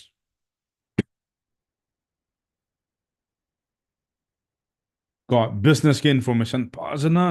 ꯄ꯭ꯔꯣꯄꯔꯗ ꯐꯖꯅ ꯄꯥꯏꯊꯣꯛꯑꯣꯕ ꯀꯣ ꯕꯤꯖꯤꯅꯦꯁ ꯐꯦꯁꯕꯨꯛꯅ ꯅꯪ ꯑꯦꯄ꯭ꯔꯤꯁꯤꯌꯦꯠ ꯇꯧꯔꯛꯀꯅꯤ ꯑꯃꯔꯆꯔ ꯀꯥꯡꯕꯨꯗꯤ ꯀꯩꯗꯧꯋꯤ ꯄ꯭ꯂꯥꯠꯐꯣꯝ ꯑꯝꯗ ꯈꯪꯄꯣꯠꯇꯦꯀꯣ ꯁꯨꯝꯕꯁꯤ ꯀꯩ ꯃꯋꯥ ꯂꯧꯗꯕꯤꯅꯤ ꯃꯣꯏꯗꯤ ꯀꯣ ꯂꯤꯒꯦꯜꯗ ꯐꯖꯅ ꯀꯣ ꯐꯦꯁꯕꯨꯛ ꯄꯥꯏꯖ ꯇꯥꯔꯁꯨ ꯑꯦꯗꯚꯔꯇꯤꯁꯃꯦꯟ ꯇꯧ ꯇꯥꯔꯁꯨ ꯀꯣ ꯁꯣꯁꯥꯏꯇꯤ ꯀꯣ ꯒꯣꯔꯃꯦꯟꯠꯀꯤ ꯂꯣꯒꯤ ꯃꯈꯥꯗ ꯂꯩꯕ ꯑꯗꯨꯃꯥꯏꯅ ꯑꯦꯗꯚꯔꯇꯤꯁꯃꯦꯟ ꯇꯧꯕꯤꯌꯣꯕ ꯀꯣ ꯑꯩꯅ ꯉꯁꯤ ꯍꯥꯏꯁꯦ ꯃꯅꯤꯄꯨꯔꯗ ꯂꯩꯕ ꯃꯌꯥꯝ ꯑꯃ ꯀꯣ ꯅꯣꯏꯅ ꯑꯩꯅ ꯍꯥꯏꯕꯗꯨ ꯍꯧꯖꯤꯛ ꯊꯥꯖꯔꯝꯗꯕ ꯌꯥꯏꯑꯕ ꯌꯨ ꯋꯤꯜ ꯁꯠ ꯗꯥꯎꯟ ꯌꯣꯔ ꯑꯦꯗꯚꯔꯇꯤꯁꯃꯦꯟ ꯀꯦꯝꯄꯦꯟ ꯅꯪꯅꯅꯦ ꯁꯤꯗ ꯏꯟ ꯇꯥꯔꯝꯁ ꯑꯣꯐ ꯀꯣ 10 lakhs ꯑꯕove ꯇꯥꯜꯂꯛꯄ ꯑꯣꯏꯔꯣ ꯀꯣ ꯅꯪꯒꯤ ꯄꯩꯁꯥꯁꯦ ꯐꯖꯅ ꯇꯥꯟꯈꯠꯂꯛꯄ ꯃꯇꯝꯗ ꯌꯨ ꯅꯤꯠ ꯑꯦ ꯄ꯭ꯔꯣꯄꯔ ꯕꯤꯖꯤꯅꯦꯁ ꯏꯟꯐꯣꯔꯃꯦꯁꯟ ꯀꯗꯥꯏ ꯁꯦꯚꯤꯡ ꯑꯦꯀꯥꯎꯟꯅ ꯀꯃꯥꯏꯅ ꯁꯤ ꯂꯧꯁꯤꯟꯗꯣꯏꯅꯣ ꯌꯥꯔꯣꯏ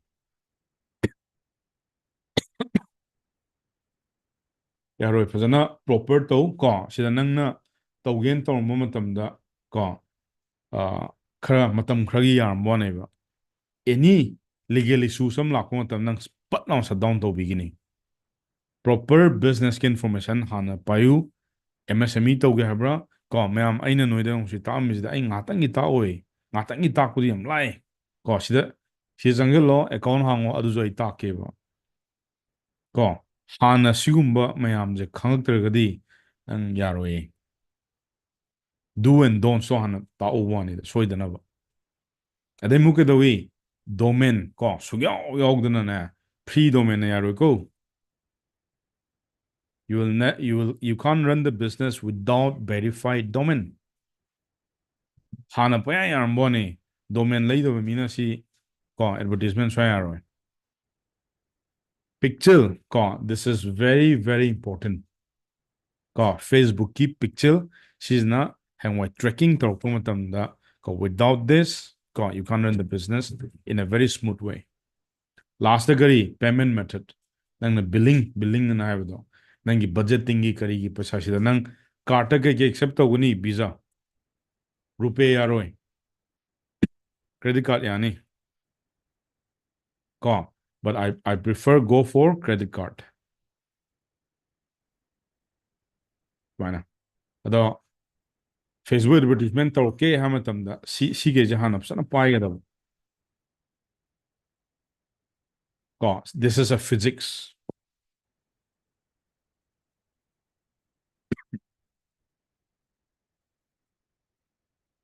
Yare.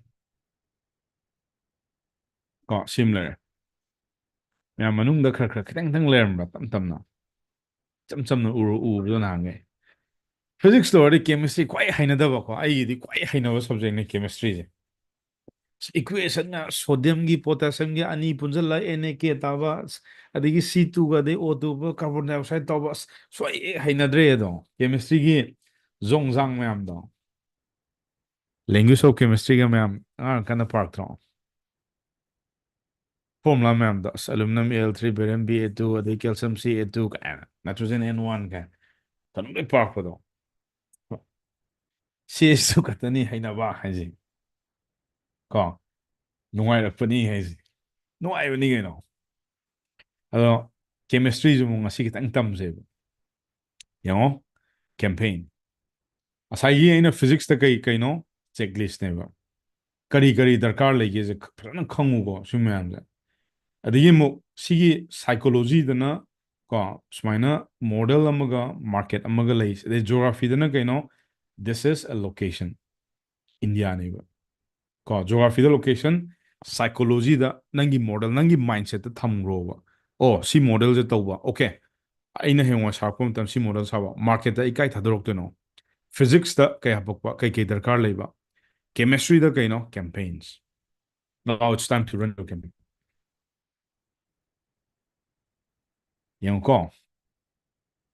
Facebook na akwai da campaign piriba karam bage number 1 da awareness ko number 2 da kay no traffic generation ko number 3 da kay no engagement leads upsells I lo explain to okay she's na kay no when you just started your business ko mayamna kaimta khangnadrikangi kari nangje kanano kaino jiba pan amtana khangdaba matamda you have to start from here ko nangje manipur je kanano je khangdraba karino je khangdraba jiba panba tumit kan kanimta khangdraga side hogoda awareness nangi product tu bozi nangna yam foreign market hadok min leigadro leiroi second traffic mi pop ko kaida brokani nangi landing page ko landing page uji gyan taram da ai kon take ko traffic this is my favorite stuff mi me am do zara ching poni engagement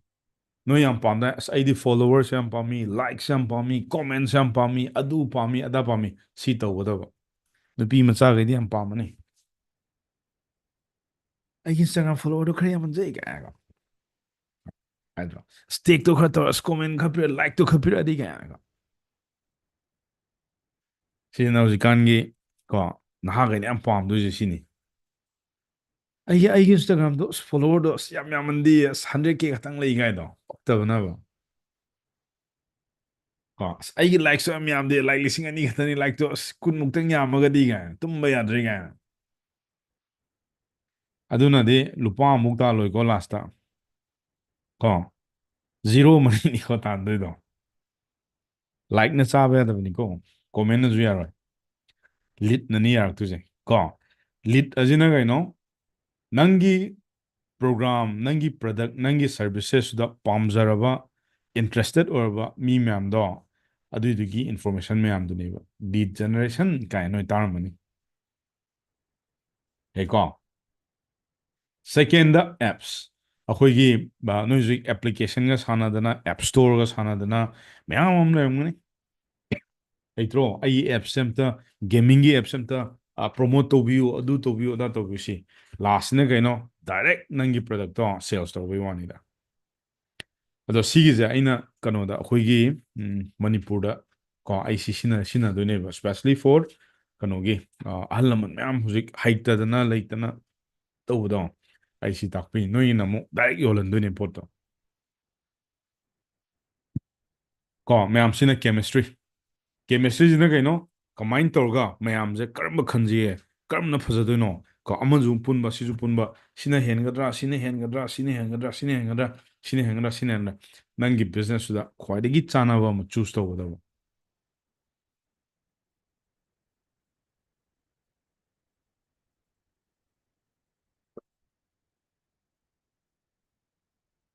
okay show biology ꯑꯃꯨꯛ ꯂꯥꯛꯑꯁꯤꯀꯣ ꯗꯣꯛꯇꯔꯒꯤ ꯀꯥꯡꯕꯨꯈꯩ medical ꯀꯥꯡꯕꯨꯈꯩ ꯃꯌꯥꯝ ꯕꯥꯏꯑꯣꯂꯣꯖꯤꯁꯦ ꯀꯩ ꯑꯣꯏꯔꯝꯗꯧ ꯃꯥꯟꯒꯦ ꯑꯦꯅꯤ one gas ꯑꯦꯅꯤꯕꯗꯤ ꯀꯣꯃꯦꯟꯇ ꯑꯝꯇ ꯏꯊꯔꯛꯎꯗꯅ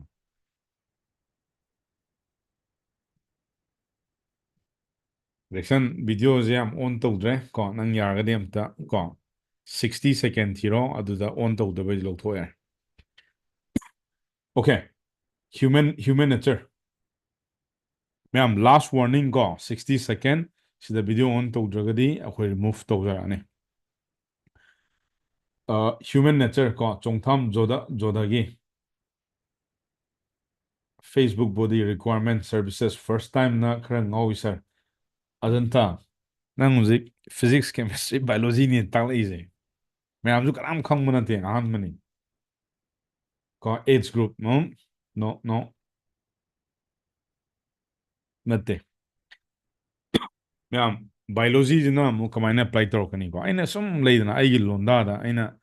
ꯈꯤꯇꯪ ꯐꯟ ꯇꯧꯊꯣꯛꯁꯦꯅ ꯑꯩꯅ ꯁꯨꯝ ꯍꯥꯞꯆꯤꯜꯂꯛꯄꯅꯦꯕ ꯕꯥꯏꯑꯣꯂꯣꯖꯤꯁꯦ ꯌꯦꯡꯉꯨꯀꯣ ꯁꯤꯅ ꯇꯥꯔꯒꯦꯇꯤꯡ ꯑꯩꯅ ꯊꯣꯝꯗꯣꯔꯤꯕ ꯃꯤꯁꯦ ꯆꯞ ꯆꯥꯅ ꯊꯣꯝꯗꯣꯏꯅꯤ ꯀꯣ ꯁꯤ ꯊꯣꯝꯕ ꯍꯩꯇꯕ ꯌꯥꯔꯣꯏꯕ ꯑꯃꯨꯛ ꯀꯣ ꯐꯦꯁꯕꯨꯛꯁꯤꯗ ꯅꯣꯏꯅ ꯌꯥꯝ ꯆꯥꯎꯅ ꯑꯝꯇꯪ ꯎꯕ ꯋꯥꯅꯦꯕ ꯑꯩꯅ ꯀꯨꯞꯅ ꯇꯥꯛꯄ ꯋꯥꯅꯤꯀꯣ ꯀꯔꯤꯅꯣ ꯃꯅꯨꯡꯗ ꯌꯥꯎꯔꯤꯗꯣ ꯀꯃꯥꯏꯅ ꯇꯧꯔꯛꯇꯣꯏꯅꯣ ꯍꯥꯟꯅ ꯐꯖꯅ ꯈꯪꯕ ꯋꯥꯅꯦꯕ ꯁꯥꯏꯀꯣꯂꯣꯖꯤ ꯈꯪꯉꯣ ꯖꯤꯑꯣꯒ꯭ꯔꯥꯐꯤ ꯈꯪꯉꯣ ꯐꯤꯖꯤꯛꯁ ꯈꯪꯉꯣ ꯀꯦꯃꯤꯁꯇ꯭ꯔꯤ ꯈꯪꯉꯣ ꯕꯥꯏꯑꯣꯂꯣꯖꯤ ꯈꯪꯉꯣ ꯃꯤꯅꯗꯤ ꯈꯔ ꯑꯁ ꯃꯣꯏꯗꯤ ꯉꯥꯎꯔꯦ ꯐꯦꯁꯕꯨꯛ ꯇꯝꯃꯤꯔ ꯀꯔꯤ ꯇꯥꯛꯏꯅꯣ ꯍꯥꯏꯗꯨꯅꯦꯕ ꯈꯪꯄꯣꯠꯇꯦ ꯃꯣꯏꯅ ꯀꯣ ꯑꯩꯈꯣꯏꯒꯤꯁꯨ ꯑꯩꯅ ꯍꯥꯏꯗ꯭ꯔꯣ ꯋꯤ ꯑꯥꯔ ꯗꯣꯛꯇꯔꯁ ꯑꯅ ꯀꯣ ꯑꯗꯨꯅ ꯌꯦꯡꯉꯣ ꯁꯤꯒꯤ ꯇꯥꯔꯒꯦꯇꯤꯡꯁꯤꯅ ꯀꯩꯅꯣ ꯅꯣꯏ ꯍꯌꯦꯡꯋꯥꯏ ꯑꯃꯨꯛ ꯇꯥꯔꯛꯈꯤꯅꯤꯀꯣ ꯔꯤꯇꯥꯔꯒꯦꯇꯤꯡ ꯀꯥꯏꯅ ꯉꯁꯥꯏꯒꯤ ꯅꯣꯏꯒꯤ ꯄꯤꯛꯆꯦꯜꯗꯣ ꯃꯃꯥꯡꯗ ꯌꯥꯎꯈꯤꯕ ꯄꯤꯛꯆꯦꯜꯗꯣ ꯁꯤꯖꯤꯟꯅꯔꯒ ꯑꯩꯈꯣꯏꯅ ꯁꯤ ꯇꯥꯔꯒꯦꯇꯤꯡꯁꯦ ꯇꯧꯔꯛꯇꯣꯏꯅꯤ ꯌꯥꯝ ꯏꯐꯦꯛꯇꯤꯞ ꯑꯣꯏꯅ ꯀꯣ ꯂꯤꯠ ꯀꯌꯥꯝ ꯌꯥꯎꯏ ꯅꯝꯕꯔ ꯋꯥꯟ ꯂꯤꯠ ꯀꯌꯥ ꯂꯥꯛꯏ ꯉꯁꯤ ꯁꯦꯜꯁ ꯀꯌꯥ ꯇꯧꯏ ꯀꯣ ꯁꯤ ꯃꯌꯥꯝ ꯑꯃ ꯂꯣꯏꯅꯃꯛ ꯑꯗꯒꯤ ꯄꯦꯖ ꯚ꯭ꯌꯨ ꯀꯌꯥꯅꯣ ꯐ꯭ꯂꯣꯠ ꯀꯌꯥꯝ ꯌꯥꯎꯏ ꯀꯣ ꯑꯗꯒꯤ ꯀ꯭ꯋꯥꯂꯤꯐꯥꯏꯠ ꯑꯣꯏꯕꯅ ꯀꯌꯥꯅꯣ ꯀꯣ ꯁꯤ ꯂꯣꯏꯅꯃꯛ ꯑꯩ ꯆꯦꯛ ꯇꯧꯊꯔꯛꯈꯤꯅꯦꯕ ꯗꯦꯠꯁ ꯀꯣꯜ ꯕꯥꯏꯑꯣꯂꯣꯖꯤ ꯑꯥꯔꯠ ꯑꯗꯣ ꯐꯦꯁꯕꯨꯛ ꯁꯤ ꯑꯥꯔꯠꯁꯤꯅ ꯀꯩꯅꯣ ꯀꯣ ꯑꯩꯈꯣꯏ ꯑꯥꯔꯠ ꯍꯥꯏꯔꯒ ꯑꯃꯨꯛ ꯁꯤꯅꯦꯃꯥ ꯗ꯭ꯔꯃꯥ ꯑꯃꯨꯛ ꯌꯧꯁꯤꯜꯂꯛꯑꯁꯤ ꯀꯩꯅꯣꯁꯦ ꯐꯦꯁꯕꯨꯛꯇꯁꯨ ꯑꯥꯔꯠꯄꯨ ꯄꯥꯝꯖꯕ ꯏꯆꯤꯟ ꯏꯅꯥꯎ ꯀꯣ ꯃꯅꯤꯄꯨꯔꯗꯗꯤ ꯍꯥꯏꯗꯅ ꯑꯥꯔꯠ ꯑꯦꯟ ꯀꯜꯆꯔꯅ ꯑꯩꯈꯣꯏꯒꯤ ꯀꯩꯅꯣ ꯄꯣꯔꯛꯏꯅꯦꯅ ꯑꯗꯨ ꯑꯣꯏꯇꯥꯔꯗꯤ ꯑꯩꯈꯣꯏꯁꯨ ꯑꯥꯔꯠꯁꯦ ꯈꯪꯕ ꯑꯃ ꯗꯔꯀꯥꯔ ꯑꯣꯏꯗ꯭ꯔꯣ ꯀꯣ ꯐꯦꯁꯕꯨꯛꯅ ꯅꯉꯣꯟꯗ ꯑꯦꯛꯁꯦꯞ ꯇꯧꯔꯛꯇꯣꯏꯁꯦ ꯀꯩꯅꯣ ꯅꯝꯕꯔ ꯋꯥꯟ ꯇꯦꯛꯁ ꯏꯕ ꯑꯃ ꯅꯝꯕꯔ ꯇꯨ ꯚꯤꯗꯤꯑꯣ ꯀꯣ ꯁꯤ ꯋꯥꯔꯜꯗ ꯍꯧꯖꯤꯛ ꯈ꯭ꯋꯥꯏꯗꯒꯤ ꯇꯣꯞꯇ ꯂꯩ ꯀꯣ ꯁꯤꯃ ꯂꯩ ꯁꯦꯀꯦꯟꯗ ꯏꯃꯦꯖ ꯐꯣꯇꯣ ꯊꯥꯒꯠꯄ ꯑꯗꯣ ꯐꯣꯇꯣꯁꯦ ꯑꯣꯔꯒꯥꯅꯤꯛꯇꯗꯤ ꯁꯨꯡꯌꯥ ꯌꯥꯔꯔꯣꯏ ꯀꯣ ꯑꯣꯡꯂꯤ ꯑꯣꯟ ꯑꯦꯠꯁꯇ ꯄꯔꯐꯣꯔꯝ ꯇꯧꯅꯤ ꯑꯗꯨꯒ landing page this is my favourite ꯁꯤꯗ ꯌꯦꯡꯉꯣꯕ ꯀꯣ ꯑꯦꯅꯤ ꯐꯦꯁꯕꯨꯛꯇ ꯇꯦꯛꯁ ꯑꯃ ꯏꯗꯕ ꯌꯥꯔ ꯗꯦꯠꯁ ꯀꯣꯜ ꯀꯣꯄꯤ ꯔꯥꯏꯇꯤꯡ ꯀꯧꯏꯀꯣ ꯁꯦꯀꯦꯟꯗ ꯚꯤꯗꯤꯑꯣ ꯑꯗꯣ ꯚꯤꯗꯤꯑꯣꯁꯦ ꯑꯦꯁ ꯑ ꯕꯤꯒꯤꯅꯔꯁ ꯑꯣꯏꯇꯥꯔꯗꯤ ꯚꯤꯗꯤꯑꯣꯗꯒꯤ ꯁ꯭ꯇꯥꯔꯠ ꯇꯧꯒꯗꯕ you have to start from video no matter what ꯀꯣ ꯋꯥꯔꯜꯅ ꯍꯧꯖꯤꯛ ꯈ꯭ꯋꯥꯏꯗꯒꯤ ꯄꯥꯝꯕꯁꯤꯁꯨ ꯀꯣ ꯚꯤꯗꯤꯑꯣꯁꯦ ꯌꯥꯝ ꯑꯦꯡꯒꯦꯖ ꯑꯣꯏ ꯑꯗꯨꯒ ꯏꯃꯦꯖ ꯀꯣ ꯅꯣꯏ ꯐꯦꯁꯕꯨꯛꯇ ꯐꯣꯇꯣ ꯌꯥꯝ ꯍꯥꯞꯒꯠꯄꯗꯣ ꯁꯤ ꯂꯩꯔꯦ ꯂꯥꯁꯇ ꯃꯦꯠꯁ ꯉꯁꯥꯏꯗꯤ ꯅꯣꯏ ꯇꯥꯔ ꯃꯦꯠꯁꯁꯨ ꯑꯝꯇ ꯌꯥꯎꯗ꯭ꯔꯒꯗꯤ ꯅꯨꯡꯉꯥꯏꯇꯦꯀꯣ ꯃꯦꯠꯁꯁꯨ ꯑꯃꯨꯛ ꯍꯥꯞꯆꯤꯜꯂꯝꯒꯦꯕ ꯌꯥꯏꯗꯅ ꯏꯪꯂꯤꯁꯄꯨꯗꯤ ꯌꯥꯎꯗ꯭ꯔꯦ ꯀꯣ ꯑꯗꯣ ꯄꯤ ꯁꯤ ꯑꯦꯝ ꯑꯅ ꯊꯥꯏꯅ ꯀ꯭ꯂꯥꯁ 12 ꯀ꯭ꯂꯥꯁ 12ꯇ ꯇꯝꯕ꯭ꯔꯣ ꯐꯤꯖꯤꯛꯁ ꯀꯦꯃꯦꯁꯇ꯭ꯔꯤ ꯃꯦꯠꯁ ꯑꯅ ꯐꯤꯖꯤꯛꯁ ꯀꯦꯃꯦꯁꯇ꯭ꯔꯤ ꯕꯥꯏꯑꯣꯂꯣꯖꯤ ꯀꯣ ꯂꯣꯏ ꯌꯥꯎꯔꯦꯅ ꯀꯣ ꯗꯣꯛꯇꯔꯁꯨ ꯌꯥꯎꯔꯦ ꯏꯟꯖꯤꯅꯤꯌꯥꯔꯁꯨ ꯌꯥꯎꯔꯦ ꯃꯤꯛꯁ ꯇꯧꯁꯜꯂꯁꯦꯕ ꯅꯥꯎ ꯍꯤꯌꯔꯁ ꯗ ꯃꯦꯠꯁ ꯀꯣ ꯁꯤꯒꯤ ꯃꯦꯇ꯭ꯔꯤꯛꯁꯇꯅ ꯍꯌꯦꯡꯋꯥꯏ ꯅꯣꯏꯅ ꯑꯦꯗꯚꯔꯇꯤꯁꯃꯦꯟ ꯇꯧꯔꯛꯄ ꯃꯇꯝꯗ ꯃꯦꯇ꯭ꯔꯤꯛꯁ ꯌꯦꯡꯕ ꯍꯩꯒꯗꯕ ꯀꯣ ꯁꯤꯅ ꯑꯪꯀ ꯍꯣꯠꯄ ꯍꯩꯒꯗꯕ ꯀꯣ when you do the business ꯀꯣ ꯁꯤꯒꯤ ꯃꯦꯇ꯭ꯔꯤꯛꯁꯁꯦ ꯌꯦꯡꯕ ꯍꯩꯇ꯭ꯔꯒꯗꯤ ꯀꯔꯤꯝ ꯀꯥꯟꯅꯔꯔꯣꯏꯀꯣ ꯁ꯭ꯄꯦꯟꯁꯤꯅ ꯀꯩ ꯍꯥꯏꯅꯣ ꯑꯩ ꯂꯨꯄꯥ ꯀꯌꯥ ꯊꯥꯗꯩ ꯀꯣ ꯑꯩꯅ ꯐꯦꯁꯕꯨꯛꯇ ꯂꯨꯄꯥ ꯀꯌꯥ ꯊꯥꯗꯩ ꯏꯟꯁꯇꯥꯒ꯭ꯔꯥꯝꯗ ꯂꯨꯄꯥ ꯀꯌꯥ ꯊꯥꯗꯩ ꯑꯩꯒꯤ ꯊꯥꯗꯔꯤꯕ ꯑꯩꯒꯤ ꯑꯦꯃꯥꯎꯟ ꯑꯩꯒꯤ ꯄ꯭ꯔꯤꯟꯁꯤꯄꯜ ꯑꯗꯨ ꯃꯁꯛ ꯈꯪꯗꯕ ꯌꯥꯔꯣꯏ ꯀ꯭ꯂꯤꯛꯁ ꯃꯤ ꯀꯌꯥꯝꯅ ꯀ꯭ꯂꯤꯛꯁ ꯇꯧꯔꯦ ꯑꯩꯒꯤ ꯑꯦꯗꯚꯔꯇꯤꯁꯃꯦꯟ ꯑꯩꯒꯤ ꯋꯦꯕꯁꯥꯏꯠꯇ ꯑꯣꯏꯔꯣ ꯂꯦꯟꯗꯤꯡ ꯄꯦꯖꯇ ꯑꯣꯏꯔꯣ ꯚꯤꯗꯤꯑꯣꯗ ꯑꯣꯏꯔꯣ ꯑꯗꯒꯤ ꯐꯣꯇꯣꯗ ꯑꯣꯏꯔꯣ ꯖꯤꯇꯅ ꯑꯣꯏꯅꯤꯡꯕ ꯑꯣꯏꯖꯔꯁꯅꯨ ꯑꯩꯅ ꯇꯧꯖꯔꯤꯕ ꯑꯦꯗꯚꯔꯇꯤꯁꯃꯦꯟꯗꯨꯗ ꯀꯣ ꯀ꯭ꯂꯤꯛꯁ ꯀꯌꯥꯝ ꯇꯧꯔꯛꯏ ꯑꯩꯒꯤ ꯀ꯭ꯂꯤꯛꯁꯅ ꯂꯨꯄꯥ ꯀꯌꯥ ꯀꯌꯥ ꯄꯤ ꯀꯣꯁ ꯄꯔ ꯀ꯭ꯂꯤꯛ ꯑꯅ ꯍꯥꯏꯁꯦ ꯀꯣ ꯀꯣꯁ ꯄꯔ ꯏꯝꯄ꯭ꯔꯦꯁꯟ ꯃꯤ ꯀꯌꯥꯝꯗ ꯎꯠꯈ꯭ꯔꯦ ꯃꯅꯤꯄꯨꯔꯗ ꯂꯩꯔꯤꯕ ꯃꯤ ꯀꯣ ꯂꯥꯛ 38-40 ꯍꯥꯏꯔꯁꯦꯕ ꯑꯗꯨꯗ ꯀꯌꯥꯝ ꯎꯠꯈ꯭ꯔꯦ ꯑꯩꯒꯤ ꯑꯦꯗꯚꯔꯇꯤꯁꯃꯦꯟꯁꯦ ꯂꯤꯗꯁ ꯑꯗꯨꯗꯒꯤ ꯃꯤ ꯀꯌꯥꯝ ꯂꯥꯛꯈ꯭ꯔꯦ ꯀꯣ ꯑꯗꯒꯤ ꯀꯣꯁ ꯄꯔ ꯂꯤꯗ ꯀꯣ ꯁꯤ ꯀꯃꯥꯏꯅ ꯑꯪꯀ ꯍꯣꯠꯂꯛꯇꯣꯏꯅꯣ ꯍꯥꯏꯕ ꯃꯇꯝꯗ total cost divided by total number of leads ꯀꯣ ꯁꯤ ꯐꯣꯔꯃꯨꯂꯥꯅꯦ ꯄꯦꯖ ꯚ꯭ꯌू ꯀꯣ ꯅꯪꯒꯤ ꯄꯦꯖꯇꯣ ꯀꯌꯥꯝ ꯌꯦꯡꯈ꯭ꯔꯦ ꯑꯣꯞꯇꯤꯟ ꯔꯦꯠ ꯀꯣ ꯅꯪ ꯂꯦꯟꯗꯤꯡ ꯄꯦꯖꯇ ꯃꯤ ꯀꯌꯥꯝꯅ ꯑꯣꯞꯇꯤꯟ ꯀꯌꯥꯝ ꯇꯧꯔꯦ ꯍꯥꯏꯗꯤ ꯏꯟꯐꯣꯔꯃꯦꯁꯟ ꯀꯌꯥꯝ ꯂꯧꯍꯧꯔꯒꯦ ꯀꯣ ꯅꯪꯅ ꯇꯧꯖꯔꯤꯕ ꯑꯦꯗꯚꯔꯇꯤꯁꯃꯦꯟꯗꯨꯗ ꯀꯣ ꯏꯟꯇꯔꯦꯁꯇꯦꯠ ꯑꯣꯏꯕ ꯃꯤ ꯃꯌꯥꯝꯗꯨꯅ ꯐꯣꯔꯝ ꯐꯤꯜ ꯑꯞ ꯀꯌꯥꯝ ꯇꯧꯔꯛꯑꯒꯦ ꯀꯣ ꯅꯪꯒꯤ ꯋꯦꯕꯤꯅꯥꯔꯒ ꯇꯧ ꯇꯥꯔꯗꯤ ꯋꯦꯕꯤꯅꯥꯔꯗ ꯀꯌꯥꯝ ꯁꯣ ꯑꯞ ꯇꯧꯔꯦ ꯁꯦꯜꯁ ꯀꯌꯥꯝ ꯇꯧꯔꯦ ꯍꯥꯏꯕꯅꯦꯕ this is the most important in marketing in ꯀꯣ ꯑꯦꯗꯚꯔꯇꯤꯁꯃꯦꯟ ꯑꯣꯏꯒꯦꯔꯥ ꯖꯤꯇꯅ ꯑꯣꯏꯔꯁꯅꯨ ꯑꯦꯗꯚꯔꯇꯤꯁꯃꯦꯟꯗ ꯃꯦꯇ꯭ꯔꯤꯛꯁ ꯌꯦꯡꯕ ꯍꯩꯒꯗꯕ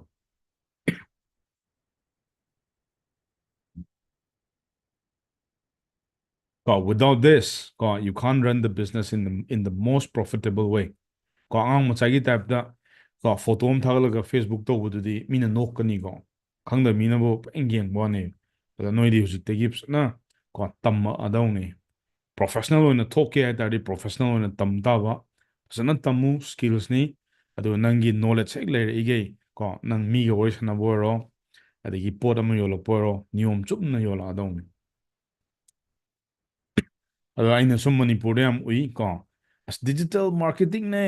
ꯗꯤꯖꯤꯇꯦꯜ ꯃꯥꯔꯀꯦꯇꯤꯡ ꯑꯁꯦ ꯄꯨꯟꯁꯤꯒꯤ ꯇꯝꯕꯗ ꯂꯣꯏꯔꯣꯏꯗꯕ ꯇꯣꯄꯤꯛꯅꯤ ꯑꯩꯅ ꯇꯝꯖꯩꯁꯦ ꯈꯖꯤꯛ ꯈꯛꯇꯅꯤ ꯑꯩꯁꯨ ꯁ꯭ꯇꯤꯜ ꯇꯝꯃꯤ ꯀꯣ ꯑꯩꯒꯤꯁꯨ ꯃꯦꯟꯇꯣꯔ ꯂꯩ ꯑꯩꯁꯨ ꯐꯖꯅ ꯇꯝꯃꯤ ꯇꯝꯃꯤꯒꯩ ꯂꯣꯏꯕ ꯅꯥꯏꯔꯣꯏ ꯑꯗꯨꯒ ꯌꯥꯝ ꯍꯥꯏꯅꯗꯥꯏꯅꯦ ꯍꯥꯎ ꯇꯨ ꯃꯦꯛ ꯃꯅꯤ ꯑꯗꯨ ꯑꯗꯥꯅ ꯁꯨꯝ ꯌꯦꯡꯉꯣ ꯀꯔꯤ ꯇꯧꯔꯤꯅꯣꯅ ꯅꯣꯡ ꯐꯥꯗꯣꯛꯁꯨ ꯌꯥꯎꯁꯜꯂꯨꯆꯣ ꯑꯗꯨꯝ ꯊꯣꯛꯂꯛꯑꯗꯧꯅꯤꯅ ꯁꯨꯃꯥꯏꯅ ꯏꯟ ꯗꯤꯇꯦꯜꯁ ꯀꯩꯁꯨ ꯇꯥꯛꯑꯣꯏ ꯑꯩꯅ ꯅꯣꯏꯗ ꯇꯥꯛꯏꯁꯤꯗꯤꯅꯦ ꯅꯣꯏ ꯋꯥꯔꯜ ꯀ꯭ꯂꯥꯁ ꯑꯣꯏꯅ ꯊꯣꯛꯆꯒꯣ ꯀꯣ ꯑꯩꯅ ꯇꯝꯃꯛꯏꯕ ꯒꯨꯔꯨ ꯃꯌꯥꯝꯗꯤ ꯏꯟꯗꯤꯌꯥꯒꯤ ꯇꯣꯞ ꯉꯥꯛꯇꯅꯦ ꯏꯟꯗꯤꯌꯥ ꯈꯛꯇ ꯅꯠꯇ꯭ꯔꯦ ꯋꯥꯔꯜꯒꯤ ꯃꯣꯏꯅ ꯇꯥꯛꯂꯛꯄ ꯃꯌꯥꯝꯗꯣ ꯃꯣꯏꯗꯩ ꯂꯧꯊꯣꯛꯑꯒ ꯄꯤꯁ ꯃꯌꯥꯝꯗꯣ ꯅꯣꯏꯗ ꯄꯤꯕ ꯋꯥꯅꯤ ꯑꯩꯒꯤ ꯑꯣꯟ ꯑꯦꯛꯁꯄꯤꯔꯤꯌꯦꯟꯁ ꯍꯥꯞꯆꯤꯜꯂꯒ ꯅꯣꯏꯗ ꯉꯁꯤ ꯑꯩꯅ ꯔꯤꯄ꯭ꯔꯖꯦꯟ ꯇꯧꯕ ꯋꯥꯅꯤ ꯑꯗꯨꯅ ꯁ꯭ꯀꯦꯝꯗ ꯃꯌꯥꯝ ꯊꯨꯒꯅꯨ ꯑꯗꯨꯅ ꯑꯩꯗꯤ ꯃꯣꯏꯅ ꯅꯣꯏ ꯍꯥꯏꯕꯗ ꯀꯩꯝ ꯍꯥꯏꯗꯤ ꯑꯗꯨꯝ ꯅꯣꯛꯑ ꯑꯗꯨꯝ ꯈꯥꯡꯉꯦꯕ ꯅꯣꯏꯁꯨ ꯍꯌꯦꯡꯋꯥꯏ ꯈꯪꯉꯛꯑꯀꯥꯟꯗ ꯅꯣꯛꯅꯤꯡꯉꯛꯀꯅꯤ ꯑꯗꯨꯝ ꯀꯔꯤꯅꯣ ꯇꯧꯔꯤꯁꯤꯕꯣ This is metrics so ꯑꯗꯨꯅ ꯃꯌꯥꯝ ꯁꯤꯒꯤ BTSꯁꯦ ꯁꯤꯗꯒꯤ ꯀꯩ ꯈꯪꯍꯧꯒꯦ ꯀꯣꯃꯦꯟꯇ ꯏꯔꯣ ꯌꯦꯡꯒꯦ What did you learn from this BTS?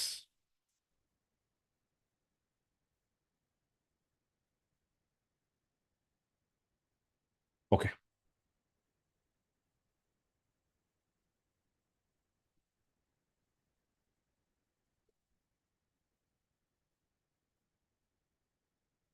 ꯌꯥꯝ ꯀꯣꯃꯦꯟꯇ ꯏꯔꯣ ꯀꯩꯅꯣ ꯀꯅꯥꯝ ꯀꯩꯝ ꯏꯗ꯭ꯔꯤꯁꯦ ꯀꯃꯥꯏꯅ ꯇꯧꯔꯤꯅꯣ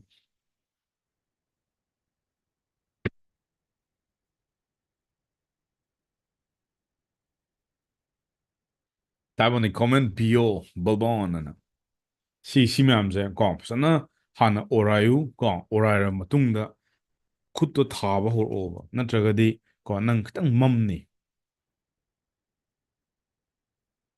ꯀꯣ ꯁꯤꯒꯨꯝꯕꯁꯤꯗꯤ ꯄꯨꯔꯥ ꯐꯥꯎꯟꯗꯦꯁꯟꯗꯣ ꯐꯖꯅ ꯁꯇ꯭ꯔꯣꯡ ꯑꯣꯏꯈꯤ ꯇꯥꯔꯒꯗꯤ ꯅꯪ ꯂꯣꯏ ꯈꯪꯉꯛꯇꯣꯏꯅꯤ ꯖꯣꯒ꯭ꯔꯥꯐꯤꯗ ꯀꯃꯥꯏꯅ ꯂꯣꯀꯦꯁꯟꯗ ꯀꯥꯏ ꯇꯥꯔꯒꯦꯠ ꯇꯧꯕ ꯃꯣꯗꯦꯜ ꯀꯃꯥꯏꯅ ꯁꯦꯝꯕ ꯃꯥꯔꯀꯦꯠ ꯀꯥꯏ ꯊꯥꯗꯣꯛꯄ ꯀꯣ ꯑꯩ ꯆꯦꯛꯂꯤꯁ ꯀꯩ ꯗꯔꯀꯥꯔ ꯂꯩ ꯑꯩꯅ ꯁꯤ ꯇꯧꯔꯛꯄ ꯃꯇꯝꯗ ꯀꯣ ꯑꯗꯩ ꯀꯦꯝꯄꯦꯟ ꯀꯃꯥꯏꯅ ꯁꯦꯠ ꯑꯞ ꯇꯧꯔꯛꯀꯅꯤ ꯑꯩ ꯒꯣꯜꯁꯦ ꯀꯩꯅꯣ ꯑꯣಬ್ꯖꯦꯛꯇꯤꯞꯁꯦ ꯀꯩꯅꯣ ꯕꯥꯏꯑꯣꯂꯣꯖꯤ ꯇꯥꯔꯒꯦꯇꯤꯡ ꯀꯃꯥꯏꯅ ꯇꯧꯔꯛꯀꯅꯤ ꯔꯤꯇꯥꯔꯒꯦꯠ ꯀꯃꯥꯏꯅ ꯇꯧꯔꯛꯀꯅꯤ ꯀꯣ ꯄꯤꯛꯆꯦꯜ ꯍꯥꯞꯆꯤꯜꯂꯒ ꯂꯤꯗꯀꯤꯔꯥ ꯁꯦꯜꯁꯀꯤꯔꯥ ꯄꯦꯖ ꯚ꯭ꯌꯨꯒꯤꯔꯥ ꯐ꯭ꯔꯣꯗꯀꯤꯔꯥ ꯀ꯭ꯋꯥꯂꯤꯐꯥꯏꯗꯀꯤꯔꯥ ꯁꯤ ꯂꯣꯏ ꯈꯪꯉꯛꯇꯣꯏꯅꯦꯕ ꯅꯥꯎ ꯀ꯭रिꯌꯦꯇꯤꯞꯁ ꯑꯥꯔꯠꯁ ꯍꯥꯏꯁꯦ ꯁꯤꯗꯅꯦꯕ ꯅꯪꯒꯤ ꯇꯦꯛꯁ ꯀꯃꯥꯏꯅ ꯏꯅꯤ ꯚꯤꯗꯤꯑꯣ ꯀꯃꯥꯏꯅ ꯁꯦꯝꯃꯛꯀꯅꯤ ꯁꯤꯅ ꯀ꯭रिꯌꯦꯇꯤꯕꯤꯇꯤ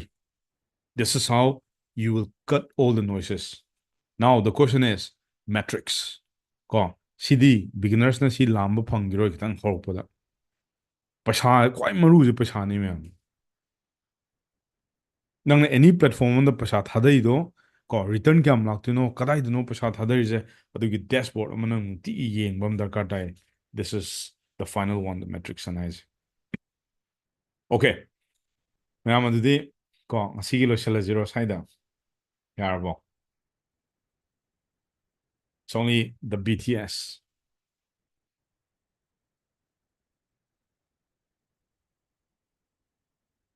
ꯌꯥꯗꯦ ꯁꯥꯔ ꯀꯣ ꯃꯤ ꯑꯃꯈꯛꯇꯔꯣ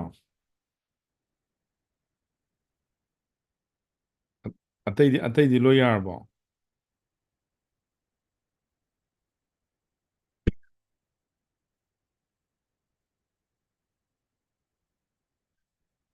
ꯑꯣꯀꯦ ꯉꯥꯏꯍꯥꯛ ꯇꯧꯈꯤꯁꯤ ꯀꯣ ꯑꯩꯈꯣꯏ ꯕꯣꯏꯅꯥꯎꯅꯕꯨ ꯇꯨꯝꯗ꯭ꯔꯗꯤ ꯑꯩꯗꯤ ꯌꯥꯔꯦ ꯀꯣ ꯕꯣꯏꯅꯥꯎꯅ ꯁꯨꯃꯥꯏꯅ ꯈꯞ ꯈꯞ ꯆꯤꯡꯕꯤꯗꯣ ꯁꯥꯏ ꯀꯣ ꯕꯣꯏꯅꯥꯎ ꯈꯨꯔꯥꯏꯖꯝꯅꯕꯨ ꯎꯏꯗ꯭ꯔꯗꯤ ꯑꯩꯈꯣꯏꯗꯤ ꯌꯥꯔꯦ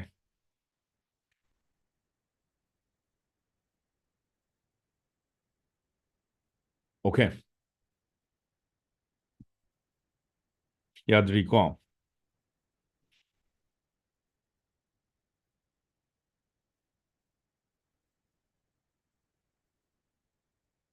ꯑꯣꯔꯥꯏꯠ ꯑꯗꯨ ꯑꯣꯏꯇꯥꯔꯗꯤ ꯑꯃꯨꯛ ꯀꯣ ꯌꯥꯝ ꯐꯥꯒꯤ ꯇꯧꯕꯅꯤꯗ ꯑꯩ ꯉꯥꯛꯇꯪꯅ ꯇꯥꯛꯈꯤꯀꯣ ꯑꯃꯨꯛ ꯁꯤꯗ ꯑꯃꯨꯛ ꯌꯦꯡꯉꯣ ꯀꯣ ꯇꯥꯎ ꯂꯣꯛꯁꯦ ꯌꯥꯝ ꯈꯨꯅꯤꯡꯗꯅ ꯈꯨꯕ ꯑꯃ ꯇꯧꯋꯦ ꯑꯩꯒꯤ ꯂꯣꯛꯁꯦ ꯑꯣꯀꯦ ꯁꯤꯗ ꯑꯃꯨꯛ ꯌꯦꯡꯉꯣꯀꯣ ꯑꯩꯒꯤ ꯑꯣꯏꯅ ꯀꯣ ꯑꯩꯒꯤ ꯄꯔꯁꯣꯅꯦꯜ ꯀꯣ ꯑꯩꯒꯤ ꯏꯁꯇ꯭ꯔꯦꯇꯖꯤ ꯈꯔ ꯍꯥꯏꯔꯝꯒꯦꯕ ꯀꯣ ꯑꯦꯠꯁꯀꯤ ꯏꯁꯇ꯭ꯔꯦꯇꯖꯤ ꯀꯃꯥꯏꯅ ꯊꯥꯔꯛꯇꯣꯏꯅꯣ ꯀꯣ ꯍꯌꯦꯡꯋꯥꯏ ꯅꯣꯏꯅ ꯅꯁꯥꯒꯤ ꯕꯤꯖꯤꯅꯦꯁ ꯑꯣꯏꯔꯁꯅꯨ ꯃꯤꯒꯤ ꯄꯥꯏꯕ ꯑꯣꯏꯔꯁꯅꯨ ꯅꯝꯕꯔ ꯋꯥꯟꯗ ꯅꯪ ꯏꯁꯇ꯭ꯔꯦꯇꯖꯤ ꯈꯪꯗꯅ ꯒꯦꯝ ꯄ꯭ꯂꯥꯟ ꯐꯖꯅ ꯇꯧꯗꯅ ꯃꯤꯒꯤ ꯄꯣꯠ ꯄꯥꯏꯕ ꯁꯨꯡꯌꯥ ꯌꯥꯔꯣꯏ ꯀꯃꯥꯏꯅ ꯅꯪ ꯑꯦꯛꯖꯤꯀ꯭ꯌꯨꯠ ꯇꯧꯔꯛꯇꯣꯏꯅꯣ ꯂꯝꯕꯤ ꯍꯥꯟꯅ ꯐꯖꯅ ꯎꯒꯗꯧꯅꯤ ꯀꯣ ꯂꯝꯕꯤꯗꯣ ꯎꯃꯤꯟꯅꯔꯀꯥꯟꯗ ꯍꯧꯖꯤꯛ ꯑꯩꯅ C B T S P ꯃꯇꯝꯗ ꯀꯣ ꯅꯪ ꯐꯅꯌꯥꯝ ꯑꯃ ꯂꯝꯕꯤ ꯐꯅꯌꯥꯝ ꯎꯔꯝꯒꯅꯤ ꯁꯤꯗ ꯀꯣ ꯅꯪ ꯁꯣꯏꯗꯅꯕꯅꯦ ꯑꯩꯅ ꯍꯧꯖꯤꯛ ꯅꯣꯏꯗ ꯁꯤ ꯄꯤꯔꯝꯃꯤ ꯃꯌꯥꯝꯁꯦ ꯍꯌꯦꯡꯋꯥꯏ ꯅꯪꯒꯤ ꯀꯦꯝꯄꯦꯟ ꯇꯧꯔꯝꯗꯥꯏꯗ ꯌꯦꯡꯉꯣꯕ ꯑꯣ ꯁꯤ ꯃꯇꯥꯡꯗ ꯁꯤ ꯂꯥꯛꯑꯕ ꯑꯩ ꯂꯣꯏ ꯁ꯭ꯇꯦꯞꯇꯅꯤ ꯂꯣꯏ ꯄꯤꯔꯝꯃꯤꯁꯦ ꯑꯦꯛꯁꯄꯤꯔꯤꯌꯦꯟꯁ ꯈꯪꯉꯣ ꯅꯪ ꯀꯥꯏ ꯂꯩ ꯖꯤꯔꯣꯅꯤ ꯍꯤꯁꯇ꯭ꯔꯤ ꯈꯪꯉꯣ ꯀꯣ ꯐ꯭ꯔꯦꯒꯃꯦꯟꯇꯦꯁꯟ ꯌꯥꯔꯔꯣꯏ ꯈꯪꯉꯣ ꯋꯦꯗꯔ ꯂꯥꯛꯑꯣ ꯖꯣꯒ꯭ꯔꯥꯐꯤ ꯈꯪꯉꯣ ꯁꯥꯏꯀꯣꯂꯣꯖꯤ ꯈꯪꯉꯣ ꯐꯤꯖꯤꯛꯁ ꯈꯪꯉꯣ ꯀꯦꯃꯦꯁꯇ꯭ꯔꯤ ꯈꯪꯉꯣ ꯀꯦꯃꯦꯁꯇ꯭ꯔꯤꯗ ꯀꯩꯅꯣ this are all the checklist this are the requirement ꯀꯣ ꯀꯩꯀꯩ ꯗꯔꯀꯥꯔ ꯂꯩꯒꯦꯗꯣ ꯂꯣꯏ ꯈꯪꯉꯣꯕ ꯀꯣ ꯐꯤꯖꯤꯛꯁꯁꯤꯅ ꯀꯩꯅꯣ ꯔꯤꯀ꯭ꯋꯥꯔꯃꯦꯟ ꯀꯦꯃꯦꯁꯇ꯭ꯔꯤꯅ ꯀꯩꯅꯣ ꯑꯩꯅ ꯇꯧꯗꯣꯔꯤꯕ ꯑꯩꯒꯤ ꯒꯣꯜꯁꯦ ꯀꯩꯅꯣ ꯕꯥꯏꯑꯣꯂꯣꯖꯤꯁꯤꯅ ꯀꯩꯅꯣ ꯑꯩꯅ ꯇꯥꯔꯒꯦꯠ ꯇꯧꯗꯣꯔꯤꯕ ꯔꯤꯇꯥꯔꯒꯦꯠ ꯀꯃꯥꯏꯅ ꯇꯧꯔꯛꯀꯅꯤ ꯃꯤ ꯑꯃꯇ ꯋꯦꯁ ꯇꯧꯔꯛꯑꯣꯏꯗꯕ ꯑꯥꯔꯠꯁꯤꯅ ꯀꯩꯅꯣ ꯏꯅꯣꯚꯦꯇꯤꯞ ꯑꯥꯏꯗꯤꯌꯥꯁ ꯄꯨꯊꯣꯔꯛꯀꯗꯧꯕꯁꯤꯅꯤ this is where you will be the different you will be the unique in the market ꯁꯤꯗꯒꯤ ꯂꯥꯁꯇ ꯀꯩꯅꯣ ꯗꯤꯁ ꯏꯁ ꯑ ꯃꯦꯠꯁ ꯀꯣ ꯃꯦꯊꯃꯦꯇꯤꯛꯁ ꯍꯩꯇꯕ ꯁꯨꯡꯌꯥ ꯌꯥꯔꯣꯏꯕ ꯕꯤꯖꯤꯅꯦꯁ ꯇꯧꯒꯦꯗꯤ ꯈꯔ ꯍꯤꯁꯥꯞꯁꯨ ꯇꯧ ꯇꯥꯔꯦꯅ ꯍꯦꯛꯇ ꯑꯗꯨ ꯍꯥꯏꯔꯒ ꯍꯦꯛꯇ ꯀꯜꯀꯨꯂꯁ ꯍꯣꯠꯂꯣ ꯍꯥꯏꯕ ꯅꯠꯇꯦꯀꯣ ꯃꯌꯥꯝ ꯀꯜꯀꯨꯂꯁ ꯍꯣꯠꯂꯣꯁꯤ ꯂꯣꯏ ꯐꯦꯜ ꯑꯣꯏꯅꯤ ꯍꯧꯖꯤꯛ ꯂꯩ ꯃꯌꯥꯝꯁꯦ ꯑꯝꯇꯪ ꯍꯣꯠꯇꯣꯛꯁꯦ ꯍꯥꯏꯕ꯭ꯔꯣ ꯊꯤꯑꯣꯔꯝ ꯑꯃ ꯄꯥꯟꯁꯤꯜꯂꯒ ꯀꯩꯝ ꯀꯥꯟꯗꯕ ꯊꯤꯑꯣꯔꯝꯅꯤꯀꯣꯗꯣ ꯅꯝꯗꯅ ꯑꯥꯔ ꯗꯤ ꯁꯔꯃꯒꯗꯣ ꯍꯣꯠꯍꯟꯈꯤꯗꯅ ꯅꯨꯡꯕꯨ ꯅꯨꯡꯁꯤ ꯃꯌꯥꯝ ꯍꯧꯖꯤꯛꯇ ꯅꯤꯡꯁꯤꯡꯉꯛꯑꯒ ꯀꯣ ꯑꯪꯀ ꯍꯣꯜꯂꯨ ꯑꯪꯀ ꯍꯧꯖꯤꯛꯇ ꯁꯤꯖꯤꯟꯅꯕꯅ ꯄ꯭ꯂꯁꯀ ꯃꯥꯏꯅꯁꯀ ꯗꯤꯚꯥꯏꯠꯀ ꯏꯟꯇꯨꯒ ꯂꯣꯏꯔꯦ ꯀꯩꯕꯨ ꯁꯤꯖꯤꯟꯅꯒꯦ ꯍꯧꯖꯤꯛ ꯅꯣꯏ ꯄꯥꯏꯊꯥꯒꯣꯔꯁ ꯊꯤꯑꯣꯔꯝꯒꯗꯣ ꯄꯥꯜꯂꯤꯕꯣ ꯍꯧꯖꯤꯛ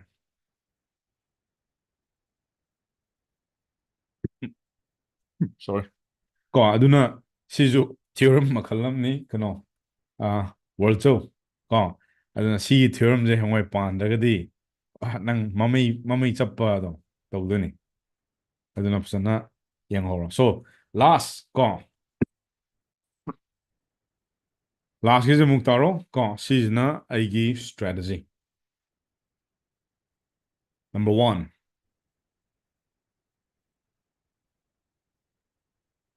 ꯋꯦꯕꯤꯅꯥꯔ ꯅꯦꯝ ꯉꯁꯥꯏ ꯅꯪꯒꯤ ꯐꯦꯁꯕꯨꯛꯀꯤ ꯅꯪ ꯐꯣꯔꯃꯨꯂꯥ ꯃꯌꯥꯝꯗꯣ ꯂꯣꯏ ꯈꯪꯉꯦꯅ ꯍꯧꯖꯤꯛ ꯅꯪ ꯄ꯭ꯔꯗꯛꯅꯦꯕ ꯅꯪ ꯍꯥꯄꯛꯇꯣꯏꯁꯤ ꯅꯠꯇ꯭ꯔꯥ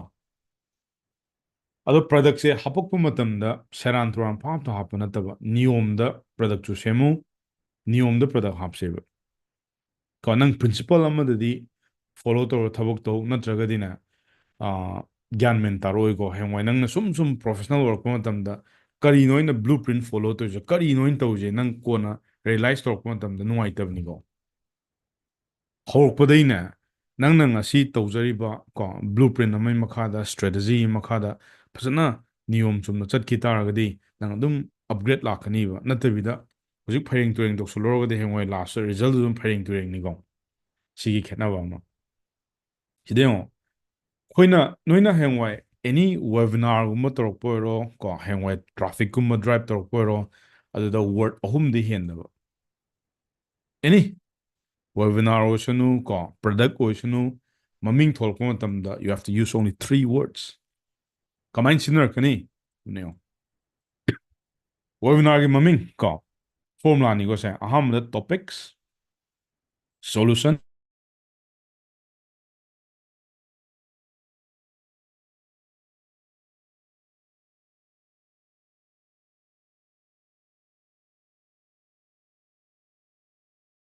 ꯕꯤ ꯁꯇ꯭ꯔꯣꯡ ꯑꯅ ꯍꯥꯏꯁꯦ ꯅꯪꯒꯤ ꯄ꯭ꯔꯗꯛꯀꯤ ꯀꯣ ꯑꯗꯨꯝ ꯌꯥꯔꯣꯏ ꯀꯣ ꯑꯗꯒꯤ ꯁꯦꯀꯦꯟꯗ ꯑꯩꯈꯣꯏꯅ ꯑꯩ ꯏꯟꯇꯔꯅꯦꯠꯁꯦ ꯈꯤꯇꯪ ꯑꯟꯁꯇꯦꯕꯜ ꯑꯣꯏ ꯑꯗꯨꯅꯅꯦ ꯃꯌꯥꯝ ꯈꯤꯇꯪ ꯆꯞꯄ ꯃꯥꯜꯂꯦ ꯍꯧꯖꯤꯛꯄꯨꯗꯤ ꯌꯥꯔꯕ ꯃꯌꯥꯝ ꯉꯁꯤ ꯑꯩ ꯂꯥꯁꯅꯦ ꯑꯩꯅ ꯁꯤꯗꯒꯤ ꯁꯤ ꯃꯐꯝꯗꯩ ꯐꯝꯃꯤꯁꯦ ꯁꯤꯅ ꯂꯥꯁ ꯋꯦꯕꯤꯅꯥꯔ ꯑꯣꯏꯗꯣꯏꯅꯤ ꯁꯤ ꯃꯐꯝ ꯑꯃꯨꯛ ꯎꯔꯔꯣꯏ ꯅꯦꯛꯁ ꯏꯌꯔꯗꯒ ꯎꯕꯗ ꯑꯣꯀꯦ ꯁꯤꯗ ꯌꯦꯡꯉꯣ ꯋꯦꯕꯤꯅꯥꯔ ꯑꯃ ꯇꯧꯔꯛꯄ ꯃꯇꯝꯗ ꯋꯦꯕꯤꯅꯥꯔꯒꯤ ꯅꯪꯒꯤ ꯉꯁꯥꯏꯒꯤ ꯇꯣꯄꯤꯛꯇꯣ ꯀꯩꯒꯨꯝꯕ ꯌꯥꯝ ꯁꯣꯠꯂꯕ ꯅꯁꯥ ꯅꯊꯟꯗ ꯍꯥꯟꯅ ꯍꯪꯖꯧꯕ ꯑꯩ ꯇꯣꯄꯤꯛꯁꯤꯕꯨ ꯏꯁꯥ ꯈꯤꯇꯪꯗꯅ ꯏꯝꯄ꯭ꯔꯦꯁ ꯑꯣꯏꯕꯅꯦ ꯁꯤ ꯍꯦꯛ ꯄꯥꯕ ꯃꯇꯝꯗ ꯑꯩꯉꯣꯟꯗ ꯀꯩ ꯐꯤꯜ ꯇꯧꯒꯦ ꯀꯣ ꯁꯤ ꯃꯤꯉꯣꯟꯗ ꯑꯦꯛꯁꯥꯏꯠꯃꯦꯟ ꯑꯣꯏꯒꯗ꯭ꯔꯥ ꯑꯦꯛꯁꯥꯏꯇꯦड ꯑꯣꯏꯒꯗ꯭ꯔꯥ ꯁꯤ ꯍꯥꯟꯅ ꯈꯟꯒꯗꯕ ꯄ꯭ꯔꯗꯛ ꯃꯃꯤꯡꯁꯨ ꯃꯉꯥꯏꯔꯦꯀꯣ ꯐꯩꯔꯦꯡ ꯇꯨꯔꯦꯡ ꯊꯣꯟꯖꯜꯂꯨꯅꯨ ꯄꯪꯊꯣꯟꯗ ꯀꯣ no one will show up ꯍꯥꯏꯁꯦ ꯁꯤ ꯅꯤꯡꯁꯤꯡꯕꯤꯔꯣ ꯅꯪꯅ ꯋꯦꯕꯤꯅꯥꯔ ꯑꯃ ꯇꯧꯒꯦ ꯑꯣꯏꯔꯣ ꯑꯃ ꯇꯧꯒꯦ ꯑꯣꯏꯔꯣ ꯀꯣ ꯃꯤ ꯂꯥꯛꯇ꯭ꯔꯦ ꯍꯥꯏꯗꯣ ꯀꯗꯥꯏꯗꯩꯅꯣ ꯁꯤ ꯁꯣꯟꯕꯩꯅꯤꯀꯣ ꯃꯃꯤꯡꯗꯣ ꯑꯩ ꯋꯦꯕꯤꯅꯥꯔꯁꯦ ꯃꯤ ꯀꯅꯥꯝꯇ ꯁꯣ ꯑꯞ ꯇꯧꯕꯤꯗ꯭ꯔꯦ ꯃꯤꯉꯣꯟꯗ ꯁꯥꯎꯔꯨꯅꯨ ꯀꯣ ꯅꯪꯒꯤ ꯇꯣꯄꯤꯛꯇꯣ ꯃꯤꯅ ꯄꯥꯝꯗꯕ ꯑꯃ ꯀꯣ ꯅꯪꯅ ꯇꯥꯛꯇꯣꯔꯤ ꯄꯣꯠꯇꯣ ꯃꯤꯅ ꯈꯤꯇꯪ ꯈꯪꯅꯤꯡꯗꯕ ꯑꯃ ꯂꯩꯗꯅ ꯑꯗꯨ ꯁꯤꯗꯩꯅꯤ ꯀꯃꯥꯏꯅ ꯊꯣꯟꯗꯣꯏꯅꯣ ꯐꯣꯔꯃꯨꯂꯥꯁꯤ ꯂꯩꯔꯦ ꯇꯣꯄꯤꯛ ꯁꯣꯂꯨꯁꯟ ꯑꯦꯟ ꯂꯣꯟꯁ ꯍꯥꯏꯁꯦ ꯍꯤꯌꯔꯁ ꯑ ꯔꯨꯜ ꯏꯁꯜꯂꯣ ꯀꯣ ꯇꯣꯄꯤꯛꯇ ꯑꯦꯅꯤ ꯇꯣꯄꯤꯛ ꯑꯃ ꯍꯥꯏꯔꯣꯕ ꯀꯩ ꯇꯣꯄꯤꯛ ꯍꯥꯏꯁꯤꯒꯦ ꯀꯣ ꯋꯦꯠ ꯂꯣꯁ ꯀꯣ ꯁꯣꯂꯨꯁꯟ ꯃꯥꯁꯇꯔ ꯀ꯭ꯂꯥꯁ ꯀꯣ ꯋꯦꯠ ꯂꯣꯁ ꯀꯣ ꯁꯤꯗꯩꯁꯤꯗ ꯁꯣꯔꯤ ꯅꯪꯒꯤ ꯇꯣꯄꯤꯛꯇꯣ ꯁꯤꯗ ꯍꯥꯞꯆꯜꯂꯛꯑꯣꯕ ꯀꯣ ꯇꯣꯄꯤꯛꯇꯣ ꯍꯥꯞꯆꯜꯂꯣ ꯇꯣꯄꯤꯛꯇꯣ ꯍꯦꯛ ꯍꯥꯞꯆꯟꯕꯒ ꯅꯪꯒꯤ ꯁꯣꯂꯨꯁꯟꯁꯤꯅ ꯀꯔꯤ ꯁꯣꯂꯨꯁꯟꯅꯣ ꯄꯤꯗꯣꯏꯁꯦ ꯀꯣ ꯂꯣꯟꯁ ꯍꯥꯏꯁꯤꯅ ꯁꯤꯗꯒꯤ ꯑꯃ ꯍꯥꯞꯆꯜꯂꯛꯑꯣꯕ ꯑꯦꯅꯤ ꯇꯣꯄꯤꯛ ꯀꯣ ꯅꯪꯒꯤ ꯕꯤꯖꯤꯅꯦꯁꯇꯨꯒꯤ ꯀꯣ ꯇꯣꯄꯤꯛ ꯑꯃ ꯍꯥꯞꯄꯣ ꯅꯪꯅ ꯄꯤꯔꯤꯕ ꯁꯣꯂꯨꯁꯟꯁꯦ ꯀꯩꯅꯣ ꯋꯥꯔꯗ ꯑꯍꯨꯝꯗꯤ ꯍꯦꯟꯕ ꯌꯥꯗꯕ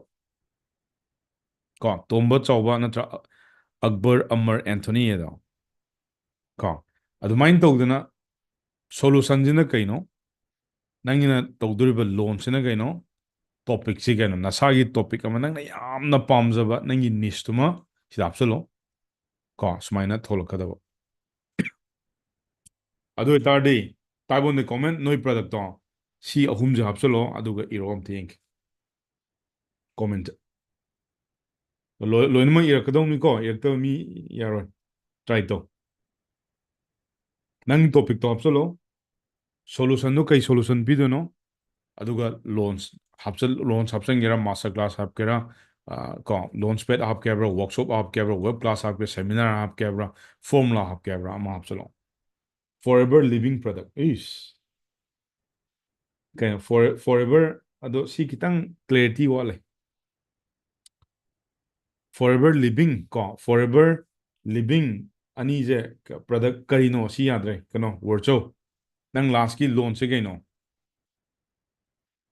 ani khatane nang haije forever living duma laigre product to lare kari solution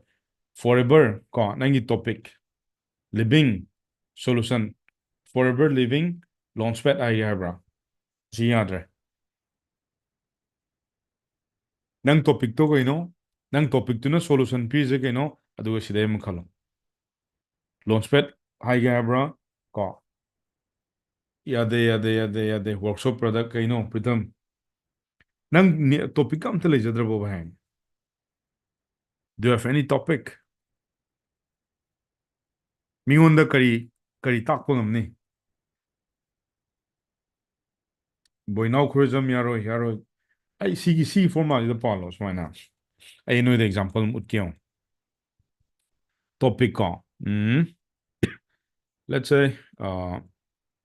AI ko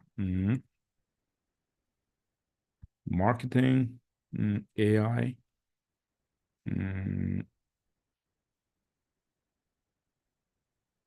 marketing webinar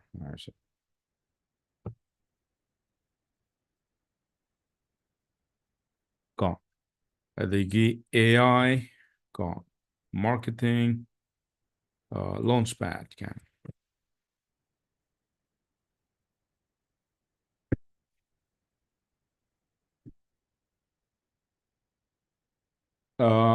worcho yadre ko mari sure forever living ahum tholo ahum thoktadi phazaroi product maming do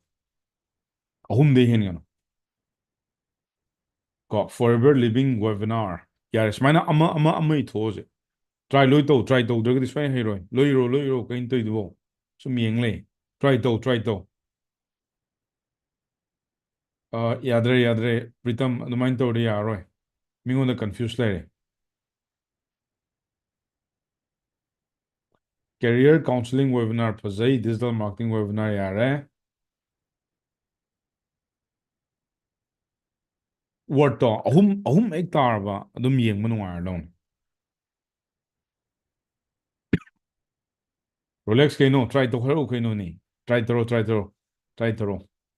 Toksom da Kishore ko John Maitei Arbin Berry adagi case Ningthemba Khamba Asis webinar on traffic jam Asis kaino pai sele kaino to jbo webinar last talo si formula pandi ke gino aham the topic le lo second the solution le lo kai matang gino nang topic to kai gino solution ji kai gino launch so kai gino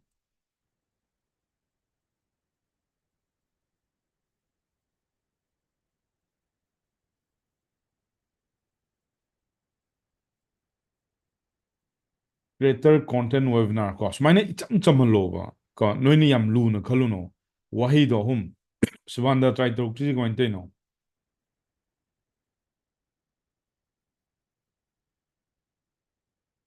Shirachandra kangwan try to Josla ga try to tri bo Ganeshwari Susma Somorjit Peter kaino try to Thoy Rosan Sandhya Manus Asamde le arju kor kani ko thapajo adagi diamond ke doroge question ang hamdai di etle Facebook ads webinar yam line same yai personal development web class yare website design webinar yare video editing master class yare meditation knowledge master class yare toroge sir career counseling webinar yare nice mindset clarity webinar yare lu brosibo adumaina hang white topic ama semdo haiboni da meta ads workshop hian NG ko video editing workshop very nice abin now weight loss master class 소문이 그대로게, 소문이 그대로게. Boinaldi, Rahul, Nandini, Khamba palele ju lakani ko. Adigi chingkhengan ba, Ranbir, try to, ito, aduga using magic pair ke. That data transforming webinar, Instagram ads webinar. Okay, khamba igre ko, healthcare webinar. Value giving value giving seminar. Si yadre ko, kain to ijibo, value giving seminar, kari gi value no. Yadre. Lifetime guidance training. Si yadre ko, Okram Susma. Sidema khalo. Format ama talo. Drop shipping marketing webinar. Morangtem Nirmal ko, or online class webinar. Si kitang pazawale. Interpersonal skills development masterclass. Yam sangmuli ko. Interpersonal skills masterclass I have around. Word to hum na lo shan batamu. Tammo.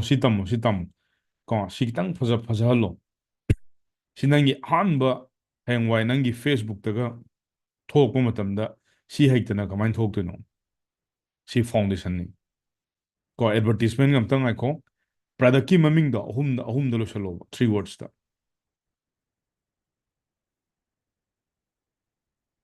Aina ga tokhi da ai AI da ina 7 days da AI marketing challenge kan to khai ga da.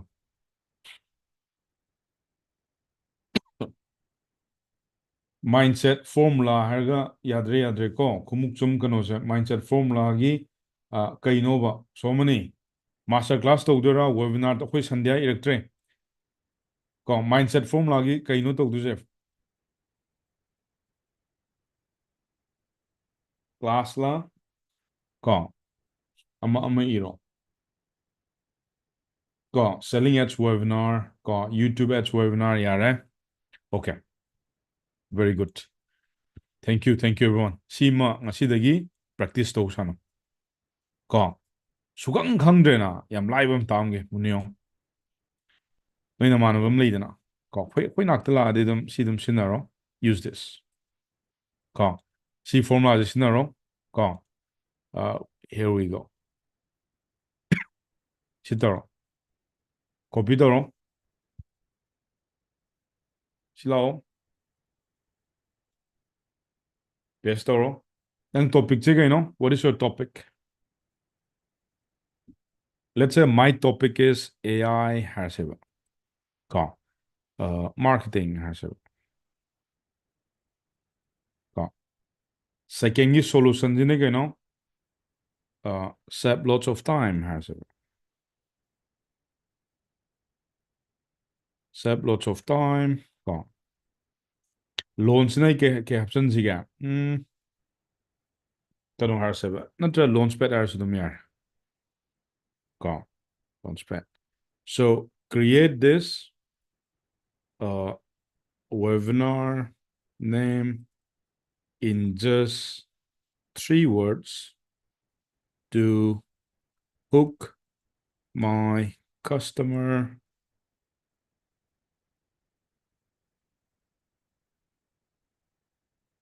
Give me best 3 webinar name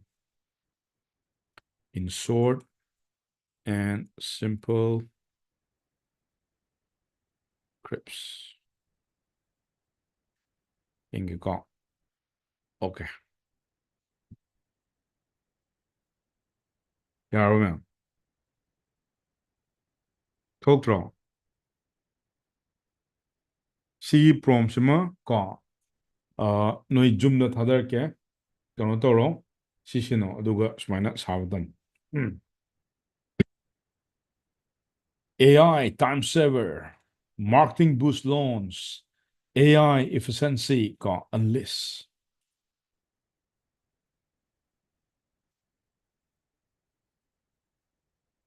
ꯀꯣ ꯑꯗꯨ ꯑꯃꯨꯛ ꯖꯥꯎ ꯀꯣ ꯑꯩꯅ ꯍꯧꯖꯤꯛ ꯄꯤꯔꯤꯗꯣ ꯑꯗꯨꯒꯤ ꯄ꯭ꯔꯣꯝꯗꯣ copy ꯇꯧꯔꯣ ꯀꯣ ꯖꯨꯝꯒꯤꯗꯣ ꯑꯗꯨ ꯊꯝꯖꯜꯂꯣ ꯀꯣ ꯍꯌꯦꯡꯋꯥꯏ ꯁꯤꯒꯤꯁꯦ ꯁꯤꯖꯤꯟꯅꯅꯕ ꯅꯪꯒꯤ ꯑꯍꯥꯟꯕ ꯄ꯭ꯔꯗꯛꯀꯤ ꯍꯌꯦꯡꯋꯥꯏ ꯁꯥꯔꯛꯄ ꯃꯇꯝꯗ ꯀꯣ ꯁꯤ ꯋꯥꯔꯗ ꯑꯍꯨꯝꯗ ꯇꯥꯍꯜꯂꯣꯕ ꯑꯗꯨꯃꯥꯏꯅ ꯇꯦꯟꯇꯛ ꯇꯦꯟꯇꯛ ꯄꯣꯏꯟꯠꯇ ꯀꯣ ꯌꯥꯝ ꯁꯥꯡꯉꯒꯗꯤ ꯃꯤꯅ ꯄꯥꯅꯤꯡꯗꯕꯅꯤ ꯂꯩꯁꯨ ꯂꯩꯅꯤꯡꯉꯣꯏ ꯑꯗꯨꯅ ꯄ꯭ꯔꯗꯛꯀꯨꯝꯕ ꯌꯦꯟ ꯀꯛꯁꯅꯨ ꯑꯗꯒꯤ ꯖꯤꯇꯅ ꯌꯣꯟꯁꯅꯨ ꯌꯥꯔꯤꯈꯩꯅꯦ ꯐꯤ ꯌꯣꯟꯕ ꯑꯣꯏꯁꯅꯨ ꯑꯃ ꯑꯣꯏꯁꯅꯨ ꯃꯥꯔꯀꯦꯠꯇ ꯊꯣꯛꯂꯛꯄ ꯃꯇꯝ ꯃꯤꯅ ꯈꯤꯇꯪ ꯄꯥꯕ ꯅꯨꯡꯉꯥꯏꯕ ꯍꯥꯏꯕ ꯅꯨꯡꯉꯥꯏꯕ ꯑꯗꯨꯒꯨꯝꯕ ꯋꯥꯍꯩ ꯋꯥꯇꯥ ꯁꯤꯟꯅꯕ ꯇꯝꯁꯤꯀꯣ ꯁꯦꯀꯦꯟꯗ ꯑꯃꯨꯛ ꯌꯦꯡꯉꯣ ꯀꯣ ꯁꯤꯒꯤ ꯅꯪꯅ ꯍꯌꯦꯡꯋꯥꯏ ꯄ꯭ꯔꯗꯛ ꯑꯃ ꯌꯣꯟꯕ ꯑꯣꯏꯔꯣ ꯀꯣ ꯅꯪꯒꯤ ꯍꯧꯖꯤꯛꯄꯨꯗꯤ ꯑꯩꯅ ꯋꯦꯕꯤꯅꯥꯔ ꯍꯥꯏꯔꯦꯅ ꯋꯦꯕꯤꯅꯥꯔꯁꯤꯗ ꯍꯨꯛꯁꯦ ꯀꯃꯥꯏꯅ ꯁꯤꯖꯤꯟꯅꯔꯛꯀꯅꯤ ꯂꯔꯟ ꯍꯥꯎ ꯍꯥꯏꯁꯦ ꯀꯣ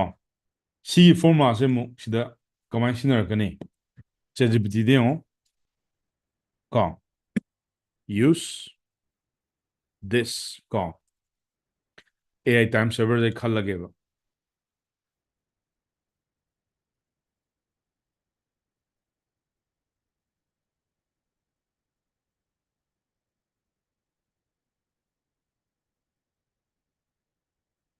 use this ꯀꯣ ꯀꯩꯅꯣ AI time server as a hook for my webinar ꯀꯣ so that I can attract my audience in order to join this webinar. Give me best three hook headline in short and crisp to the point.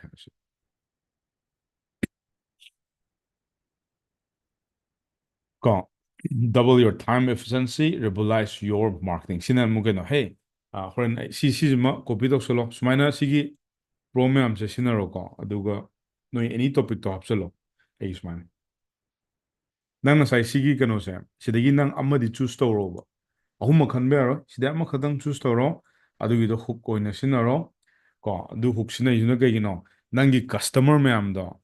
moi ma'am do phana bani ko dumle adagi number 3 da 3 secrets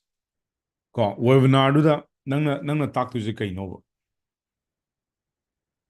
what are you going to teach ko aduna mu kamain takani sida yo yam laina mu lag let's say double your time efficiency revolutionize your marketing ko give me three secrets on this topics so that I can teach in my webinar. I can engage with my clients.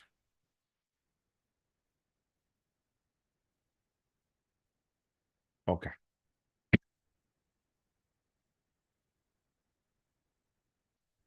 Sigi topic ahumjida ingangthara number 1 da keno automated campaign management, number 2 da keno customer insight analysis aduga personalized marketing ko si myam jina ko si heading khatang lawada 1 2 3 ko sida har just give me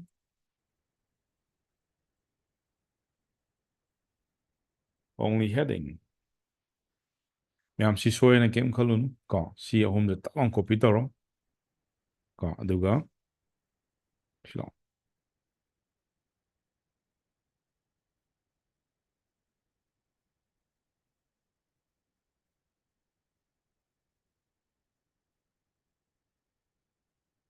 sumana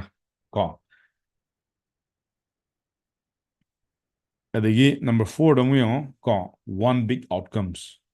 si outcomes in kaino nangna huzik product ama yonjasno any product I use pudi webinar da haiba neba nangi product ki quite a big promise kaino what is the big promise that you give to your client or customer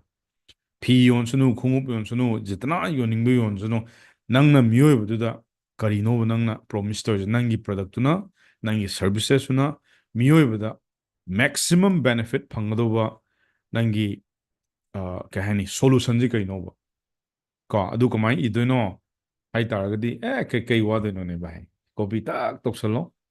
ꯁꯤꯗ ꯑꯗꯨꯝ ꯍꯥꯏꯖꯜꯂꯣ ꯀꯣ ꯁꯤꯗ ꯌꯦꯅ big promise from this webinar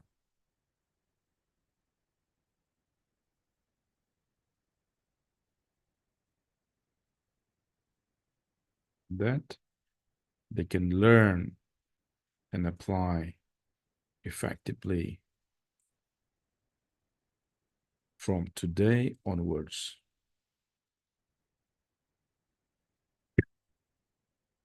Transform your marketing efficiency, master AI tools today, and start seeing results immediately. Sisina webinar gi promise never. Ngasi kaubu numitagi AI je sinabiraga ko nahaki business to ero adagi nangi professional life to ero ko results je hujiktagi dum tools mayam je sinaraga ngasidagi thabak to hobiro habni yam lahen ba mongda ado hujik matamda nangi si brain yam sinaganoba aina sinaganu habadi matamjiga chanaba nangonda leiba khuchu khulai mayam su sinau nangi brain su sinau then only ko nang da creativity ma tholkini ba nahangadi nang sum khanjaidana hujik te du nataba bot punjalo ni maks yarba ko aduma hujikido itho dagi number 5 ta offer ko webinar sida ko moina hengwa changpa matamda kari kari offer phangdoino nangi product to ero nangi services to ero offer kamai pini kedubai ludoino se cha long say give me ko make it offer for this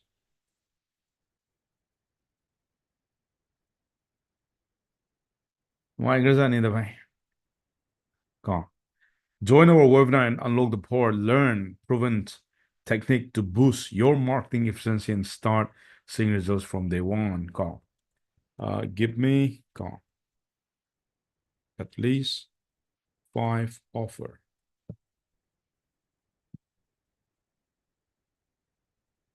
Call. Smainga dum pisalas yare. Adigi number 6 the segments. Call. Sida akoina segments na kaino. Nang na target togdusa kanada nova. Are you targeting business owner? Are you targeting youths? Are you targeting gamers? Are you targeting personal development people? Are you targeting entrepreneurs? Are you targeting internet marketers? Ko mayam aina ngasi ta isidi ko product tay hobode lobu loi sabani ngatangda hendoni. Nangna nangi husik product yoningi do kanadano ba. Consumer dara miyoy ba ise already business tawjab da natre cham cham ba koigi yumda sum leijaba leidana adura adagi naha mayamdara game sanaba hero mayamdara ko adu mahana khanbiro. Number 7 ad ki hooks ko kamai semakani advertisement amda hangwai hooks habake hamatamda you have to start with emotion ko pangtaw da tawnu ko sida yango se number 1 the problem ko problem khangdana hooks haveroi ko number 2 da sidagi amakatang khangadawa nangi video du da ko emotion da kitang ngangadawa either problem da ngange habra regret natra pain natra solution natra simple loiba solution connection ko leidana connection yam wa relationship engagement logic kedubai khalloidino kedubai da maktano ko ai sida example arbin haigeba arbin da mayam na kedubai da makta ta do no gyanesori da gyanesori gi webinar gyanesori gi product gyanesori kedubai leidino ko ajanta sarumbam ana yause mangondagi product kedubai leidino ajanta na haiba kedubai ta do no ko adigi kehe joli gi phi kedubai leidino boinaw khrai janna tummi je kedubai tummino hanjala chaila ne harane go hagi dawne boinaw ko boinaw khrai jamna ngasi tummi jina saba kai dune ba natro adu oitaragadi ko boinaw khrai jam kedubai tummino ona hangtuni saba kai jiganda ꯑꯗꯣ ꯄꯤꯇꯔꯗꯒꯤ ꯀꯩꯗꯧꯕꯩ ꯃꯥꯏꯟꯁꯦꯠꯀꯤ ꯀꯩꯗꯧꯕꯩ ꯇꯥꯗꯣꯏꯅꯣ ꯋꯥꯏ ꯀꯩꯗꯧꯕꯩ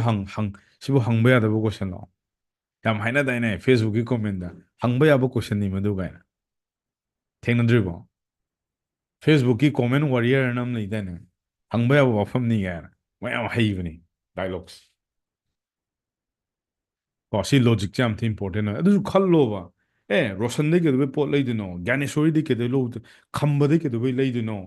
ꯀꯣ ꯁꯨꯅꯟꯗꯗꯒꯤ ꯀꯩꯗꯧꯕꯩ ꯂꯩꯗꯣꯏꯅꯣ ꯑꯗꯒꯤ ꯆꯤꯡꯈꯩ ꯉꯥꯟꯕꯗꯒꯤ ꯀꯩꯗꯧꯕꯩ ꯂꯩꯗꯣꯏꯅꯣ ꯀꯣ you have to understand logic strategy quick fix ꯁꯤꯗꯩ ꯑꯃ ꯈꯜꯂꯣ ꯑꯗꯨꯒ ꯅꯪꯒꯤ ꯍꯨꯛꯁꯦ ꯁꯤ ꯉꯥꯡꯊꯔꯛꯇꯣꯏꯅꯦꯕ ꯄꯨꯂꯞ ꯉꯥꯡꯕꯗꯤ ꯌꯥꯔꯣꯏꯀꯣ ꯑꯗꯩ ꯁꯇ꯭ꯔꯛꯆꯔ ꯀꯣ this is what you have to put in your advertisement ꯍꯌꯦꯡꯋꯥꯏ ꯐꯦꯁꯕꯨꯛꯇ ꯀꯣ ꯚꯤꯗꯤꯑꯣ ꯑꯃ ꯁꯇ꯭ꯔꯛꯆꯔ ꯁꯥꯔꯛꯀꯦ ꯀꯣꯟꯇꯦꯟ ꯑꯃ ꯑꯦꯗꯚꯔꯇꯤꯁꯃꯦꯟ ꯑꯃ ꯇꯧꯔꯛꯀꯦ ꯃꯇꯝꯗ ꯁꯇ꯭ꯔꯛꯆꯔ ꯑꯃ ꯈꯪꯗꯧꯅꯤ ꯁꯤ ꯁꯇ꯭ꯔꯛꯆꯔ ꯌꯥꯎꯗꯅ ꯅꯪ ꯀꯃꯥꯏꯅ ꯁꯥꯗꯣꯏꯅꯣ number one is hook Number two is content. Number three is call to action. Hook kamay sarkani?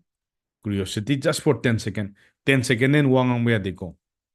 Si rule ni. Isalu. Ko second da content da wa kyam ngangani.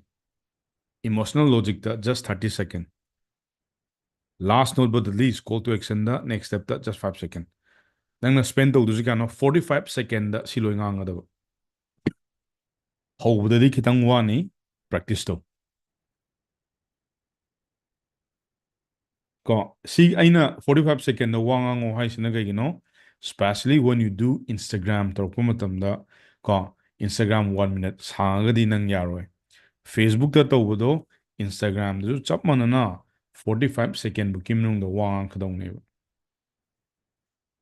ꯌꯥꯔꯕ tools ꯀꯣ ꯑꯥꯁꯨꯔꯒꯤ ads template ꯑꯃ ꯀꯣ ꯃꯌꯥꯝ ꯌꯦꯡꯅꯤꯡꯕ꯭ꯔꯣ ꯀꯣ tools ꯑꯃ ꯄꯤꯒꯦ ꯑꯗꯨꯒ ꯐꯦꯁꯕꯨꯛꯇ ꯏꯟꯁꯇꯥꯒ꯭ꯔꯥꯝꯗ ꯅꯣꯏꯅꯗꯤ ꯂꯦꯟꯁꯀꯦꯞ ꯃꯌꯥꯝ ꯍꯥꯏꯔꯝꯒꯅꯤ ꯑꯗꯣ ꯑꯩ ꯑꯣꯟ ꯑꯦꯛꯁꯄꯤꯔꯤꯌꯦꯟꯁꯇꯀꯣ ꯑꯩꯅ ꯋꯔꯛ ꯇꯧꯕꯗꯗꯤ ꯁ꯭ꯀ꯭ꯋꯥꯔ ꯐꯣꯔꯃꯦꯠꯁꯦ ꯌꯥꯝ ꯆꯠꯂꯤ ꯀꯣ ꯁ꯭ꯄꯦꯁꯤꯌꯦꯂꯤ ꯏꯟ ꯑꯦꯗꯚꯔꯇꯤꯁꯃꯦꯟ ꯏꯟꯁꯇꯥꯒ꯭ꯔꯥꯝꯗ ꯅꯣꯏ ꯂꯦꯟꯁꯀꯦꯞꯇ ꯐꯣꯇꯣ ꯅꯝꯗ꯭ꯔꯣ ꯚꯤꯗꯤꯑꯣ ꯑꯗꯣ ꯁꯤꯗꯅ ꯁ꯭ꯀ꯭ꯋꯥꯔꯒꯤ ꯐꯣꯔꯃꯦꯠꯇ ꯑꯗꯣ ꯁꯤꯒꯤ ꯂꯤꯡꯛꯁꯤꯅꯅꯦ ꯀꯣ ꯗꯤꯁ ꯏꯁ ꯋꯥꯠ ꯑꯩꯅ ꯇꯦꯝꯄ꯭ꯂꯦꯠꯁ ꯑꯣꯏꯅ ꯍꯌꯦꯡꯋꯥꯏ ꯀꯦꯝꯄꯦꯟ ꯑꯃ ꯁꯦꯠ ꯑꯞ ꯇꯧꯕ ꯃꯇꯝꯗ ꯀꯣ you have to follow this formula ꯀꯣ ꯑꯗꯨꯅ ꯁꯤꯒꯨꯝꯕ ꯌꯥꯎꯗꯅ ꯄꯪꯁꯦꯝꯗ ꯁꯦꯝꯕ ꯌꯥꯔꯣꯏꯀꯣ ꯃꯌꯥꯝ ꯃꯈꯣꯡꯗ ꯍꯥꯟꯅ ꯐꯖꯅ ꯁꯣꯝꯕ ꯑꯃ ꯗꯔꯀꯥꯔ ꯇꯥꯏ ꯀꯣ ꯑꯗꯨꯅ ꯗꯤꯁ ꯏꯁ ꯗ ꯇꯦꯝꯄ꯭ꯂꯦꯠꯁ ꯀꯣ you have to be very very careful ꯁꯤꯗ ꯌꯦꯡꯉꯣ ꯅꯪꯒꯤ ꯉꯁꯥꯏ ꯋꯦꯕꯤꯅꯥꯔ ꯃꯃꯤꯡ ꯊꯣꯜꯂꯣ ꯁꯤꯗ ꯄ꯭ꯔꯗꯛ 3 ꯋꯥꯔꯗꯇꯩ ꯅꯪꯒꯤ ꯍꯨꯛ ꯀꯩꯅꯣ ꯁꯤꯗ ꯍꯥꯞꯄꯣ ꯁꯔꯀꯦꯠ 3 ꯁꯤꯗꯩ ꯁꯜꯂꯣ 1 ꯕꯤగ్ ꯄ꯭ꯔꯣꯃꯤꯁ ꯁꯤꯗꯩ ꯁꯜꯂꯣ ꯄꯤꯖꯥ ꯑꯣꯐꯔ ꯑꯅ ꯑꯩꯅ ꯍꯥꯞꯆꯜꯂꯤꯁꯦ ꯀꯣ ꯗꯤꯁ ꯏꯁ ꯗꯤ ꯑꯣꯐꯔ ꯁꯤ ꯍꯣꯔꯦꯟ ꯄꯤꯠꯆ ꯇꯧꯔꯛꯇꯣꯏꯅꯤꯀꯣ ꯋꯦꯕꯤꯅꯥꯔ ꯂꯣꯏꯔꯀꯥꯟꯗ ꯁꯤ ꯌꯣꯟꯗꯣꯏꯅꯤ ꯁꯦꯒꯃꯦꯟꯁꯤꯅ ꯀꯩꯅꯣ ꯀꯅꯥꯅꯣ ꯅꯪꯅ ꯇꯥꯔꯒꯦꯠ ꯇꯧꯗꯣꯏꯁꯦ ꯕꯤꯖꯤꯅꯦꯁ ꯑꯣꯅꯔꯔꯥ ꯀꯅꯥꯅꯣ ꯀꯩꯅꯣ ꯑꯗꯨ ꯂꯣꯏ ꯍꯥꯞꯆꯜꯂꯛꯑꯣꯕ ꯁꯤꯗ ꯑꯗꯩ ꯍꯨꯛꯁ ꯀꯃꯥꯏꯅ ꯁꯦꯝꯃꯛꯀꯅꯤ ꯏꯃꯣꯁꯟꯗ ꯀꯣ fill in the blank ꯉꯥꯛꯇꯅꯤ ꯁꯤꯗ ꯅꯣꯏꯗꯣ ꯍꯥꯞꯆꯜꯂꯛꯑꯣꯕ 3 reasons why ꯀꯣ young entrepreneurs are failing these days in this 21st century in Manipur. Why? Problem ni. Ko 3 reasons why college graduates are broke, completely broke because of our education system is failed. Problem. Pain. The one big mistake met while. The one big mistake youth are focusing on money, but they don't just focus on learning, increasing their knowledge, their skill set, their mindset. They don't just focus on that. They focus on what? Money, the gimmicks. That's why they got scammed every single day. Success is simple. Sina hope that. Ko. Success is simple if you discipline yourself for the next 365 days. Be consistent. You really love on what you're doing in order to become the best version of yourself. ꯑꯗꯒꯤ to achieve ꯀꯣ simple solution simple to achieve your goal you need three things. Number one is discipline, be focused, consistent ꯀ ꯁꯨꯃꯥꯏꯅ ꯍꯥꯞꯄꯛꯄ ꯌꯥꯔꯦ ꯍꯌꯦꯡꯋꯥꯏꯁꯤꯅ ꯐꯦꯁꯕꯨꯛꯇ ꯋꯥ ꯉꯥꯡꯉꯛꯄ ꯃꯇꯝꯗ fill in the blanks ꯂꯣꯏ ꯍꯥꯞꯆꯜꯂꯛꯑꯣ ꯅꯪ ꯄꯥꯝꯃꯤ ꯃꯌꯥꯝꯗꯣ ꯁꯤꯁꯤꯅ ꯀꯣ ꯑꯩꯅ ꯅꯣꯏ ꯃꯌꯥꯝꯗ ꯄꯤꯒꯦ ꯇꯧꯕ ꯀꯣ ꯐꯦꯁꯕꯨꯛ ꯍꯌꯦꯡꯋꯥꯏ ꯇꯧꯔꯛꯄ ꯃꯇꯝꯗ ꯀꯣ ꯂꯣꯏꯅꯃꯛ ꯁ꯭ꯇ꯭ꯔꯛꯆꯔꯅꯤ ꯇꯦꯝꯄ꯭ꯂꯦꯠꯁꯅꯤ ꯄꯤꯔꯤꯁꯦ ꯁꯤꯗꯩꯁꯤꯗ ꯍꯥꯞꯆꯜꯂꯛꯑꯒ ꯀꯣ ꯀꯦꯝꯄꯦꯟ ꯁꯦꯠ ꯑꯞ ꯇꯧꯔꯛꯀꯗꯕ ꯀꯣ ꯗꯤꯁ ꯏꯁ ꯑꯦꯛꯖꯦꯛꯠꯂꯤ ꯀꯣ ꯇꯧꯔꯛ ꯇꯥꯔꯒꯗꯤ ꯈꯤꯇꯪ ꯇꯝꯕ ꯑꯃ ꯗꯔꯀꯥꯔ ꯇꯥꯏ ꯀꯣ ꯇꯝꯗꯅ ꯊꯣꯛꯂꯛꯀꯅꯨ ꯀꯣ ꯃꯃꯩ ꯆꯞꯀꯅꯤ ꯁꯤ ꯍꯧꯖꯤꯛ ꯑꯉꯥꯡꯒꯤ ꯊꯧꯔꯝ ꯅꯠꯇ꯭ꯔꯦ ꯃꯌꯥꯝ ꯗꯤꯁ ꯏꯁ ꯅꯣꯠ ꯀꯤꯟꯗꯔꯒꯥꯔꯇꯦꯟ ꯁ꯭ꯇꯐ ꯇꯝꯕ ꯑꯃ ꯆꯪꯉꯤ ꯐꯖꯅ ꯑꯗꯨꯅ ꯁꯤꯒꯤ ꯄꯣꯠꯁꯦ